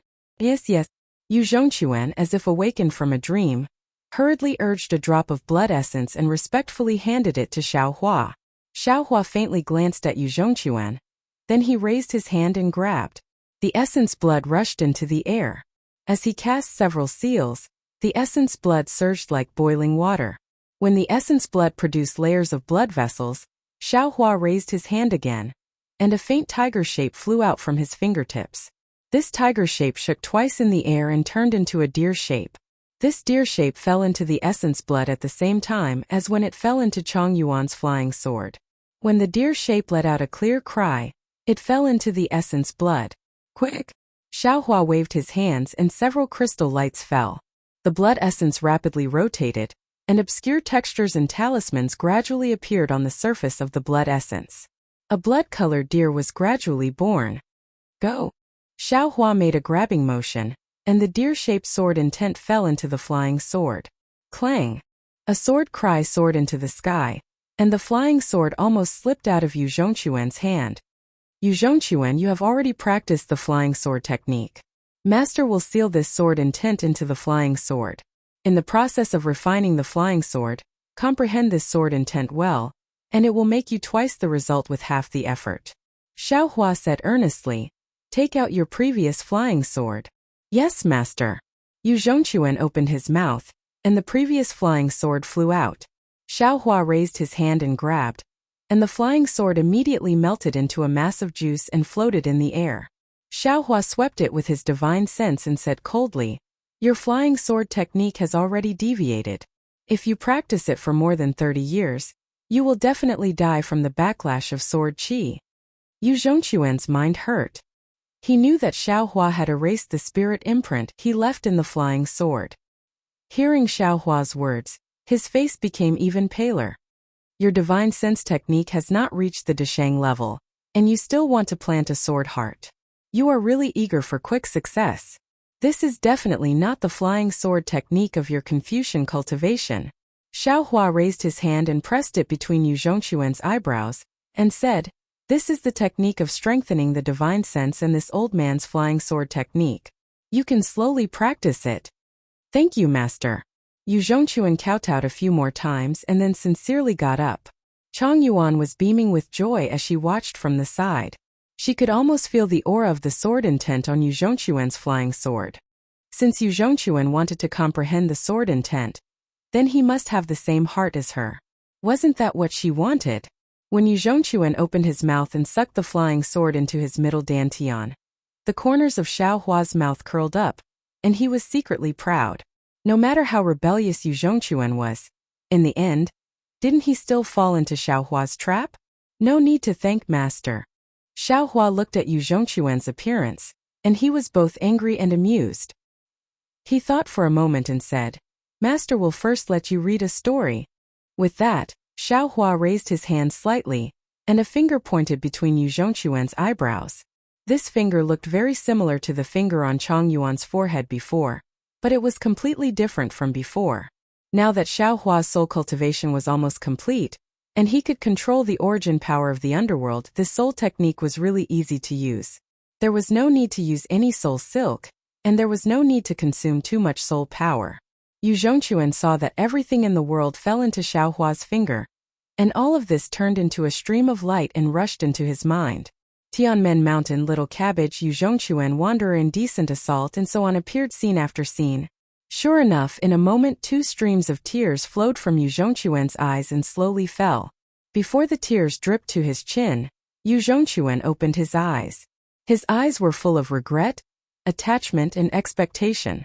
However, when Yu Zhongquan looked at Chang Yuan, he found that Chang Yuan didn't move, as if she didn't see him. Even Lu Yi and Yuanya were the same. "Do you understand?" Xiao Hua looked at Yu Zhongquan and asked softly. "Disciple understands." Yu Zhongquan looked at Chang Yuan and said warmly, "If Chang Yuan is Little Cabbage, and disciple is Yu Zhongquan, then disciple owes her too much. Disciple also thanks master for his painstaking efforts."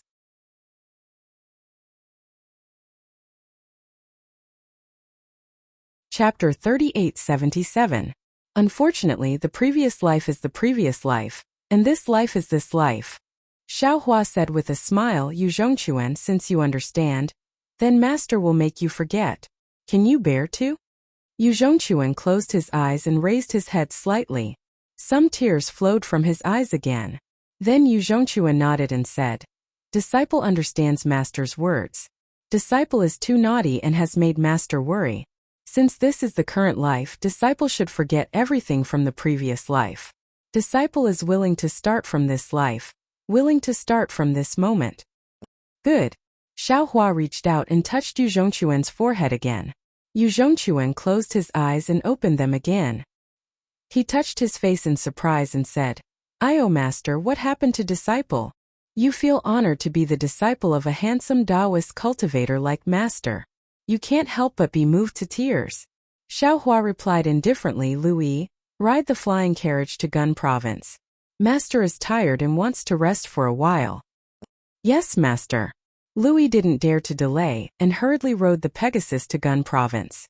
Yuanya also sat beside the Pegasus and accompanied Lu Yi. Chang Yuan looked at the two's back and thought for a while. Then she smiled and said, "Junior brother Yu, the heart has a sword, and the sword's soul is born. What does this mean?" "What? Junior brother?" Yu Zhongquan jumped up like a cat whose tail was stepped on. "How did I become a junior brother? Not only are you a junior brother, but you are also the youngest." Louis replied with a smile. Yu Zhongquan was dumbfounded. This, no one forced you to get married. Your senior sister from the same sect is asking you a question. Can you not answer?" Yuanya looked at the ambiguous relationship between the two and said with envy in his heart, Yu Zhongquan hesitated for a moment. Then, like a defeated rooster, he lowered his head and answered Chang Yuan's question. "Yes, the previous life is the previous life and the current life is the current life. Why bother with it?" Xiao Hua sat cross-legged in the flying carriage with his eyes closed in meditation. Although there were no fluctuations around him, His Dao heart and Dao realm were improving rapidly. The karma technique was also gradually becoming clearer. It wasn't just a single day. Dark clouds covered the sky in front of him, lightning flashed, and rain poured down like a heavenly river. Louis hesitated for a moment. At this moment, two telepathic thoughts scanned the area from the left. Once they discovered the flying car, they immediately retracted it. Oh! Xiaohua opened his eyes and instructed Louis, "Stop for a moment. How far is this place from the fiend god blood pool?" "All right, father understands." Louis stopped the flying chariot and said respectfully, "We are already in Gun province.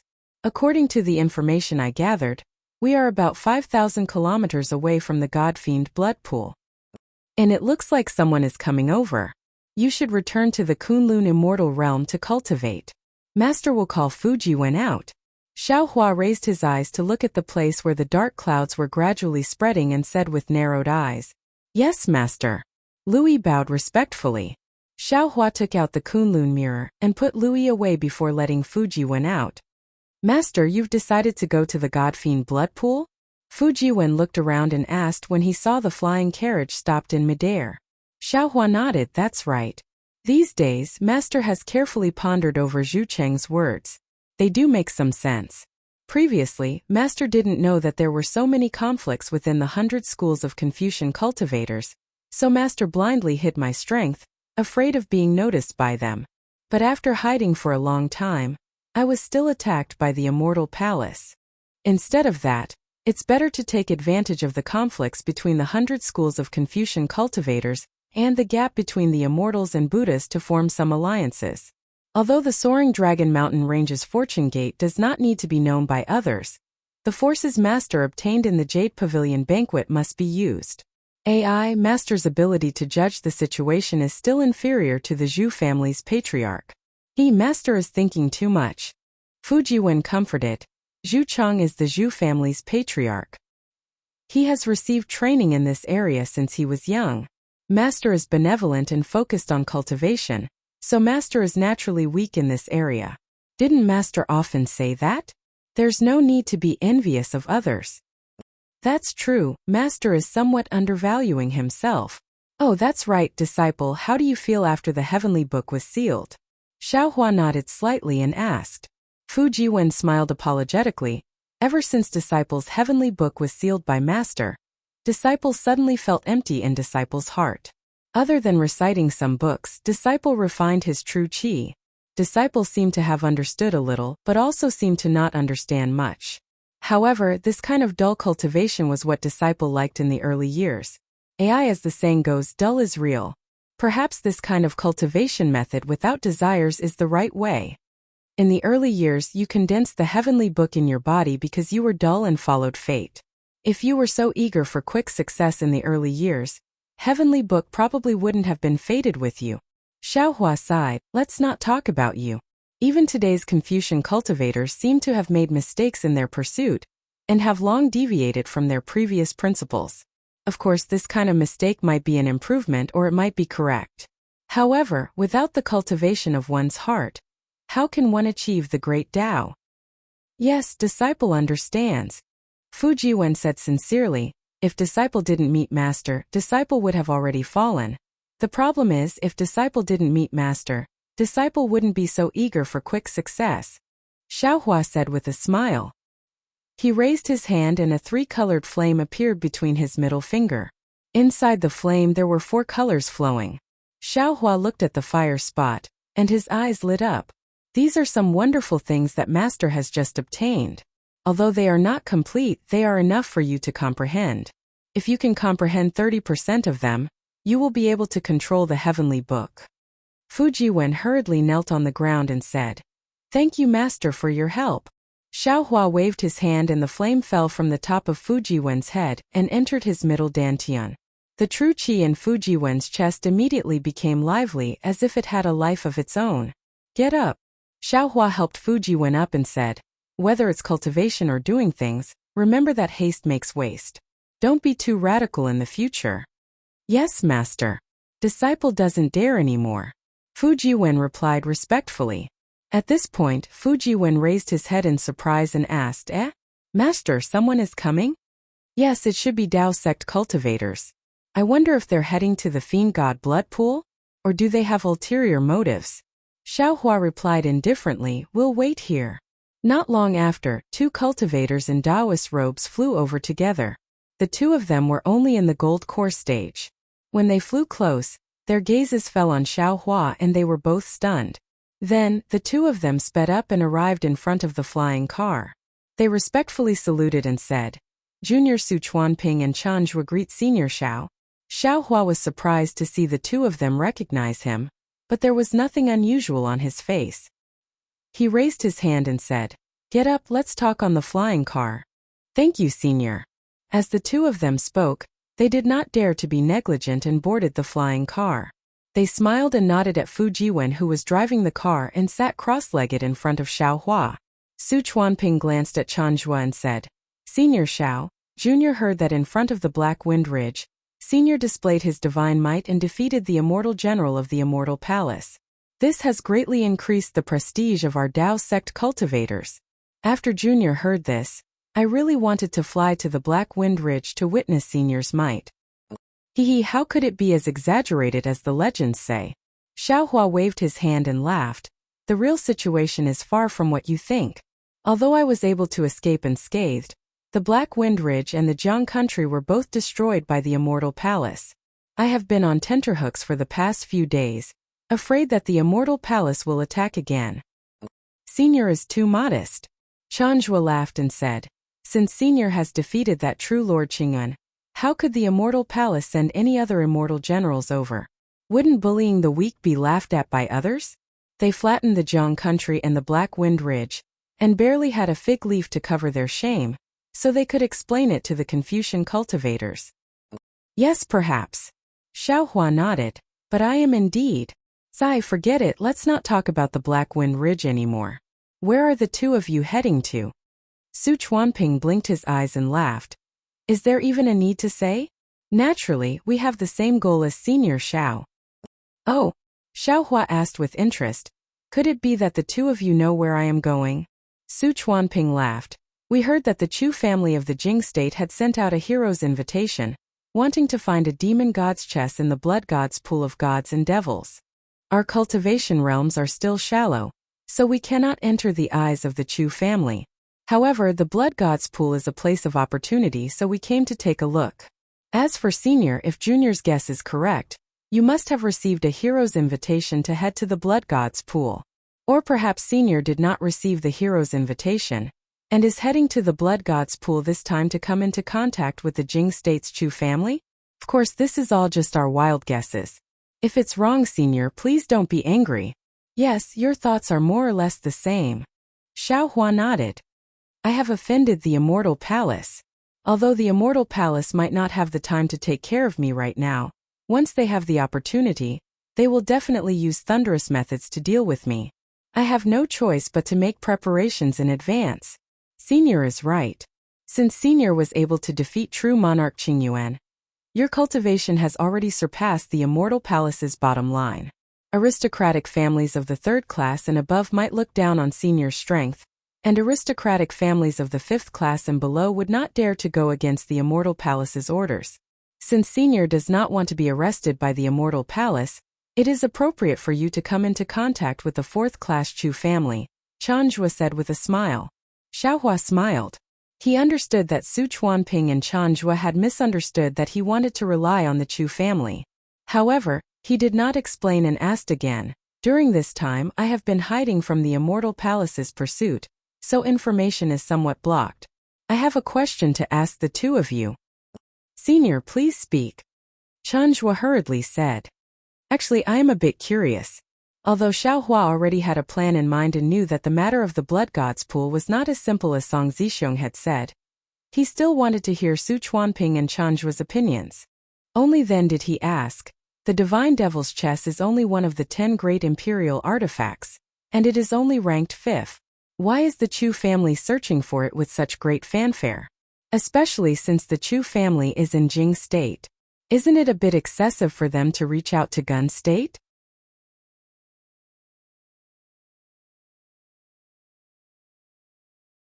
Chapter 3878.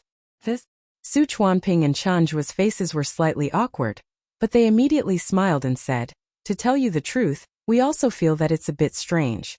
However, this is a matter of a scholarly family. We don't have much information, so it's hard to guess. Anyway, we only want to look for opportunities. If possible, it's best to form a good relationship with the Chu family. If we have any difficulties in the future, we can ask them for help. As for the strangeness of the matter, we really didn't think much about it." "That's true." Xiaohua smiled. "This has nothing to do with us Taoism cultivators. Why should we care about it? Even if the Chu family occupies the immortal palace, it has nothing to do with us." Yes. Su Chuanping and Chanjua hurriedly nodded. "If that's the case, we Taoism cultivators might even be able to benefit from it." Fu Jiwen, who was waiting in front of the carriage, heard Xiaohua's words and was moved. He hurriedly transmitted his voice, "Master." Disciple faintly heard that the 9 provinces of the hidden immortal continent are respectively controlled by 100 scholarly families. Jing province and Gun province. Could it be that they're controlled by a scholarly family? That's right. Fujiwen's reminder immediately woke Xiaohua up, and he transmitted his voice. There are vague records in scholarly books. However, Jing province and Gun province aren't controlled by a scholarly family. Jing province belongs to the school of legalism, while Gun province belongs to the school of military. If I'm not mistaken, the Chu family belongs to the school of legalism, while Gun province should be controlled by the school of military of the immortal palace. For the Chu family to extend their hands to the god-fiend blood pool of military, I'm afraid there's something fishy that others don't know about. Could it be? Fu Jiwen was shocked. The school of legalism wants to take advantage of the war between immortals and Buddhas to invade the immortal palace's power on the hidden immortal continent? How can a fourth-rate family be so daring? Xiaohua sneered. There must be other scholarly families behind the Chu family. For great families, Fu Jiwen blurted out, Dongfang, Shimen, Nangong and Baiming. It seems that Zhu Cheng was right. Xiaohua nodded. Maybe Zhu Cheng already saw through the secret, but he was afraid that I wouldn't be able to put my face down, so he sent me to the god-fiend blood pool.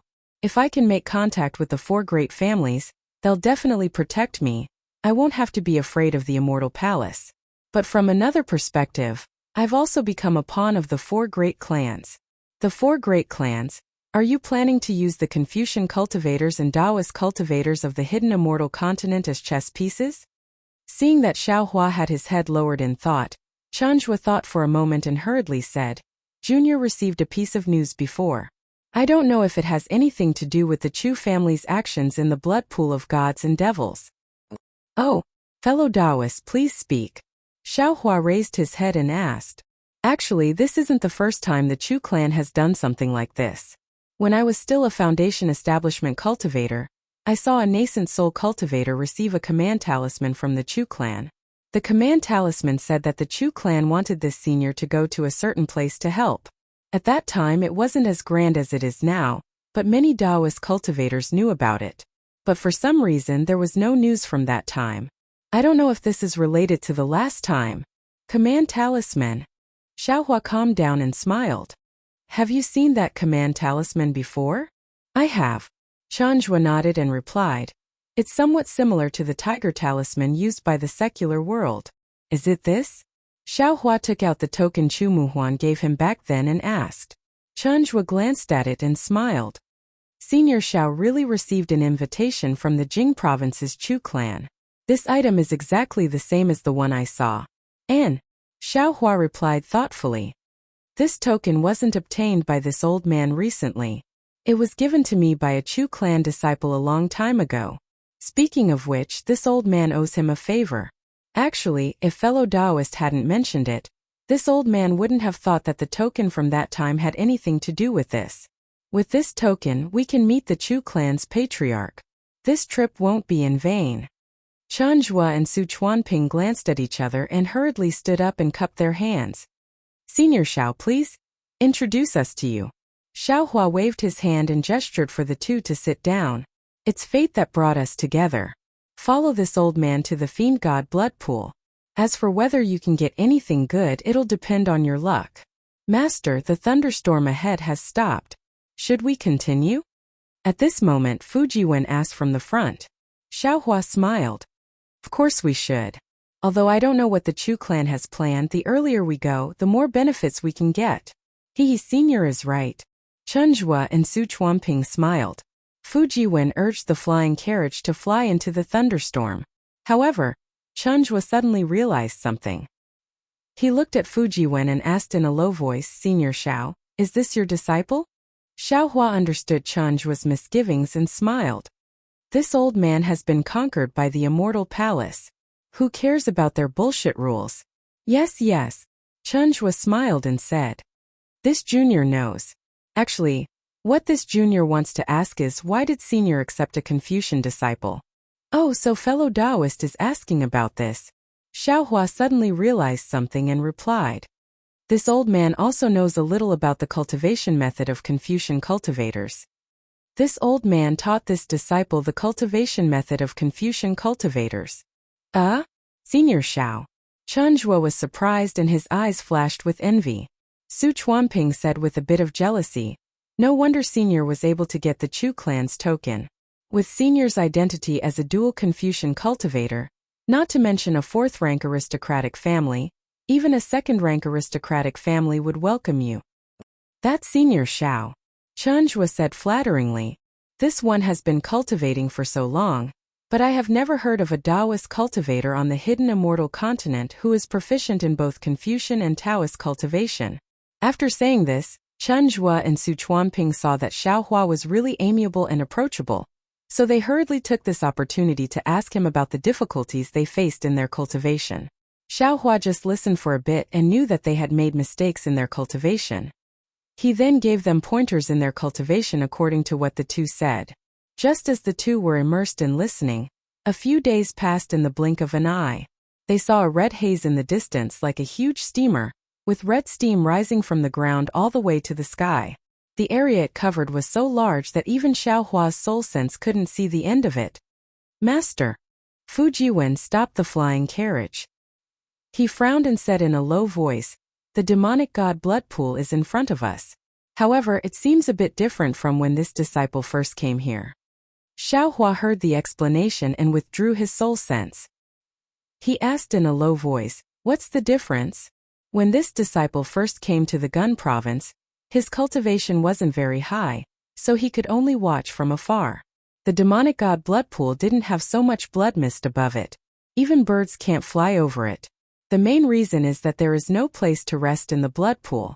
Ordinary birds can't fly over it without rest. But now the blood mist has covered an area of 10,000 miles. Even birds can't enter. Fujiwen looked into the distance and said carefully, also this place is still some distance away from the blood pool, but the air is filled with a kind of evil aura. It smells like a sharp sword that can hurt people.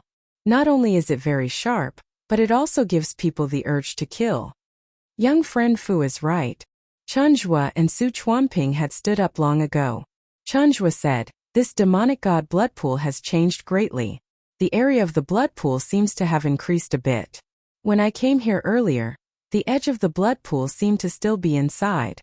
Su Chuanping nodded. It's probably the changes in the demonic god blood pool that attracted the attention of the Jing province's Chu clan. That's why they came here from so far away. Xiaohua narrowed his eyes and looked at the steam-like blood mist. His soul sense couldn't see the entirety of the demonic god blood pool, nor could it penetrate into the blood mist. There seemed to be a strange restriction in the blood mist. This restriction seemed to have a life of its own. As it slowly changed, it also devoured Xiaohua's soul sense. Xiaohua didn't dare act rashly. Moreover, after arriving here, Xiaohua had the same feeling as when he heard about the blood pool of gods and devils from Fujiwen. Xiaohua's heart really did give birth to a faint feeling. This feeling was very familiar to Xiaohua, but when he thought about it carefully, it was also unfamiliar. It seemed to be a kind of summoning but also a kind of vigilance. It was really difficult to grasp. In particular, Xiaohua was still some distance away from the fiend god blood pool. He could smell the scent of the netherworld blood sea. Things are getting more and more interesting. Xiaohua couldn't help but think to himself. Who is it? Who dares to come to my Chu clan's forbidden area? Just when Xiaohua wanted to order Fu Jiwen to fly down, a divine sense swept over. Then, several clear eyes techniques swept over at the same time. An arrogant voice immediately sounded in everyone's ears. Xiaohua raised his head and looked at the source of the voice. Several sword lights streaked across the sky. Several third-grade Essence Energy Confucian scholars wearing tight clothes flew over from the distance. The one in front had a long and narrow face like a red date. He was standing on a fiery red flying sword. Fellow immortal. Chanzhua and Su Chuanping naturally couldn't let Xiaohua go out to answer. The two flew out of the flying car and bowed. I am Chanzhua of Yangzhou's Sipping Mountain, Su Chuanping of Huyu Villa. Behind I is Xiaohua, Daoist Xiao and his disciple. The four of us heard that the Chu clan was spreading the hero's invitation in the hidden immortal continent. We came here to help the Chu clan. The person in front stopped.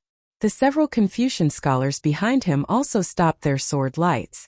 The red-faced Confucian scholar coldly snorted and said, My Chu clan is spreading the hero's invitation in the hidden immortal continent. We naturally welcome capable heroes. However, we may not welcome crooked melons and split dates who want to take advantage of the situation. Chanzhua and Su Chuanping's faces instantly turned red. The two of them only had a cultivation of gold core. They weren't much stronger than these people. However, looking at these third-grade Essence Energy Confucian scholars patrolling back and forth, even if the two of them could enter the God-Devil blood pool, what kind of advantage could they take? This Confucian scholar's words couldn't be considered wrong.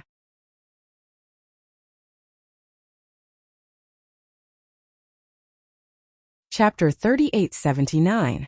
Just when Chanzhua and Su Chuanping didn't know how to answer, You're looking for a beating. Xiaohua snorted coldly, and then woo. A gust of wind suddenly swept between the two. You dare. The leading scholar suddenly cried out, and then pa. A loud slap was heard. Chanzhua and Su Chuanping stared blankly as a blood-red palm print appeared on the scholar's face. How dare you?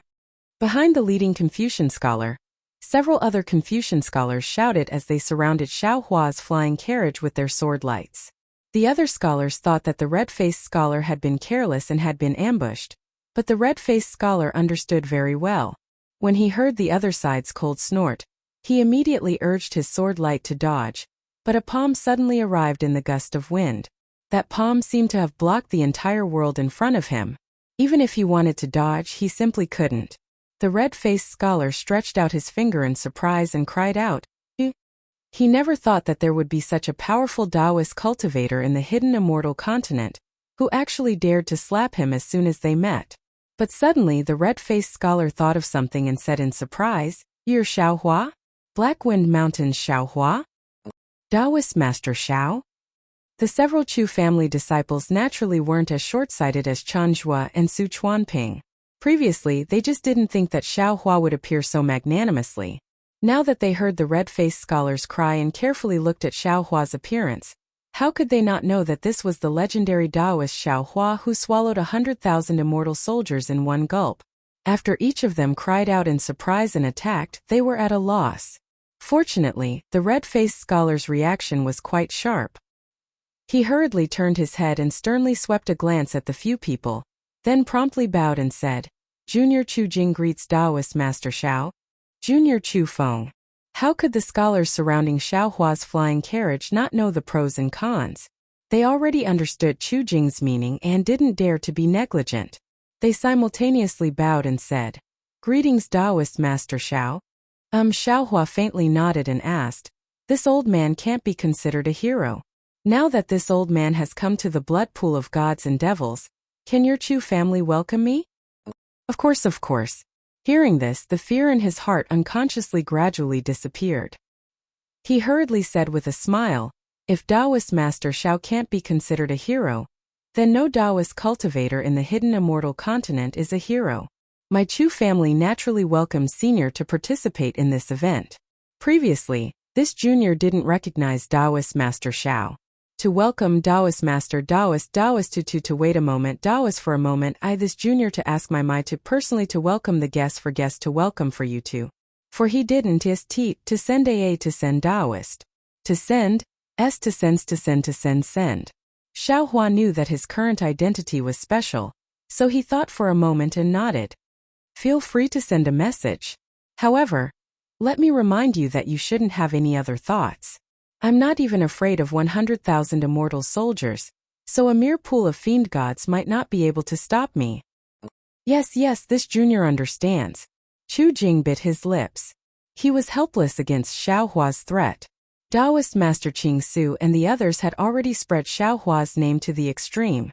Moreover, in these tens of thousands of years, apart from the Grand Mist ancestor who dared to face the Immortal Palace and the Leying Temple, the other Taoist cultivators were not as powerful as Xiao Hua. 100,000 immortal soldiers and Taoist Master Qing Yuan were actually defeated by Xiao Hua. If he wasn't a Taoist cultivator, everyone would think he was a great demon of the demon race. One had to admit, rumors and barbarian words were sometimes really scary. Chu Jing turned to look at the disciple who was about to send a message and said solemnly, Chu Feng, go back in person and report to Ancestor Master Chu. Ask him to come in person. Chu Feng was stunned. Seeing Chu Jing's expression, he immediately understood. He hurriedly saluted Xiao Hua respectfully and said, Taoist Master Xiao, please wait a moment. This junior will ask Ancestor Master to come and welcome me. Xiao Hua unhappily nodded in agreement. These words sounded nice, but in fact, he was asking the Chu family's Ancestor Master to decide whether or not he dared to let him enter the God-fiend blood pool. This Ancestor Master Chu Jianjin was presumably a decisive figure in the God-fiend blood pool. Chu Feng hurriedly flew away. The Chu family disciples surrounding the flying car felt somewhat uneasy. Previously, they were prepared to besiege the flying car. But now they were scattered around Xiao Hua, this fiend. How could they not feel afraid? Chu Jing's eyes turned. He endured the cold sweat that involuntarily appeared on his back and said in a low voice, Senior, Chu Ming and the others still have to patrol. There's no harm in letting this junior accompany Senior here. Go. Xiao Hua secretly laughed and waved his hand. The several people hurriedly bowed and saluted as if relieved of a heavy burden. Xiao Hua looked at their slightly panicked appearance and asked Chu Jing. The Chu family has sent out invitations to find the God-fiend chest in the God-fiend blood pool. I wonder when it will start? How many immortal friends have come here? Senior. When Chu Jing heard this, the sweat from before immediately appeared again. He said with a smile, This junior is only a low-level disciple of the Chu family. I came to the God-fiend blood pool to patrol. This junior really doesn't know what senior is talking about. When Chu Jing said this, Xiao Hua didn't feel anything, but Chen Zhua and Su Chuanping blushed with shame. They still wanted to come to the God-fiend blood pool to take advantage of it, but they didn't expect that. The Chu family's third-level origin energy disciples could only be reduced to patrol. What could they do here? Xiao Hua nodded and said, Since you don't know these things, you should know how big the God-fiend blood pool is now and what changes there are in the periphery, right? Yes, this junior naturally knows this. Chu Jing was originally a patrol. If he said that he didn't know this, it would be an excuse. Chu Jing naturally didn't dare and hurriedly replied.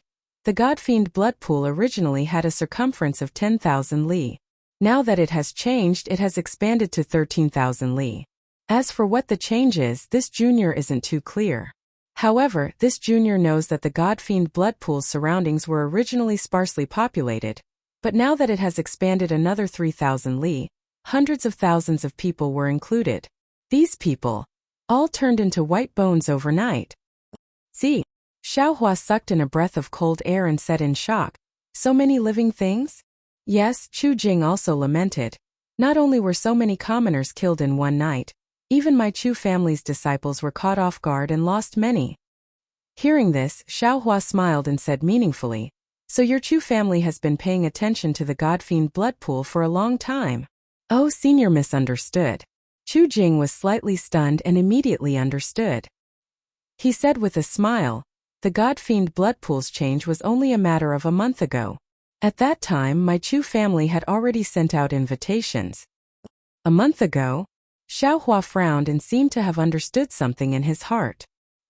He then asked, Could it be the night of 100 ghosts? How did senior know? Chu Jing was shocked, but his shock wasn't because Xiao Hua accurately told him the time of the God-fiend blood pool's change, but because of a lingering fear. What's so difficult about that? Xiao Hua said with a faint smile. A month ago? Wasn't it around the 15th of the 7th month? Do you think it's possible that it was the night of 100 ghosts? Alas, it is indeed, as Senior said. Chu Jing sighed and said, when my Chu family came to the Godfiend blood pool, the Godfiend blood pool had indeed changed a bit, but it was definitely not as terrifying as we had expected. That night the blood pool suddenly surged. Not to mention the martial uncles who were exploring the blood pool, even the disciples who were patrolling around the Godfiend blood pool suffered. Although this junior doesn't know exactly how many people of the Chu family died in the Godfiend blood pool, among the disciples who were patrolling with this junior that night, 10 of them were swallowed by the blood mist. This junior watched as they turned into white bones. Even you Chu family disciples couldn't escape, let alone those pitiful commoners. Xiao Hua lowered his head and looked at the distant mountains and fields.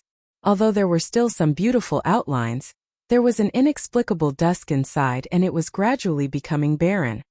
That's right. Chu Jing nodded. Those commoners probably didn't even wake up from their sleep before. Speaking of this, a coughing sound came from afar.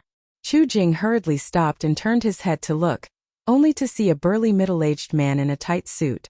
There was an indescribable melancholy between his eyebrows as he flew over absent-mindedly. Martial ancestor Chu. Chu Jing didn't dare to be negligent and hurriedly bowed. You've come.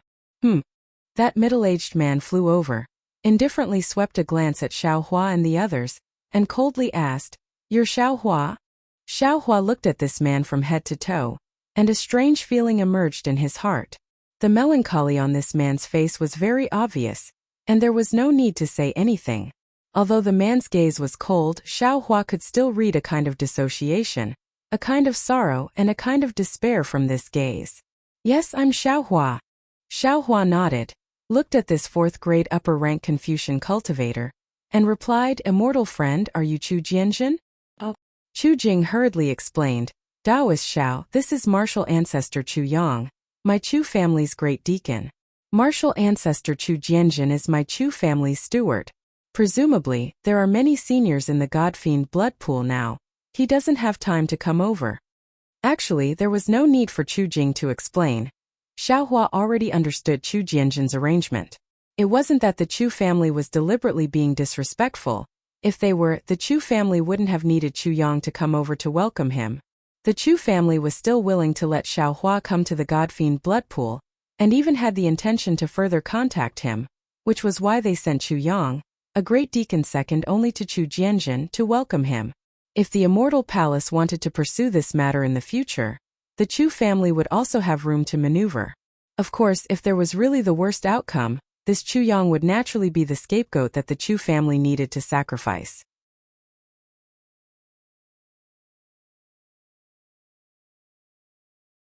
Chapter 3880.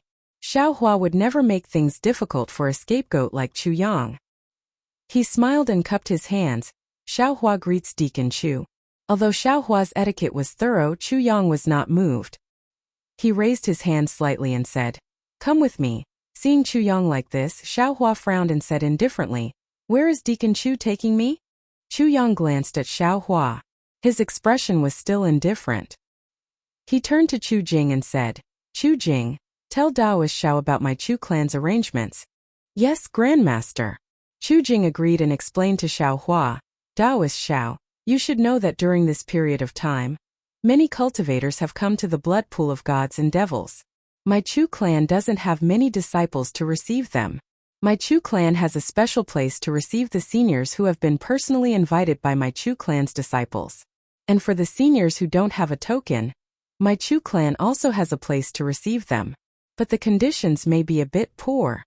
Seeing that Chu Jing didn't dare to say anything, Chu Yang glared at him and said, There are many cultivators who have come to the blood pool of gods and devils. There are Confucian cultivators, Buddhist disciples and Taoist cultivators.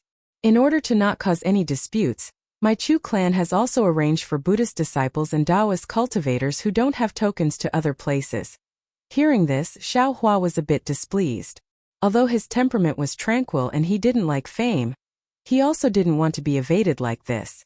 He originally didn't want to come to the blood pool of gods and devils to join in the fun. But after hearing Song Zixiong and Zhu Cheng's words, He felt that it was reasonable and came over. But he didn't expect that even the patrolling disciples of the Chu clan had a cultivation of third-grade essence energy.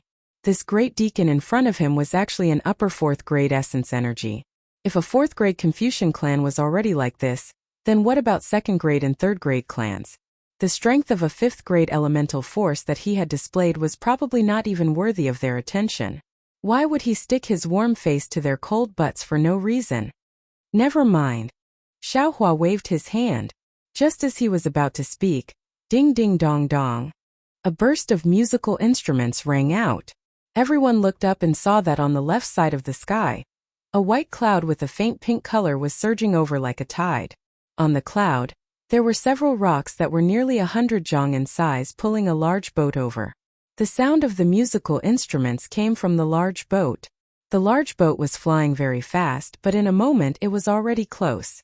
Xiaohua and the others could clearly see that there was a beautiful lily engraved on the large boat.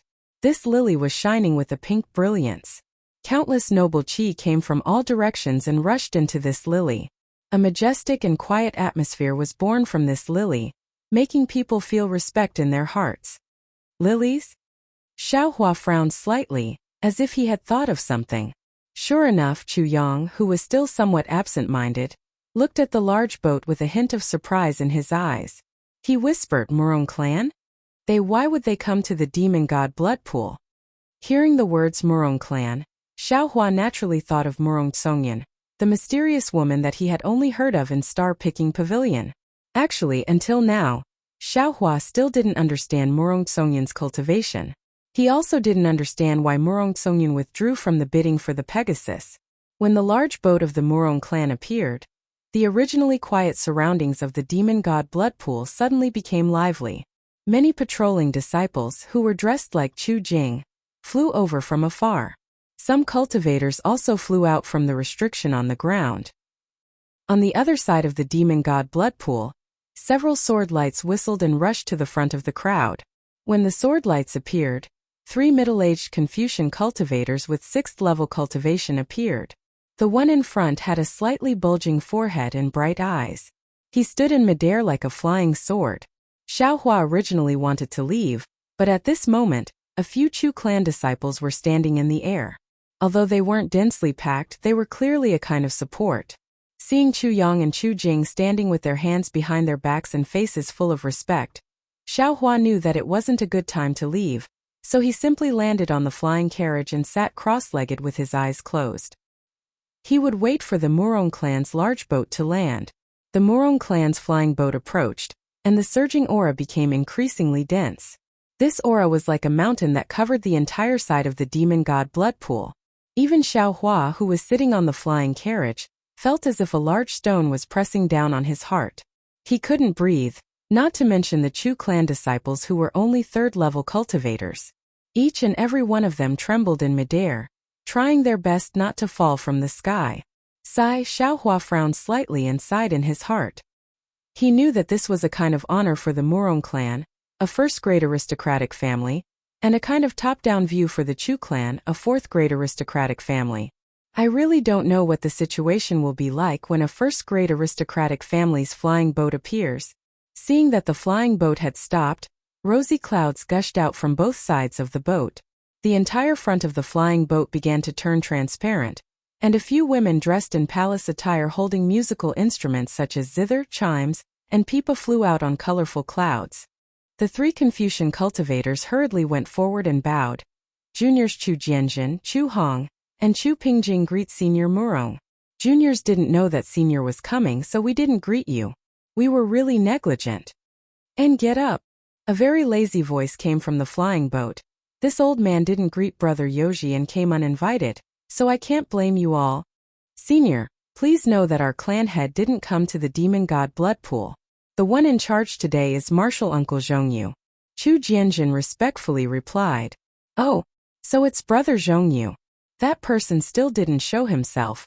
This old man hasn't seen him for 40 years.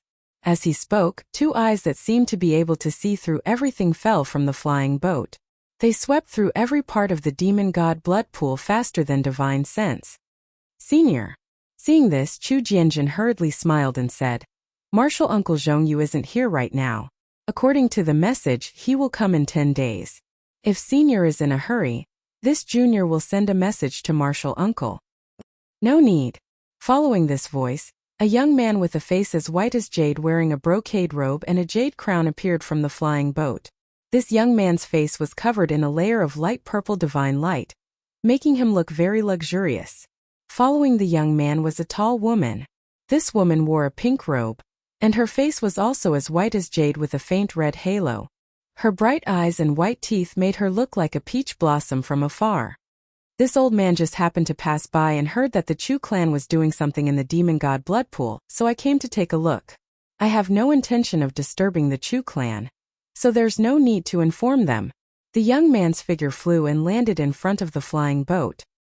His eyes flashed with multicolored light as he looked at the demon god blood pool with interest. Yes, this junior understands, Chu Jianjin replied in a low voice. He didn't dare say anything else and stood there respectfully. After a while, the young man raised his head and the light in his eyes disappeared. He looked at Chu Jianjin and smiled. Your Chu clan is really generous. It seems you've been paying attention to the demon god blood pool for a long time, right? This is just a small trick. Senior, please don't laugh at us. Chu Jianjin smiled apologetically. Compared to the Murong clan, my Chu clan is really insignificant. Speaking of the demon god chess, the corner of the young man's mouth revealed a trace of a smile. This old man has long heard of it. Now that I have the chance to see its true appearance, this old man can't help but want to stay and take a look. Chu Jianjin's expression slightly changed. Then he smiled and said, if Senior wants to take a look, we'll find the demon god chest in the demon god blood pool and report to the clan head. We'll definitely send the chest to Senior's residence. What? You don't want me to stay? The young man's expression became cold as if he was a bit angry. Chu Jianjin hurriedly said, of course not. Senior misunderstood. Senior is a void refinement and heavenly fusion grandmaster. The demon god blood pool is a dragon's pool and a tiger's den in our eyes, but in your eyes it's only a blood field. My Chu clan can't wait to welcome Senior's help. How could we not want Senior to stay? Actually, if we knew Senior would come, why would our Chu clan spend so much effort to send out invitations on the hidden immortal continent? Haha. The young man laughed and pointed at Chu Jianjin. You little child, what kind of person do you think this old man is? How could I compete with you juniors for the demon god chess? If I make a move, won't Chu Yun scold me to death in the future? Fine. Since the demon god blood pool is so heavily guarded, I can't even see what's going on. Why would I stay here? 7th Granduncle. Just as the young man waved his sleeves and was about to turn around, the woman beside him said in a low voice, Yuner wants to stay here and watch the show. The woman's voice wasn't loud, but no one in the sky dared to make a ruckus. Although Xiao Hua wasn't close, he could still hear everything clearly. Isn't this Murong Songyun that he saw in Star Picking Tower a long time ago? What's there to see here? The young man was a bit shocked and asked curiously, it's just some blood and devil chi. Now there's also some underworldine chi. It's true that there are ghosts in this place, but how could there be a demon god chess? Moreover, if there was a demon god chess, how could it be our Chu clan's turn? Granduncle. Murong Songyun pulled the young man's sleeve and said coquettishly, Yuner cultivated to the master realm with great difficulty. If I go back this time, Father will definitely make Yuner go into seclusion to break through the bottleneck of chi refinement and spirit return. In the future I won't be able to go out so easily. Just agree to Yun. No. The young man decisively refused and said indifferently, if it was somewhere else, this old man would agree. But this place is a place where 10,000 years of Yin spirits have settled down. The Yin chi and evil chi are very heavy. It's not appropriate for a little girl like you to stay here. Not only will it affect your newly cultivated realm, it will also be detrimental to your future cultivation. Granduncle. Murong Songyun still didn't give up and begged, if you're worried, can't you leave 2 martial uncles to accompany Yun? Moreover, Yun has old friends here.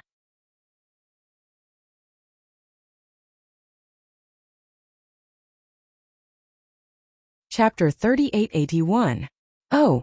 A trace of surprise appeared on the young man's face. He looked at Murong Songyun in confusion and asked curiously, which old friend of yours is here? Is he a disciple of the Chu clan? Murong Songyun blushed slightly and said with a smile, Granduncle, what are you thinking about? This old friend of mine was just a few decades ago when Yuner hadn't broken through yet. I made friends with him during my travels. He has never seen Yun Er's true appearance. Oh, the young man seemed to have thought of something. He looked at Xiaohua's Pegasus in the distance and said with a smile, this old man remembers. Back then, you said that you wanted to give this old man a Pegasus. Presumably, this is it? As he spoke, the young man raised his hand. A wave of awe-inspiring qi suddenly gushed out from Xiaohua's surroundings. It was as if a large hand was grabbing the Pegasus. Although there was a lot of awe-inspiring qi, it accurately separated the flying carriage from the Pegasus. It only pulled the Pegasus towards the young man. The flying carriage didn't move at all. The Pegasus was wrapped in the awe-inspiring qi. It hurriedly flapped its wings, but unfortunately, it couldn't make any waves. The Pegasus panicked. The horn on its forehead began to spin with brilliance. Senior, what are you doing? Xiaohua's indifferent voice came from the flying carriage. Are you bullying the weak and forcefully taking my Pegasus? Following Xiaohua's words, 9 sword lights shot out from the flying chariot and rushed into the awe-inspiring aura like 9 fish. In the blink of an eye, the 9 sword lights flashed and protected the Pegasus. Clang! A loud sword cry came from the awe-inspiring aura. The dazzling sword lights actually made a big hole in the awe-inspiring aura that was holding the Pegasus. Harumph! The Pegasus was overjoyed. It neighed and flapped its light feathers. It turned into a stream of light and flew out of the big hole. Huh! The young man's move was naturally more casual, but he didn't expect Xiaohua to break the restriction. He couldn't help but snort. However, when he saw Xiaohua, who was wearing a Taoist robe, he was even more surprised. Xiaohua. Suddenly, the young man seemed to think of something and whispered. He's Xiaohua from Black Wind Mountain? Yuner, is this the old friend you were talking about? That's right, 7th granduncle. Murong Songyun smiled and said. He's the Xiaohua that Yuner met in Yu Province's Bronze Pillar Nation star-picking tower. Yuner didn't expect that the unknown Xiaohua would become the famous Xiaohua of the Dao sect. If Yuner hadn't seen the image in the jade eyes, Yuner wouldn't have believed it. I see. I didn't expect you to have some sort of relationship with him. The young man looked at Murong Songyun meaningfully, as if he finally understood why she wanted to stay here. You come here. The young man raised his head to look at Xiaohua and called out without any trace of politeness. Xiaohua stood on top of the flying carriage and saw that the young man's gaze was like a sharp sword that could pierce through him. He knew that this young man was just as Chu Jianjun said. Although he was a great grandmaster, this great grandmaster was a void fusion stage great grandmaster. He was only half a step away from stepping into the realm of Sage of Literature. In terms of strength, he should be above the 7th level of origin energy, far from what Xiaohua could compare to. Xiaohua thought for a moment, then moved his body and slowly flew in front of the young man. He bowed and said, Junior Xiaohua greets Senior Murong. You're that Xiaohua of the Dao sect? The young man asked. His eyes flashed with a 5-colored brilliance as he looked at Xiaohua. He was slightly surprised in his heart. At this moment, Xiaohua's heart moved. He knew that this was an opportunity. He nodded and said, Yes, Junior is that Xiaohua. The young man didn't say anything. Suddenly, he raised his right hand and bent his 5 fingers. The awe-inspiring qi in the vicinity of several li was suddenly sucked out. Even in Xiaohua's eyes, all the brilliance and scenery within a dozen li were grasped by the young man's hand. Woo! Following a muffled sound that sounded like a water buffalo mooing, the young man's fist instantly streaked across the air and hit Xiaohua's chest. Not good. Xiaohua felt an indescribable suffocation. He even felt a flash of light and shadow. Xiaohua was greatly alarmed.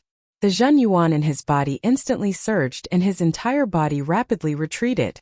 Xiaohua was originally an expert in escape techniques. Even if he encountered an opponent of a higher level, he wouldn't be at a disadvantage. Xiaohua's wind escape technique could also be considered to have reached the middle level. However, the young man's fist was really too fast. Xiaohua's body had just moved when the fist had already hit Xiaohua's body. A huge force was transmitted from the fist. A seemingly endless awe-inspiring qi also violently rushed into Xiaohua's body. The protective Zhen qi around Xiaohua's body was shattered.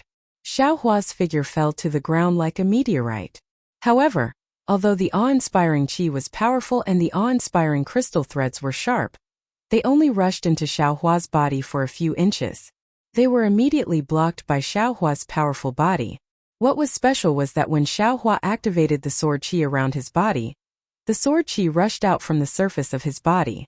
The awe-inspiring qi that could destroy a mountain peak was also blocked by Xiaohua's sword qi. Damn it, too fast. Xiaohua's body flashed with intense brilliance. His figure fell rapidly, but he was still amazed in his heart. Not to mention this distance of several zhang, even if it was a few li, his fist would still arrive in a flash. The literary sage is really the literary sage. Xiaohua was like a meteorite. Not only was there a brilliance around his body, but there was also a strange whistling sound. There was even some mist faintly coming out from the brilliance. Boom! With a loud sound, Xiaohua's figure crashed into the ground. The entire ground shook violently, and a deep pit of several zhang in size appeared on the ground. Seeing that Xiaohua was hit by him without any power to fight back and crashed into the ground as he expected, the young man's expression didn't change. However, after a moment, the sword qi on Xiaohua's body was like a hedgehog, dissolving his power. Even under the clear eyes technique, he didn't see Xiaohua injured. The young man couldn't help but be surprised. He whispered, "Huh? This little kid is a bit strange." 7th Granduncle. Murong Songyun saw the young man make a move and was slightly startled.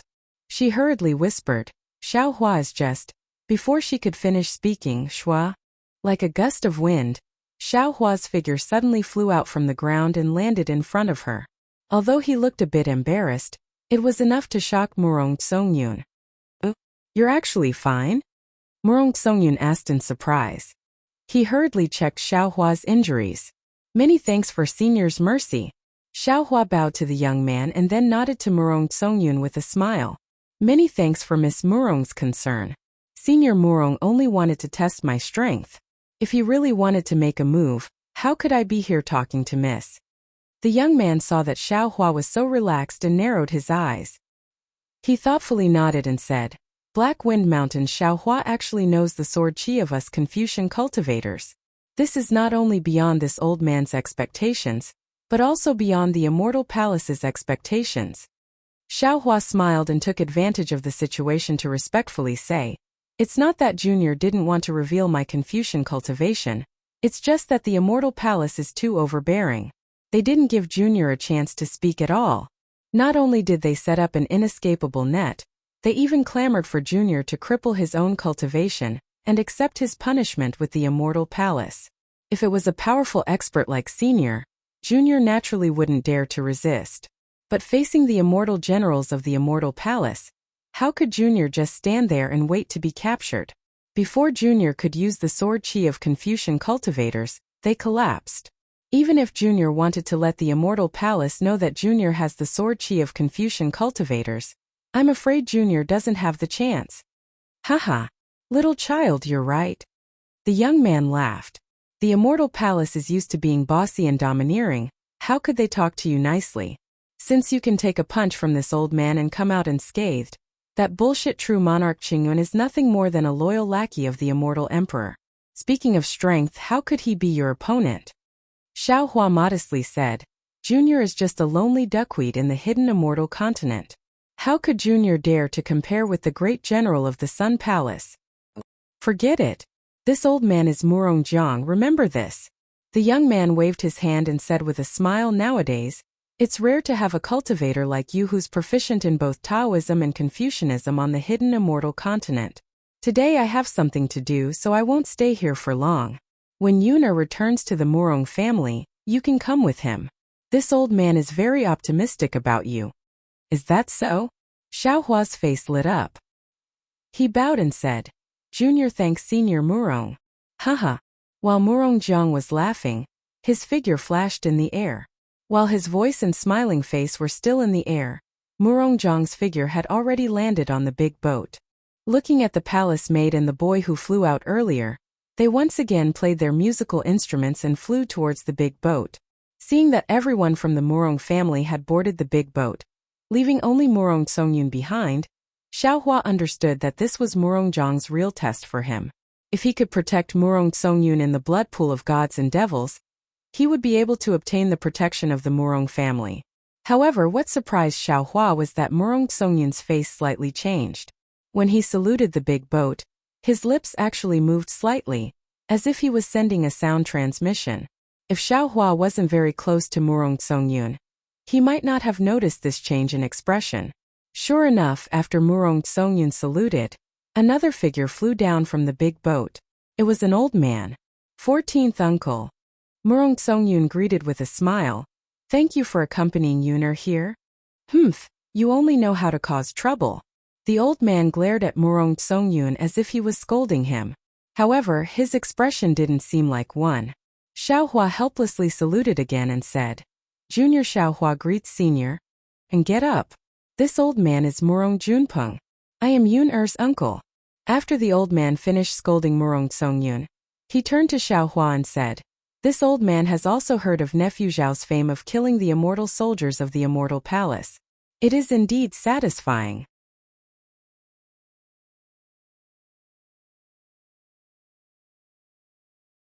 Chapter 3882.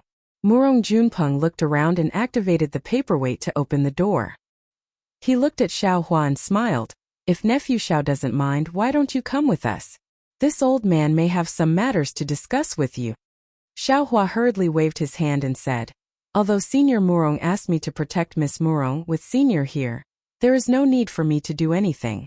I will ask the Chu family to set up a small pavilion. If Senior needs anything, feel free to inform me.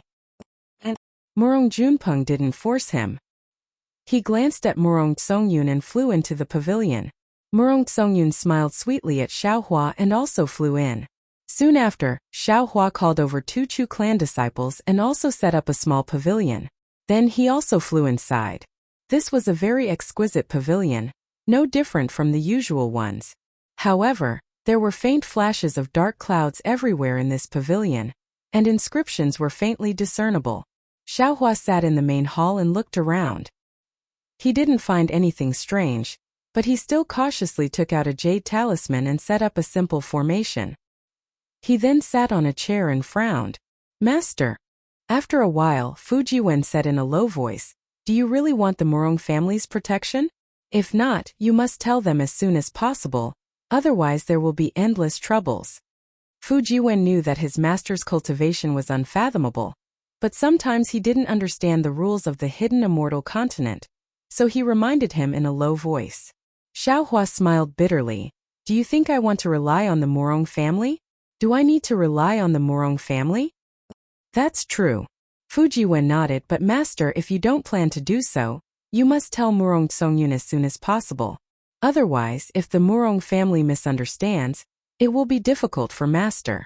The immortal palace is in charge of Confucian affairs, so they might not put master in their eyes, but the Murong family won't. If they get angry, they will definitely keep an eye on master. Not only will it be difficult for master to continue cultivating, the Fortune Gates matters will also be leaked. At that time, it will be a disaster. AI, do you think master is willing? Xiaohua bitterly smiled. This Murong family suddenly appeared. And Murong Songyun also recognized master's Pegasus. Who knows what she was thinking, insisting on master staying behind. Especially that Murong Jiang. The moment they met, he immediately tried to probe. He was a 7th level Origin Energy Grandmaster, half a step away from becoming a sage of literature. Since master wanted to form alliances, he naturally had to make friends with such an expert. But who would have thought that? He would actually want me to follow Murong Songyun back to the Murong family. This kind of obvious solicitation. I don't dare to reject him in front of his face. Looks like we can only take one step at a time. Of course, Fujiwen also knew Xiaohua's awkwardness, so he smiled and said, Maybe Marshal Uncle Murong has a good impression of master. Tisk, would you even believe what you just said? Xiaohua sneered. You're just a little son of the Fu family. Yet you have to think for the Fu family. Murong Songyun's marriage is something she can decide on her own? That's true. Fu Jiwen smiled cheekily. Why don't we elope? Since Master has already offended the immortal palace, there's no need to be afraid of offending the Murong family. Wouldn't it be easy to leave the hidden immortal continent and fly away together? Xiaohua angrily hit Fu Jiwen's head and scolded. Why don't you elope with Bian? It's not that disciple doesn't want to, but disciple doesn't have the ability to attract bees and butterflies. Just seeing disciple once is enough to make people think of disciple. Fu Jiwen replied in a serious manner. But his words were not serious at all. Xiaohua angrily said, how can there be such a shameless disciple who dares to talk to master like that? Do you still want to cultivate or not? Yes, disciple was wrong. Fu Jiwen hurriedly pulled a long face. You still know that you were wrong? Xiaohua was even more annoyed. He coldly snorted and said, do you think that Murong Songyun calling me master is a good thing? Why do I feel that there's something strange about it? Yes, disciple also thinks so. Fu Jiwen obviously didn't see the change in Murong Songyun's expression. He was just being perfunctory. No, how can master allow himself to be captured without putting up a fight? It's better to take the initiative. Xiaohua promptly stood up from his seat and said, Master is going out for a walk. Are you coming with master? Or do you want to return to the Kunlun mirror to cultivate? Disciple is naturally willing to return to the Kunlun mirror to cultivate. Fu Jiwen said with a smile, although disciple's cultivation is higher than Lu Yi and the others, these junior brothers are all abnormal. Disciple also wants to make the best use of his time. Xiaohua knew that his disciples were all gifted. Not to mention that Wu Tian was stronger than Fu Jiwen. Even Chong Yuan and Yu Zhongquan's cultivation wasn't too far off from Fu Jiwen's. Lu Yi, Wang Bianfei, and Yuanya couldn't compare to Fu Jiwen, but the three of them had endless potential. Now they were like dragons trapped in the sea. Their cultivation improved by leaps and bounds. As long as Fu Jiwen slacked off, in less than 100 years, the three of them would surpass Fu Jiwen. Forget it, go back and cultivate. Xiaohua said with a smile, this place is indeed dangerous. Wait for master to go out and call you out. After sending Fu Jiwen back to the space, Xiaohua walked out of the pavilion and called the disciples of the Chu family to ask them. After confirming that there were no obstructions within the restriction, he slowly flew towards the demonic god's blood pool. After flying for a while, Xiaohua stopped in midair. The closer he got to the demonic god's blood pool, the more powerful the pressure on his mind became. The feeling that originally attracted Xiaohua gradually weakened.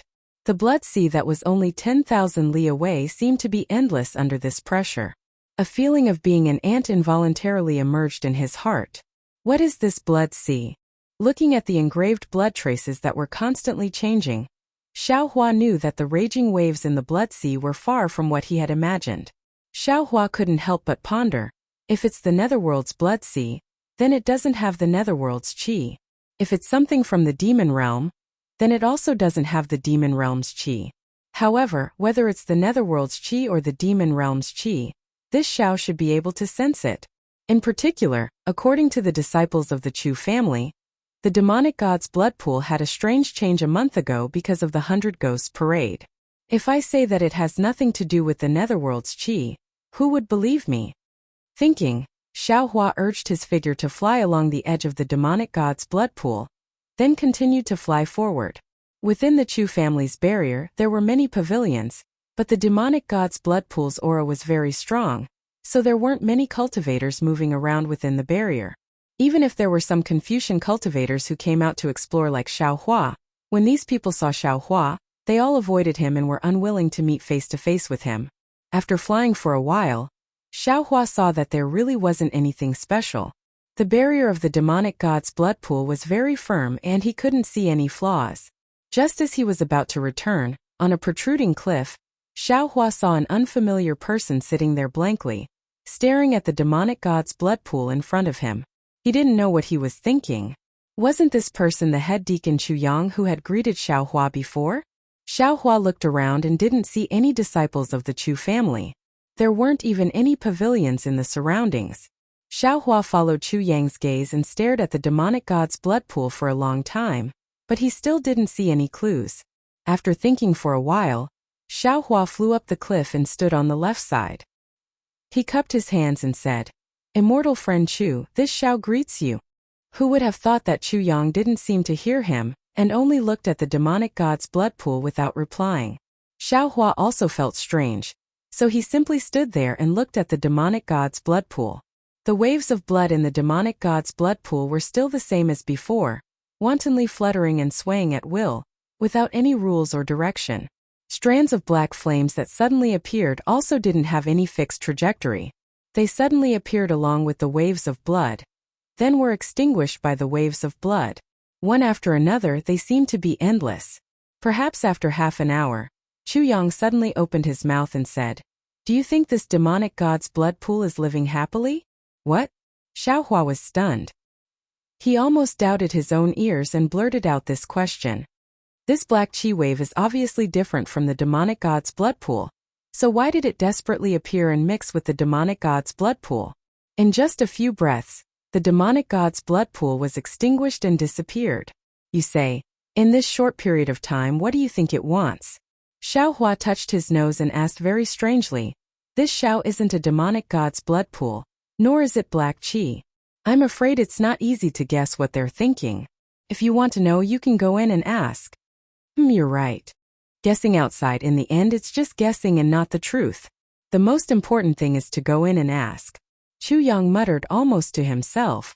Xiao Hua looked at this very strange person and smiled as he cupped his hands and said, this Xiao won't delay immortal friend Chu's enlightenment any longer. Goodbye. But at this moment, Chu Yang asked very abruptly, then what do you think people live for? Ah! Xiao Hua was slightly stunned and stood there blankly for a moment. This sentence was like a bolt of lightning that struck him. Yes, what do people live for? Xiao Hua muttered to himself, but his heart was like a raging sea. From time to time, some strange scenes would appear in his mind.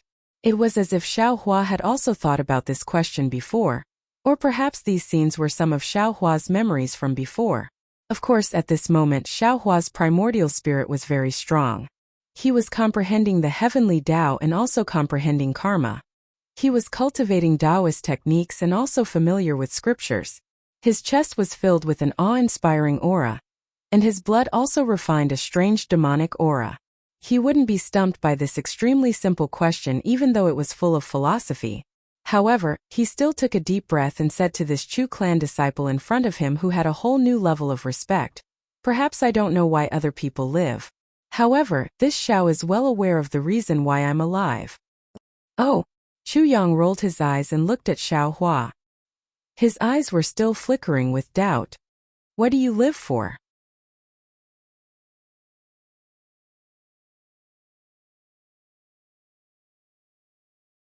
Chapter 3883. I live so that some people can live better lives. Xiao Hua said word by word, my life was saved by the person I love, and also by the person who cares about me. I live so that I won't let their deaths down. If I live, they will have a chance to live. If I die, they won't live either. If I live, I can let more people live. Let them see the sun tomorrow. Let them eat food to fill their stomachs. You live really nobly, really great. Chu Yang's eyes flashed with a trace of ridicule. I don't know how many sanctimonious people have said these words. But after these people said these words, they turned around and did something that angered both men and gods, and did something that offended the heavens and reason. Maybe others do. But I don't. Although Xiao Hua didn't know why Chu Yang said this, he still answers sincerely, if you just think like this, what sunlight is there in this world? What is there to be reluctant to leave in this world? Yes, I just feel that there is nothing in this world to be reluctant to leave. Chu Yang nodded, and looked at Shuizhe again. It can't be. Xiao Hua stared blankly, sizing up Chu Yang from head to toe. He didn't quite understand. No matter what, this Chu Yang was still a grandmaster who was around the 4th level of elemental energy.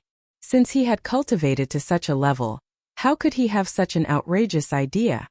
What Immortal Chu said is really ridiculous. Xiao Hua said with a smile, since the day we started cultivating, we were under the control of Confucian cultivators. Every time we made some progress in cultivation, we would be persecuted by Confucian cultivators. We went through a lot of trouble to cultivate to the Yuanying level, but in the end we were still killed by the Immortal Palace. We didn't even complain about such a tragic fate. Every day we had to work hard to gather energy into our bodies, refine our meridians and raise our babies. Immortal Chu Yang was born in a Confucian family, and you had cultivation methods, medicinal pills, and Confucian classics. You were more than 100 times more fortunate than us Taoist cultivators. What are you doubting? My pain isn't your pain. How do you know? Chu Yang replied indifferently. These words made Xiaohua choke. However, Xiaohua thought for a moment and still said, a mayfly's life is born at sunrise and dies at sunset. Although it's short, it's still a walk in the world.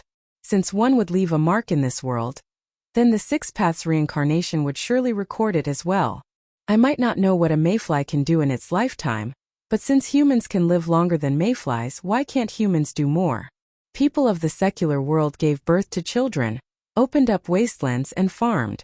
They were either mediocre, or their names were passed down through the ages. They were still alive. Being alive might not have any meaning, but if they were not alive, then there was no meaning at all. Since we can set foot on the path of cultivation and become cultivators, let alone Confucian cultivators, Taoist sects, and Buddhist sects, they all have their own divine abilities. These divine abilities are not for showing off, but to let us live better, to let us use these divine abilities to let others live better. Although Xiaohua's eloquence was not as good as Confucian cultivator Xiaohua's or Buddha Bodhi's, he was still able to talk non-stop. However, no matter how much Xiaohua said, Chu Yang was still indifferent. He looked at the blood waves indifferently and did not say another word. Forget it. Xiaohua said a lot and felt his mouth and tongue dry. He stopped and said, I'm afraid it's not easy for me to explain this profound truth of life. If fate allows it in the future, I'll ask a senior monk of Buddhist sects to explain it to you. No need. Chu Yang did not turn his head and said in a low voice, in my life, other than my parents who patiently explained these things to me, no one else could explain this question so deeply. It's not a coincidence that you could cultivate to such a level. Moreover, I also believe that your future prospects are incomparably brilliant. While they were talking, a palm-sized flying crane landed from a distance and stopped right next to Xiaohua. Chu Yang turned his head and looked at the lilies on the flying crane. He said, Miss Murong is calling you. You should go quickly. If you're interested, come here 3 days later at this time. I'll tell you some secrets. Okay. Xiaohua grabbed the flying crane and opened it to take a look. He nodded and said, I'll definitely come at that time. Xiaohua flew away. Chu Yang still did not move. He stood there like a senior monk meditating. There are strange people every year, but there are especially many this year. Xiaohua laughed secretly while flying. If this question was asked by a 10 or 20-year-old youth, it would be understandable. This Chu Yang has lived for who knows how many years. Why is he still distressed over this? This is really unimaginable. Could it be that this Chu Yang has some unknown pain in secret? Thinking about this, Xiaohua unconsciously looked forward to the appointment 3 days later. The palace that Murong Junpeng and Murong Songyun were in was very eye-catching. Xiaohua found it without much effort.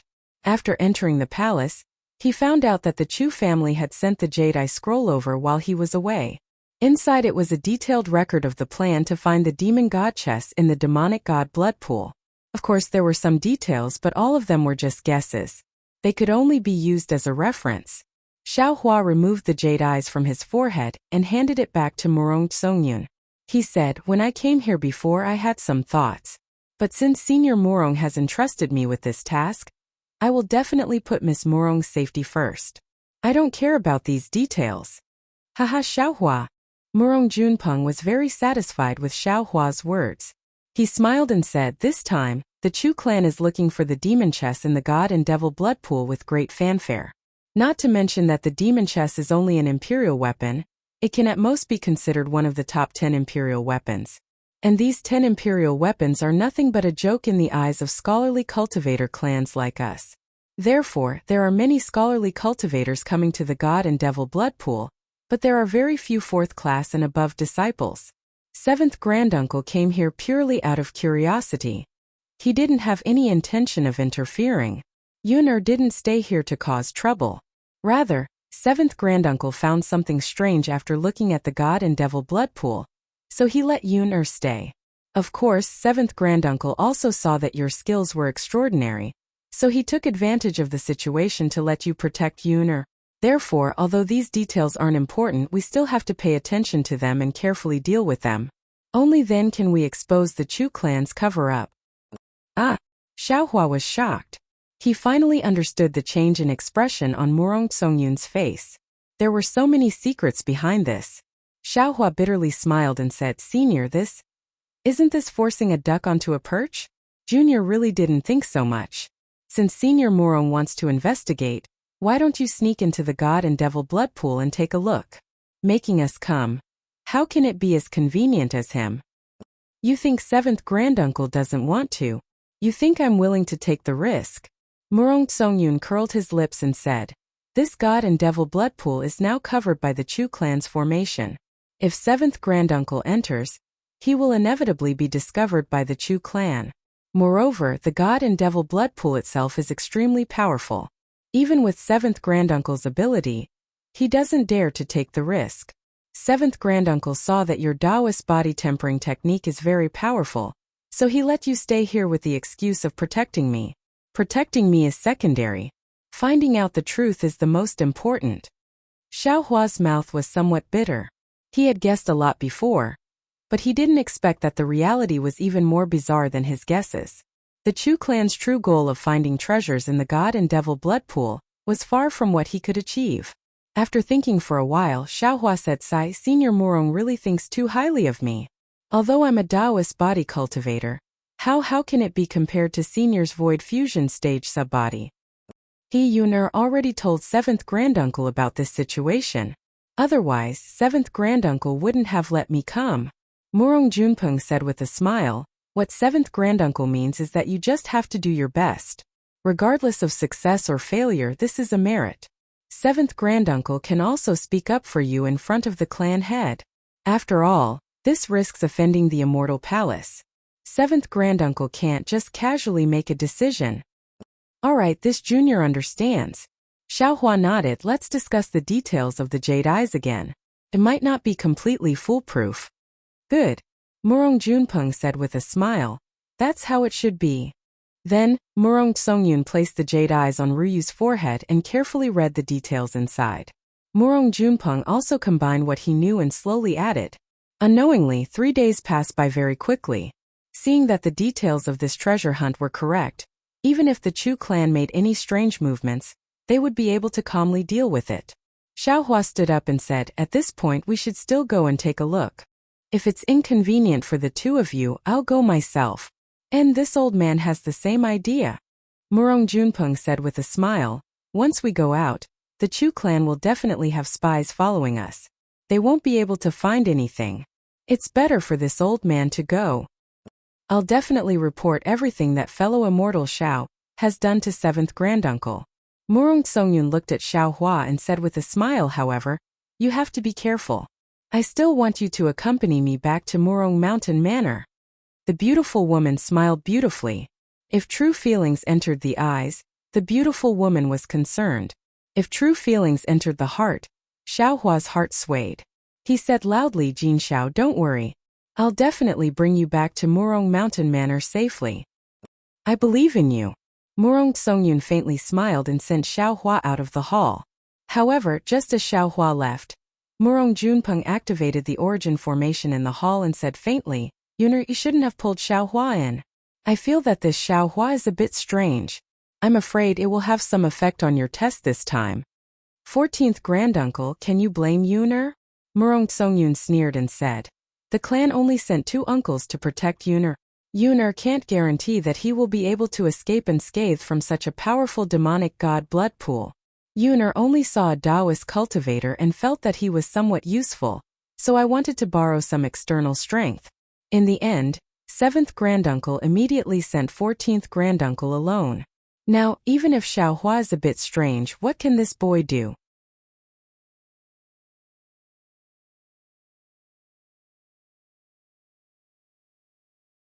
Chapter 3884. This is the clan's test for you. Murong Junpeng smiled bitterly and said, "How could you go through so many twists and turns? Now I've also been pulled in by you."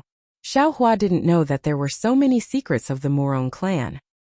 He had already flown to the cliff, and was waiting to inquire about the secrets of the Chu clan. He was still wondering if he could find out the true purpose of the Chu clan from Chu Yang's mouth. Xiao Hua, have you seen with your own eyes how your parents were wrongly accused and died under the family law? Chu Yang asked Xiao Hua the moment he saw him. Xiao Hua was startled. He shook his head and said, I'm a Dao cultivator, not a Confucian clan. I've never had such a cruel experience. But then Xiao Hua comforted Chu Yang and said, I sympathize with your experience, but it's all in the past. You still have to think about your parents' advice and live for yourself. I haven't either. Chu Yang ignored Xiao Hua and said again. Xiao Hua was startled. He didn't know whether to laugh or cry. He didn't know how to respond. But I've seen it. Chu Yang didn't need Xiao Hua to answer. He continued, I have a younger cousin named Chu Nan. He's about the same age as me. When we were both 10 years old, his parents and mine were wronged at the same time. But in the end, his parents were executed by the clan's rules, while mine survived. Speaking until here, Chu Yang hesitated. Xiao Hua didn't ask and just listened quietly. I was very happy at first but also sad for Chu Nan. I often comforted him. Even my parents want to adopt Chu Nan and raise him as their own. But not long after, Chu Nan no longer paid attention to me, and also no longer paid attention to my parents. The matter of adoption was also put aside. At first I was very surprised and always wanted to find him. After all, Chu Nan and I grew up together. But Chu Nan always avoided me. Even if he couldn't avoid me, he would still look at me coldly and treat me as an enemy. After a period of time, I finally heard some rumors and understood why Chu Nan hated me. Because when my parents and his parents were wronged, his parents did not give in and spoke the truth. My parents bowed and bent their knees, and even pushed the blame to my parents who heard it. The result is obvious. Those who submit live, and those who are upright die. Actually, Xiao Hua couldn't help but say, sometimes people have no choice but to give in, be it for yourself or for your child. However, Xiao Hua also felt that his tone was very weak and couldn't prove anything. That's not the most important part. Chu Yang shook his head and said, the key point is that Chu Nan didn't live for long. During one of his training, he coincidentally died in an accident. This accident was too unexpected. Even I felt that it was a coincidence, but no one asked about it. I asked my parents about it, but all I got in return was a slap. So, from then on, I've been thinking about what people live for. For justice, for the sake of living, for the family, or for myself. Chu Yang was almost muttering to himself, I don't understand. My parents can't answer me either. Many people in the clan even think of me as a lunatic. Before I entered the 5th grade of Origin Energy, I often went to the hidden immortal continent to gain experience. I've seen countless people's ugly faces, and I've also seen many righteous and kind people. However, I didn't see any meaning in them. Not to mention those evil people, they are purely selfish and deserve to die. Even among those kind people, how many of them are sanctimonious? How many of them are fishing for fame? From them, I only see selfish desires. Actually, not to mention them, even I feel that I'm ugly. I don't want to cultivate, but if I don't cultivate, I can't live in the clan. I have no choice but to cultivate. But in order to cultivate, I have no choice but to flatter others against my will, and do things that I don't want to do. Is this the meaning of living? Actually, if I lived like this, I might not be able to live until today. I'm afraid that I would have died long ago. The reason why I lived at first was to avenge Chu Nan, then was to avenge my parents. Chu Yang's eyes flashed with a sharp and ruthless light. In the end, my parents couldn't escape from that person's evil clutches. 20 years later, when no one in the clan was paying attention to that matter, that person finally made his move.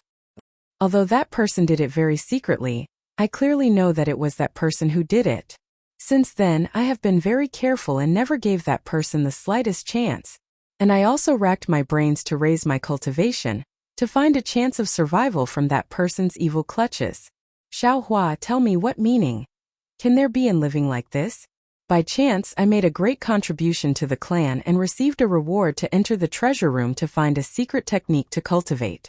I obtained a secret technique called the Life and Death Talisman from the secret stone slab. Do you know what the Life and Death Talisman is? It was a situation where one could neither live nor die, and one could only seek a breakthrough between life and death. In order to cultivate, I was in a state of indifference between life and death every day, suffering and pain. It's just that while I was cultivating, that person was also improving. Although his improvement wasn't as fast as mine, his strength was originally stronger than mine. After so many years, even though I had already stepped into the 5th grade of essence energy, I still couldn't catch up to him. I originally thought that as long as I had the life and death talisman technique, I would catch up to him sooner or later and behead him under my sword. But until 30 years ago, when the sword energy in my dantian started to show signs of going out of control, I suddenly realized that the life and death talisman wasn't a perfect technique.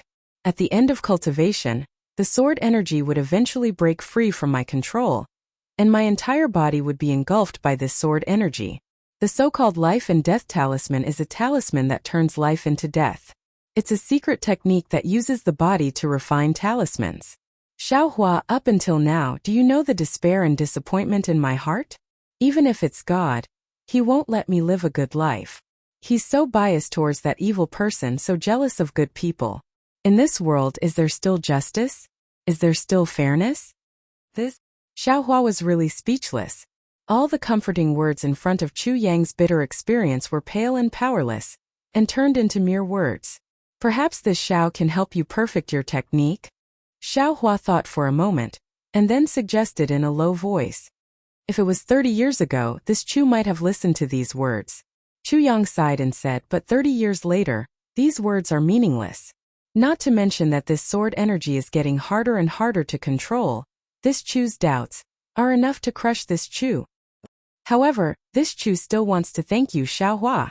You're the first person in this world to hear this Chu's inner thoughts. Now that this Chu has said these words, I don't have any trace of attachment.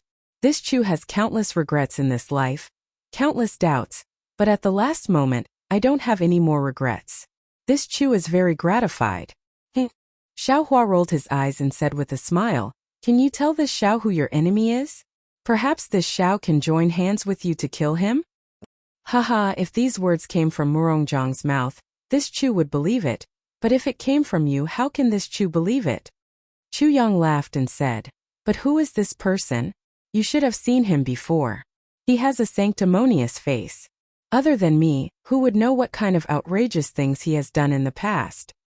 I've seen him before? Xiaohua was stunned and immediately realized. He asked curiously, could it be that you're talking about Chu Jianzhen? Haha, right, Chu Jianzhen is such an unyielding name. Why is it occupied by such a villain? Why can't this name make him do some righteous things? Chu Yang laughed, then stood up and looked around without any reluctance. He said again, this kind of person lives freely in this world. How can there be a way for us to live in this world? Forget it, after persisting for thousands of years, in the end I still have to walk this path. I only hope that the 6 paths of reincarnation that Buddhism talks about really exists. This Chu doesn't want to be a human after reincarnation. As he spoke, the sword light around Chu Yang's body uncontrollably rushed out, and his whole body rushed towards the distant devil god blood pool. Sigh, this is really inexplicable. Xiaohua looked at Chu Yang's flying figure. He was at a complete loss. He and Chu Yang were neither relatives nor friends. But Chu Yang had said so many strange things in front of him, and he wanted to commit suicide in front of him. This was one of the most inexplicable things that Xiaohua had ever encountered in his life. However, seeing Chu Yang rush into the restriction, Xiaohua couldn't help but raise his hand to grab, and instantly imprison the space around Chu Yang. Although Chu Yang's cultivation was at the 5th level of essence energy, if he wanted to commit suicide in front of Xiaohua, it was still somewhat difficult. Buzz buzz. Just when Xiaohua was about to confine the space, a rumbling sound suddenly came from Chu Yang's chest. A bowl-sized Buddha's light was emitted from the source of the sound. Layers upon layers of golden swan and eye turned into a heavenly dragon and flew out. A huge force was sucked in from the source of Xiaohua's magic power. A sudden change occurred, and before Xiaohua could understand, the suction force enveloped Xiaohua's whole body. The true essence in his meridians left his body uncontrollably and fell into Chu Yang's body. Not only that, even the space that Xiaohua had previously imprisoned was now fragmented and turned into fragments that fell into the Buddha light. Oh, not good. At this time, how could Xiao Hua not know that he had fallen into Chu Yang's trap? That golden Anai Hua's Buddha light was to make him activate his true essence? Xiao Hua shouted, and lightning appeared around his body, and his figure retreated quickly. However, although Xiao Hua's figure retreated quickly, the lightning was immediately pulled into the Buddha light as soon as it appeared. Moreover, the more Xiao Hua struggled, the stronger the suction force of the Buddha light became. Xiao Hua hurriedly felt as if his whole body was going to be sucked into the Buddha light. Strength of mountains. Xiao Hua was shocked, and he didn't dare to think too much about the disappearance of his true essence. He hurriedly formed a Buddha seal with his hands, and with a shout, he hit the Buddha light.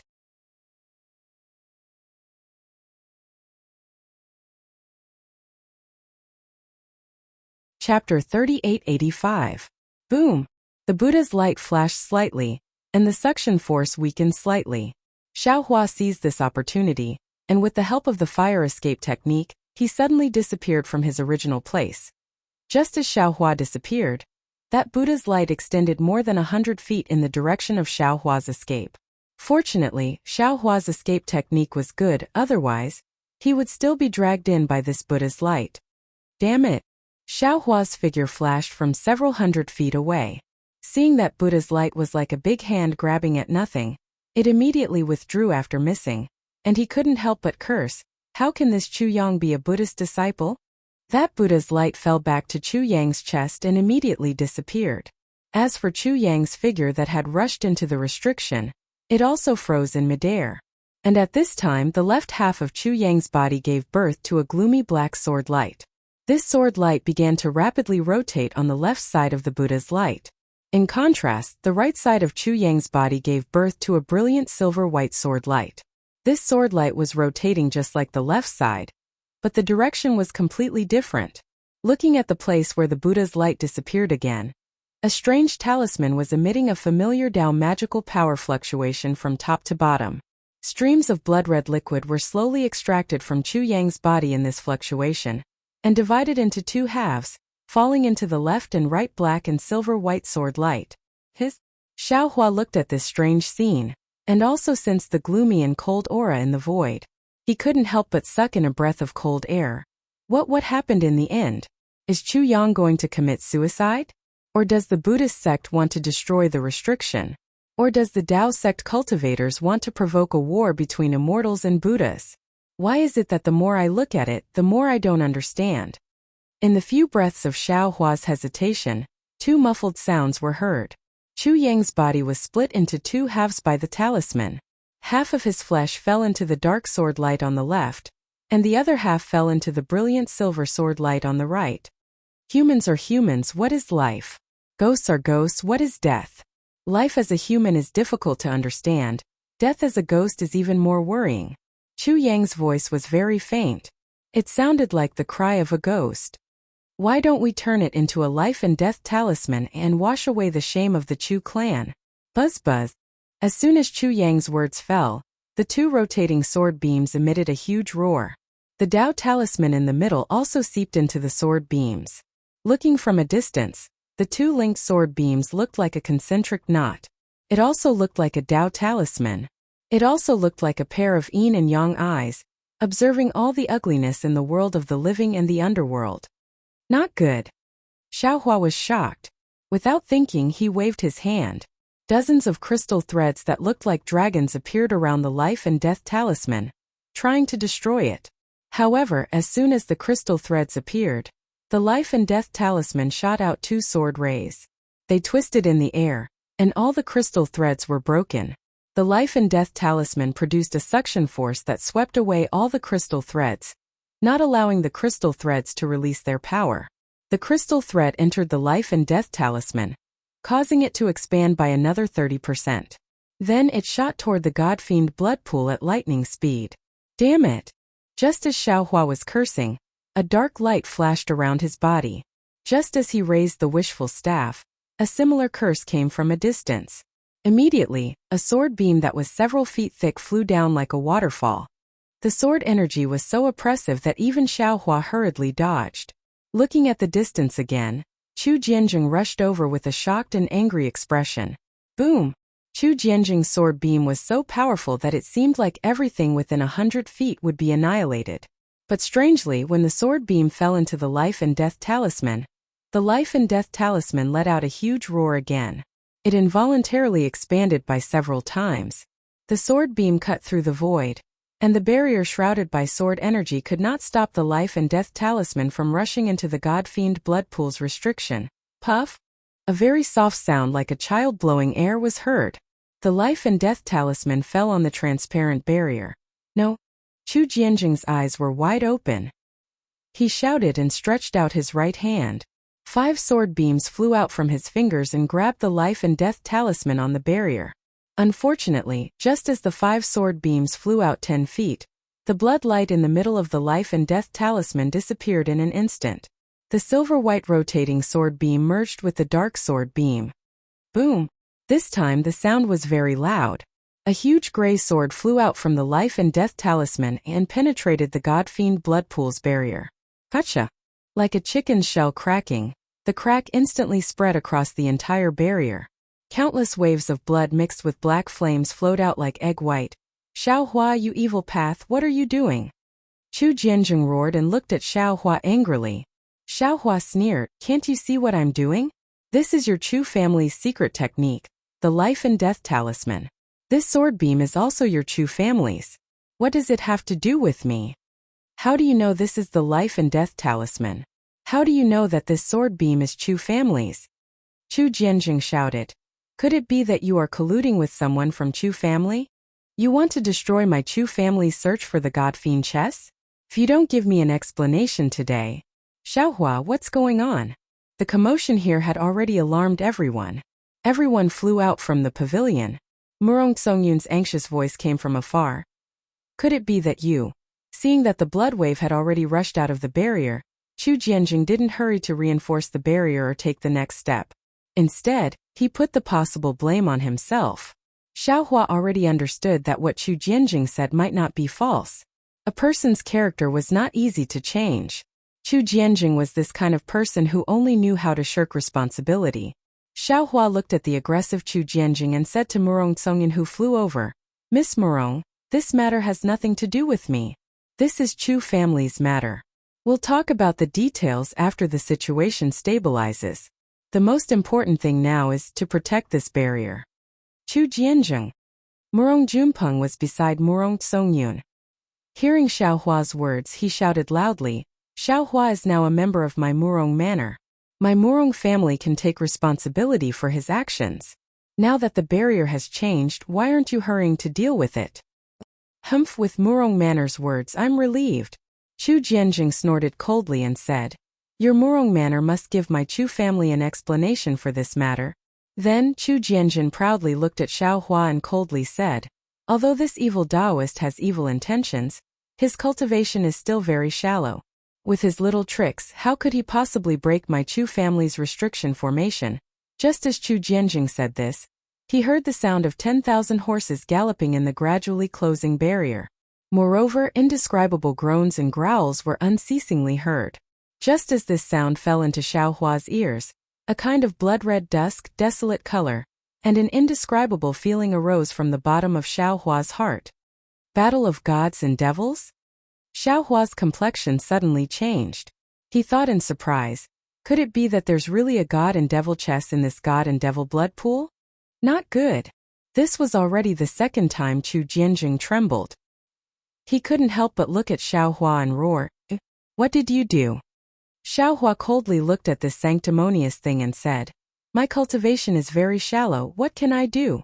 Besides, why did I come to the god and devil blood pool? Senior Chu's heart is as clear as a mirror. Why did I make myself uncomfortable for no reason? If Senior Chu wants to find the reason, it's better to settle the matter here first before talking about it.